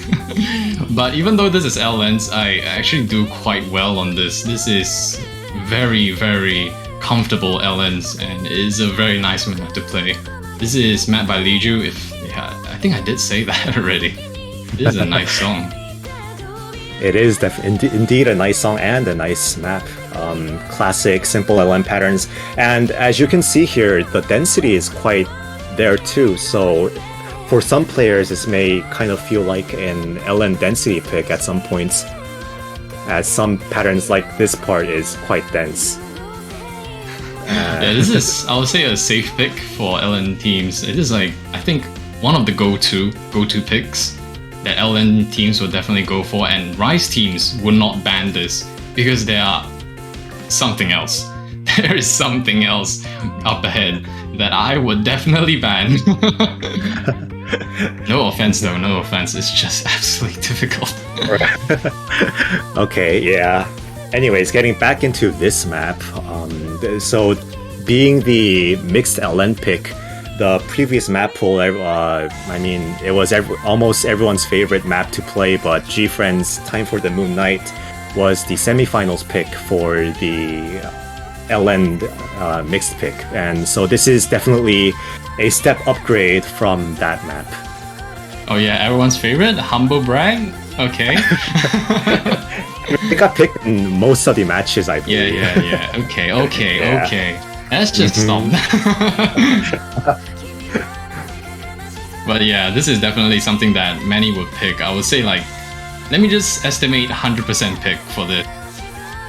Oh, I could definitely see this being, in the upper range of pick rates. Definitely one of the highest, if not the highest. Shoutouts to Penguinosity for... Wait, who played this? Oh wait, no, this is not this is Stubborn Man. Yeah, Stubborn Man just choosing random nicknames. You saw him as the Korean kid last time when playing... Shoutouts to Penguinosity anyways. And also shoutouts to a belated shoutout to the Korean kid. Anyways, with that, the fifth map is done, and so we go to my map. This is Rokina's Kimi to Boku no Sosoka, the Requiem difficulty. This is going to be the speed stream pick, and shoutouts to any players in the BMS community, because this song, well, it's infamous in the BMS community as being one of the hardest charts in the Kaiden Dan course. This is horrible. Yeah. So this map is going to be mainly delay patterns of various speeds. Using various snaps, actually, I used quite a lot of different snaps here, ranging from 1/5 to 1/8. So the speed element ranges from 220 BPM streams all the way up to 440 BPM streams. So considering that the last map in the semifinals, the Sea of Quarks was 300 BPM starry streams, we have gone almost 100 BPM above to 440. So some parts are definitely going to be a lot harder. Yeah, this is easier than the Kaiden one, definitely. This is, I would say, a much better version. It doesn't have those anchors, really. Oh god, those anchors. Yeah, this is, I would say, a good pick, really. I don't think anyone would really ban this. It's speed streams. I mean, unless you're really bad at it, I guess this is a very niche skill set to ban, though. And even though the speed is extremely fast, I did kind of make the patterns to be a bit more comfortable to hit to make up for the speed. So some players may be able to manip through the streams. Oh god, 7K manip gang, okay. Yeah, shoutouts to Silly Fangirl. Shoutouts to Silly. But this is the easier ones. The notes say this is one of the easier maps. Okay, so have we set any maps that are hard? No, not really, right? I think the harder maps are reserved for later, but we'll be going into those, I guess, in the later parts of the map pool showcase. This is gonna be fun. We're coming to the end here. Oh, Jack map. Oh, and fun fact, this map has exactly 3,333 notes. And it's 666? Oh yeah, 6.66 star rating. Wow, Everything is divisible by 3. Alright. Okay, next one, Fractal. Actually, I didn't play this much, but oh my goodness, this is difficult. Let me see what I wrote for my notes. I just woke up, sorry. This is the second hardest for Rice teams. I can vouch for the Rice teams that this is the second hardest. First hardest, let's wait. So if you want to ban this, let's just wait. This is LN coordination, and I can tell you this is so much LNs. I just go blind from this. But this is a nice song. We really like to pick nice songs for these, huh? They're Just very so nice calming. songs. Yeah, it's just calming, but then the map isn't. Alright, for the next pool, we're gonna put Twinkle Twinkle Little Star. Yes, and it will be 15 stars. Vibro moment. But anyways, back to this map. Actually, it might be interesting to point out that some of the LN based teams may actually have an easier time with this because of the density of this map being a bit higher than the previous pools. This may actually help with their reading a bit. So some long note based players might actually have an easier time playing this compared to the other difficulties in this pool. The previous map was Violet Perfume for coordination, I think. Oh yeah, so it is definitely a step up from that map. Yeah. Oh yeah, Yeah, yeah, that was a short map. Yeah, I didn't notice. That was such a short map. Okay, but with that, next map is going to be quite interesting. This is going to be once the map transition happens. The next map is Junk Life is Piano. Life is Piano. Okay, let's not talk about how many first the storyboard will show. Okay, yeah. So this is actually a collab map, as you can see from the difficulty name. Life is Collaboo. But this is going to be our Rice Chord Jack pick at 136 BPM. So it's just Chord Jacks. That's the end of the story. Chord Jacks. Yeah, Chord Jacks. Okay. So well, I mean, there's more than Chord Jacks, really. This is, I would say, more technical than my Shimmer Jasmine Tea Girl map. It has both technical and dense parts. So even though some sections are a little bit lighter, those lighter sections are actually more tricky to transition. Oh, here we go. Oh boy, here we go. Let's see who collabed on this map. How many people is that? 8 people? 8 collabers in this 2-minute song? Okay, fun fact. Actually, should I say that? Fun fact. One collaborator joined after Mango released the poll. So, those survivors in the MWC channel. That's your little short story. So this is actually 8 people in the collab. Oh, and as we come to the ending section here, is there something that you want to point out about the ending pattern? Oh no, is someone a bit sus? I believe Jin's a bit sus. You think? Oh god, this is horrible to say. Oh my god, okay, but we'll see. At this section, we're going to be seeing... Wait for it. Oh boy! I put a It was pattern. actually a Chord Jack in the shape of the imposter. Among Us. Shoutouts to Among Us. Shoutouts to Imposter Among Us. We take MWC really seriously here. Yeah. Wait, so whose turn is this? Wait, it's This my is your turn. Yeah. My turn. Oh, this is the meme song. Oh, my goodness. Okay, what should I say about this? I think most of you really like this song. I played this like once. Oh my god, this is so long. But this is, I would say, a very safe pick. If you're good at LNs, I mean, if you're good at everything, really, this is kind of balancing out everything. Lots of coordination also, but the length, my god, it's so tiring. I don't know what else to say about this. I mean, it's Gunjo, so please enjoy the song. Yeah, we're not gonna commentate this time because the song is amazing. Oh wait, this is gonna get us muted. just kidding. But anyways, yeah. Anyways, evening cover. Evening cover. No, I don't know how to sing this. I don't even know the memes. I actually didn't know there were memes involved with this song. Oh, it's always one guy screaming and then just transitions to the song. Yeah. Oh, okay. I guess I can visualize that in my head, even though I've never seen it. Oh my god, we're only quarter of the way through. What else are we gonna say? So, how's this your is day? going to.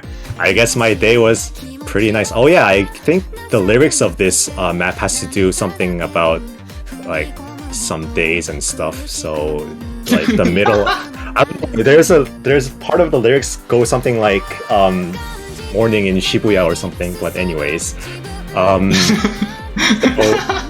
we're just filling in, quickly filling in. I mean, if you're hearing this and you're wondering why are we saying so many things that don't relate to the map, I'm sorry, it just has to happen. So, who would ban this? I don't know. This is going to be a sort of a risky pick if accuracy isn't your forte, being an LN release pick. And because this is OD7, you're going to need to have that accuracy with you to get that extremely high accuracy. So I'd say that this map is actually quite on the easy side to get on S on, but in order to get an extremely high score for those higher tier teams, you are going to need that extreme focus when you're playing this map. Yeah, this map really drags on. So even if you miss once, it's fine, I would say, because definitely you're gonna miss somewhere else, unless you're a Lost Cool. Shoutouts to Lost Cool for FCing that G-Friend map. What is that? Oh, you also gotta shout out many others for that. I think Chibi also full compoed it. And I think there was either YZ or Dressup. I think it was YZ, yeah, during the South Korea match. But yeah, we've seen many people full combo that. Yeah, unfortunately, if you do too well, we are gonna just ram the difficulty up. So here we go. Yeah. I mean, this is still relatively easy, right? So yeah, but relatively easy to S, but not relatively easy to get a good accuracy on. And this ending is actually the hardest part. Yeah, where we have the LN snaps are just everywhere here, as you can see, and it also got like twice denser than before. But this course is a banger. Yeah, a nice song. Please don't mute us. Oh my god, the inverse shields. Oh god. Are quite tight in this too. Alright. Oh my god, that was long song. And one miss. Shoutouts to Kim Gotsi. But with that, we are on the next pick, the 10th pick of this map pool. Extra Happy, map by Lenpai. This is actually going to be one of the harder rice picks, so we're finally going into those harder picks of this pool. This is at 250 BPM, and this is going to be our rice mixed pick. Interestingly, even though this is our rice mixed pick, because of the sheer fast 250 BPM nature of this song, this actually kind of feels like a slight tech map. As you can see here, Yeah, it's going to be a really risky pick for many teams. Yeah, unless you can do those transitions really comfortably, you would miss a lot. This map is going to be based on if you actually can combo the whole thing. Not too much of accuracy, but if you can combo it, because if you miss once, you're gonna CD rush the whole thing. I can guarantee you that. So you really have to keep up with the 250. Wow, this is actually, wait, is this on a down rate? 250? Yeah, it's on a down rate. I think the original song is 260 BPM. Correct me if I'm wrong, but yeah, this is downrated because the original BPM was too difficult. Yeah, it is actually quite difficult. The first section I would say is more difficult on the transitions. The second part is more difficult on the speed parts. A lot more dense, but a lot more comfortable. Okay, relatively anyways. I'm missing a lot. And So this you is can also... see, Yeah, also one of the short picks of this map at being at 1 minute and 40 seconds, so we're already at the end of the map. Yeah, that was quick. Okay, next map. Okay, we have Noah, Breakdown. This is such a chaotic song, really. Oh yeah, this song just goes into it. When I mean go into it, I mean really just go into it. There's only one break, but that's like one measure. You will see where... Actually, you might not even see it, it's just one measure. This is one of the hardest. Actually, I think this is the hardest hybrid, if I'm not wrong, right? So this is a super risky pick if you are just drained from all these maps. But safest pick if you know that the opponent is drained. So the hardest hybrid, I would say. Would you ban this? I mean, not really, because there are niche maps to ban that we haven't Did you just see those 290 BPM jump trills? Oh wow, this reminds me of a certain map. Yeah, but yeah, this map is 290 BPM, so you're seeing 290 BPM streams here. Yeah, all of these 1/4, all 290 is so fast that you wouldn't really even feel the rhythm. I mean, I don't think I hear the rhythm in the song. It's so ridiculously fast. Oh my god, 10 sections. Yeah. Shoutouts to TKK. Again. What is this? So, just to give an idea of how difficult this map pool is, this TKK replay was sent in by Ela, or the stupid man, and he's one of the top players in Mania. So him getting below 98% on this just shows how the sheer difficulty of this finals map pool. Oh yeah, did anyone see the break? I didn't see it. Yeah, that's how short the break was. And with that, we're at the end of the miss. Yeah, so another short map we have here. But with that, that was the next map is going to be Angel Salad, Katagiri. I think this is our our second Kawawa map, and this is going to be our tech map of this pool. So goodbye Igor or Robert, we have Angel Salad this time. It's actually kind of funny considering that Igor's last map kind of sounded very devilish, and this is an angel map. Oh, this is, I would say, very different from Igor. Yeah, Igor has a lot more, like, I would say, biased patterns onto the left and right hands. This is very balanced, that it's complex on both hands. And even though this is short, this is so stamina intensive because you gotta switch between the mini jacks, the rolls, the chords, and there's your break, and there's no more break. This is hard. This is definitely one of the risky picks, even if you're even if you are a Rice team. But even though it is much more dense compared to what Robert was in the semifinals map pool, this surprisingly is somewhat more comfortable to hit at some sections. So in terms of accuracy, some players, or combo to say the least, some players will be able to do a bit more. I guess they will be more confident in this pick compared to Robert. But yeah, it is, the density makes up for it. Yep, so first half was more technical, second half is technical plus density, but it is shorter, but it just comes at you. Just ridiculously fast and just heavy patterns all around, my goodness. I'm actually so surprised I'm actually surprised that this song is only 177 BPM. It doesn't sound like one at all.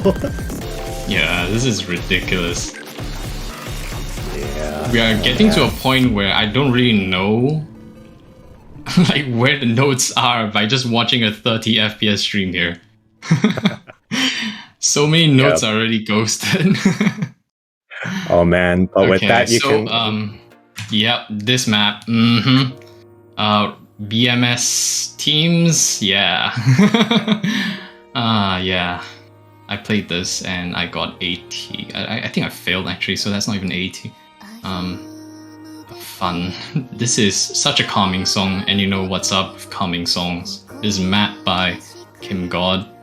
So, I mean, if you give a top player a request to map an easy song, this is what happens. Also worth noting that this is going to be one of the longer picks. And did you notice that the player who played this? Oh no, Percy. Percy is cheating? Who's Percy? I don't know. What could that be? I have no idea what that is, and I'm certainly not using one myself. Oh my god, these parents. Oh yeah, these parents? Easier. Really. Like, apparently Kim God said that, oh, this is fine. This is really just okay.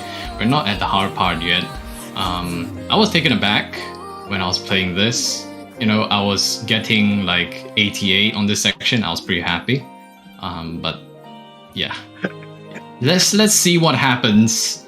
Let's see what happens when you give Kim God the opportunity to map something like this.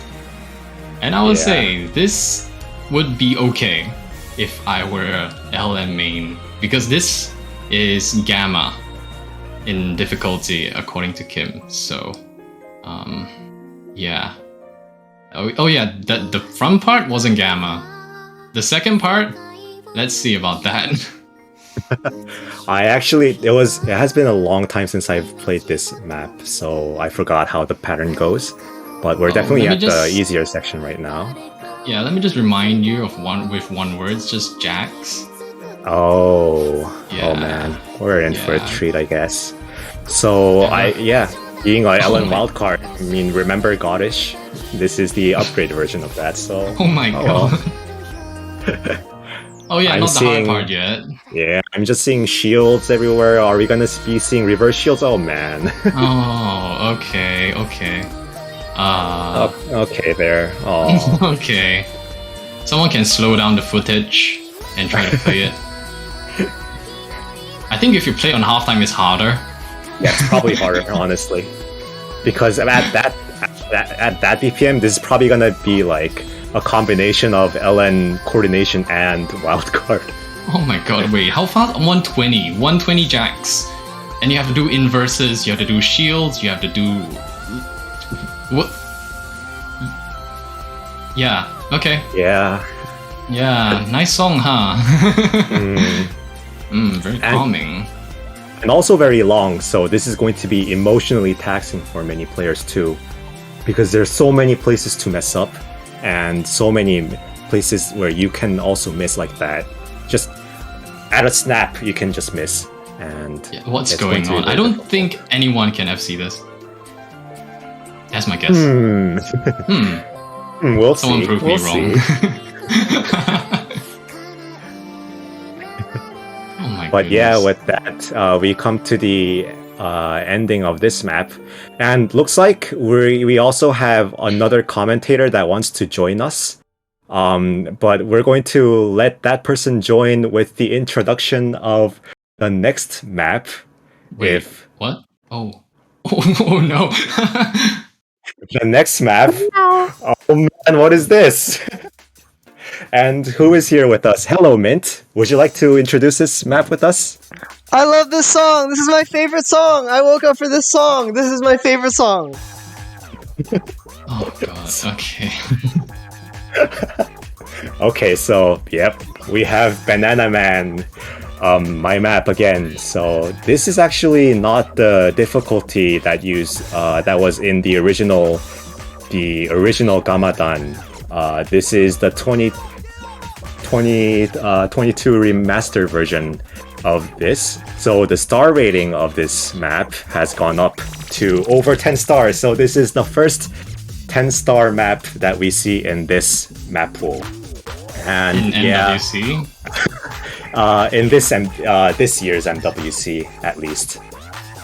Oh, So we see many chaotic patterns here. All the snaps are just everywhere. Yeah, the snaps have no patterns whatsoever. It's just that blah blah kind of guys, song. Moon Knight. live mapping. Did you see that Full Moon Night reference? but, but yeah, anyways, this map is actually surprisingly on the easier side of the hybrid. So this is the hybrid pick, but this is going to be the easiest of the hybrid picks if you are mainly Rice focused. But coming to the last third of the map, this is going to be where the densest part of the maps are, so we're going to be seeing quite a lot of difficult patterns here. Oh god, I shouldn't be awake. What is this? Yeah, so I don't think this is gonna get banned because it's not that difficult, surprisingly, but we'll see. Yeah, ban this. Evening wants this banned. But yeah, so Please this ban was this. the second to Personally, last. I would ban the next map. Bruh, So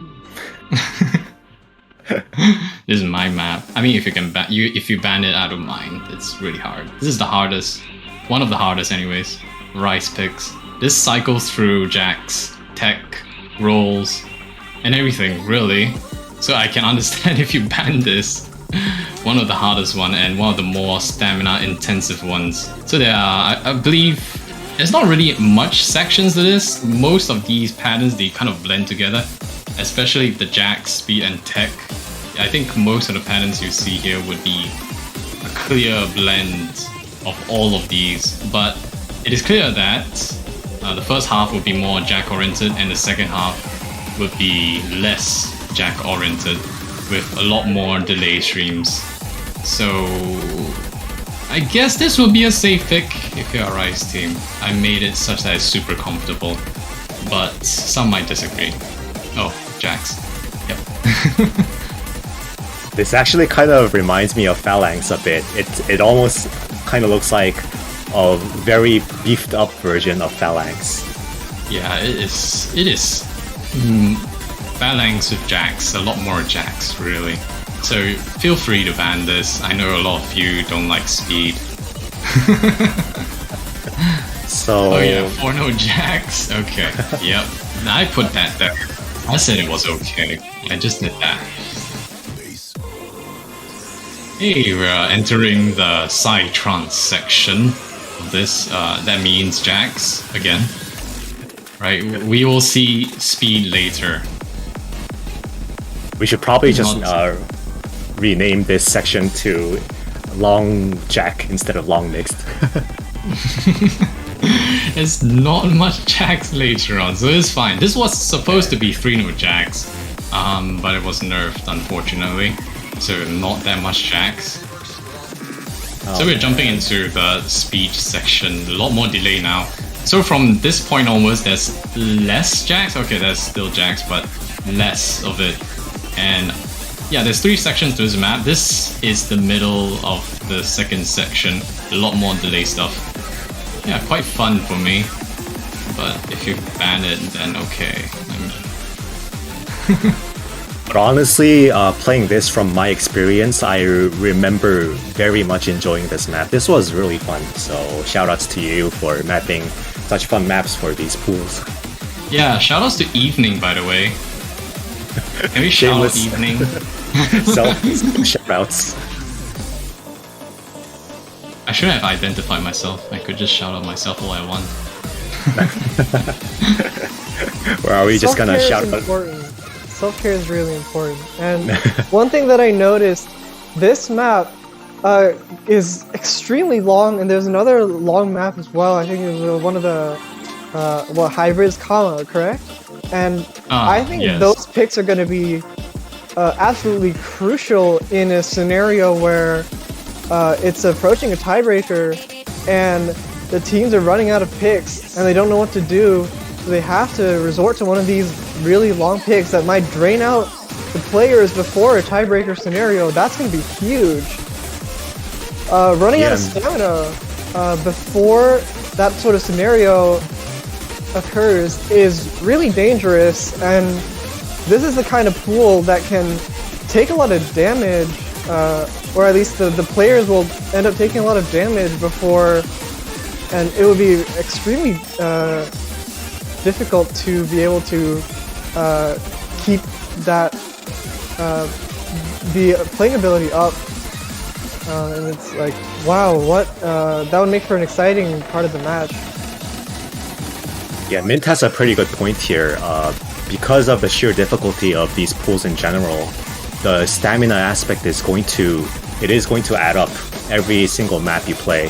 Oh man, what are these jacks? I could do that, so therefore I did that. 7 delay notes streams, chords. by the way. Oh, Jax. Yeah, Jax again. Jax delay streams. This is fun. This is very comfortable, by the way. Yeah. But with that was the last Nomad pick, right? Remod. So with that, we have the tiebreaker. Finally, the finals tiebreaker. So this one is scary. This one. This Oh, is man. a big one. Okay, so moving on to the tiebreaker, we have Citrus's Doomsday Thunder Tempest. This is actually a collab map between 3 people, Paul, Kappa, Arquin Virus, and Liju. And this star rating, what is this star rating? 12 stars. It's only 12. It's fine. Shoutouts to Arquin, by the way, VTuber map. Oh yeah, so we did not have any VTuber songs in this map pool, but we in fact did have a VTuber mapper who is Arquin Virus. But fun fact about this map is exactly 12 stars, and the total number of notes in this tiebreaker is 10,000. Oh god, this is ridiculously hard. Yeah, it's not at the hard part yet. I mean, just watch. Just watch. We will let you guys enjoy the map, the song, and the patterns. Yeah, we won't get muted, so that's fine. So this is at 2:44. Okay. Yep. Yeah, this is just the really easy sections. We're just building up to the first beat drop, and this part is actually a bit hard. These sweeps are extremely fast too, and yeah, we have some LNs protruding here and there, and these LNs are very short. At this difficulty, these are like 1/6 or 1/4 snaps, and those are only maybe like 40 to 50 milliseconds long. So you're really gonna have to watch out for those releases in order for you to not miss. Yeah, so usually, right, for tiebreakers, we usually go one pool further. So for like semifinals, we go for finals. So finals, what happens after that? Well, we have to create our own artificial pool and say that, oh, this would be one beyond that. And 12 stars is where we landed at. This is absolutely ridiculous. Yeah, this section is actually one of the harder parts of this map. It's definitely not the hardest section though. That's for sure. So Yeah, yes, just- it's harder as the song progresses. Oh, not yet. We're not even halfway through.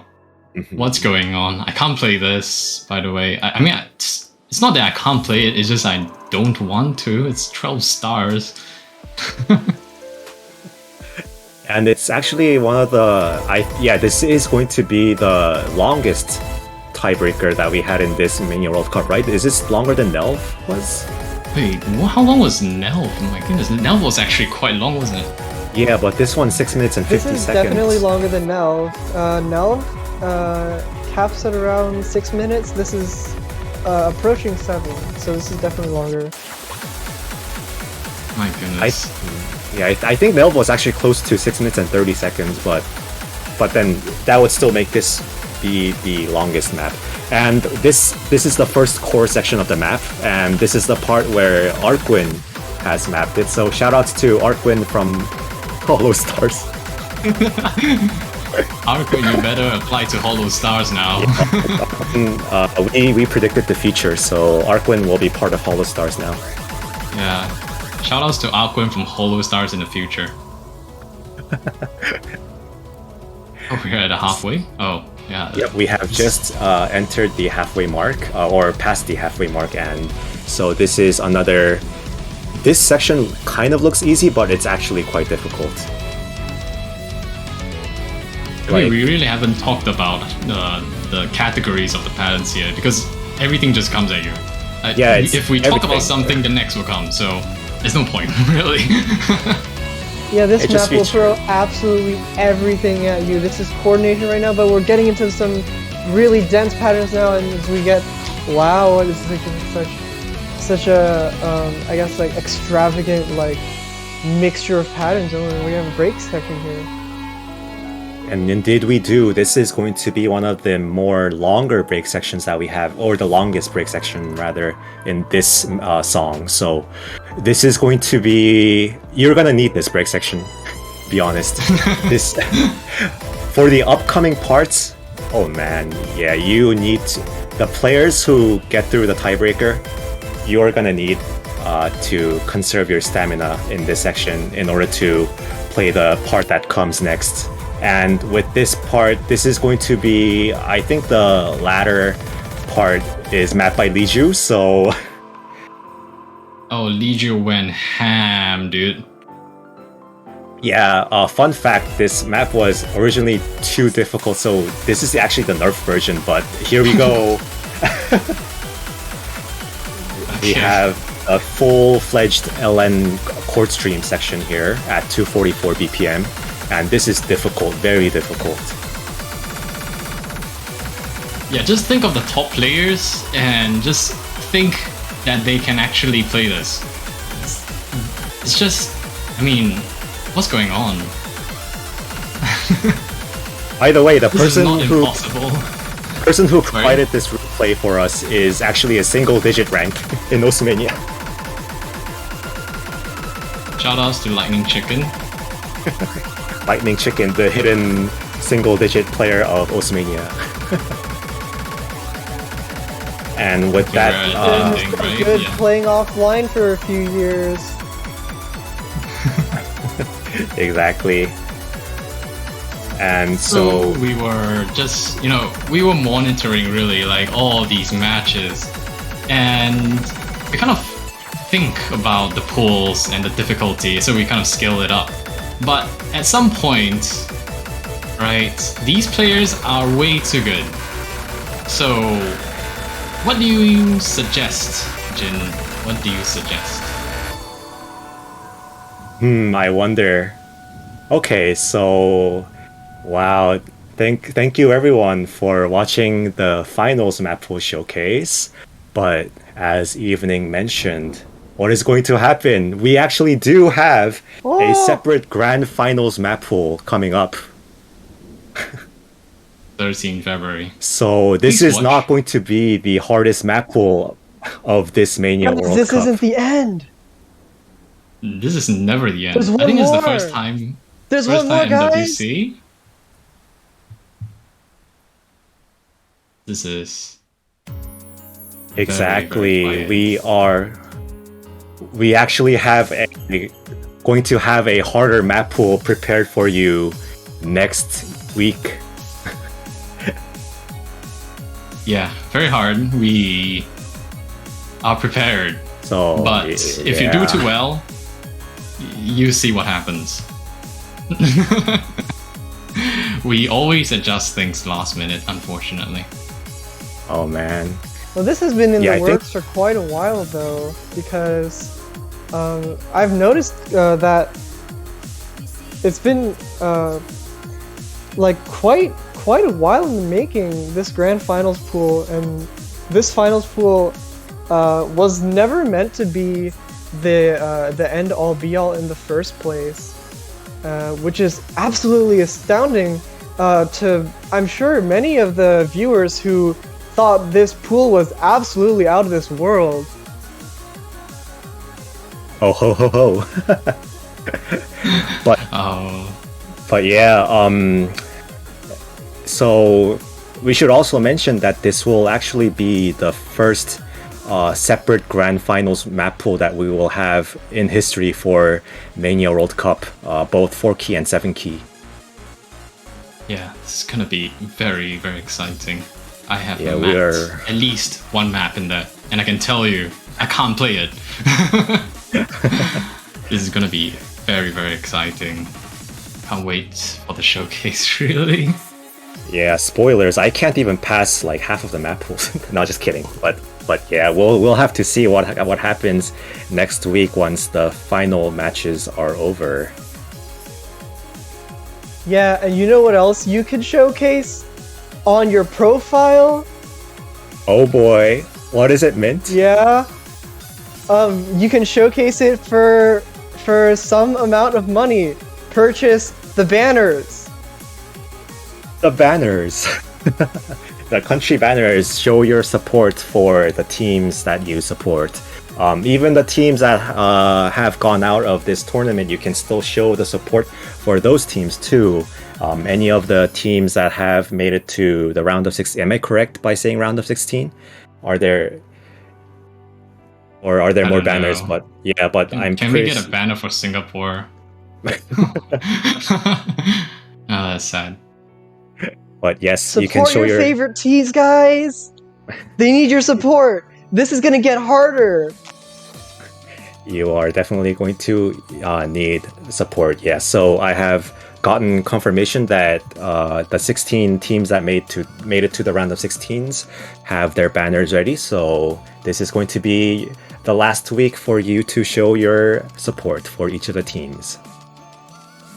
So with that, I think we can conclude this showcase, the finals map pool showcase. Would you like to say anything before we head out with this stream? No, I just gonna go sleep. I love Banana Man. Thank you so much. I love Banana Man too.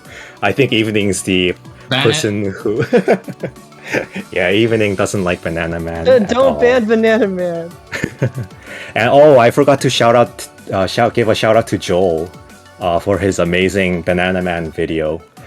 But yeah, with that, we will be signing off. Evening, and I have to go to sleep now. It's past 1 o'clock where I live, so I have to go to sleep. Yep. Good night. Everyone say goodnight to Jinjin. Yeah, good night, everyone. I have to go to sleep. Bye bye. Goodbye.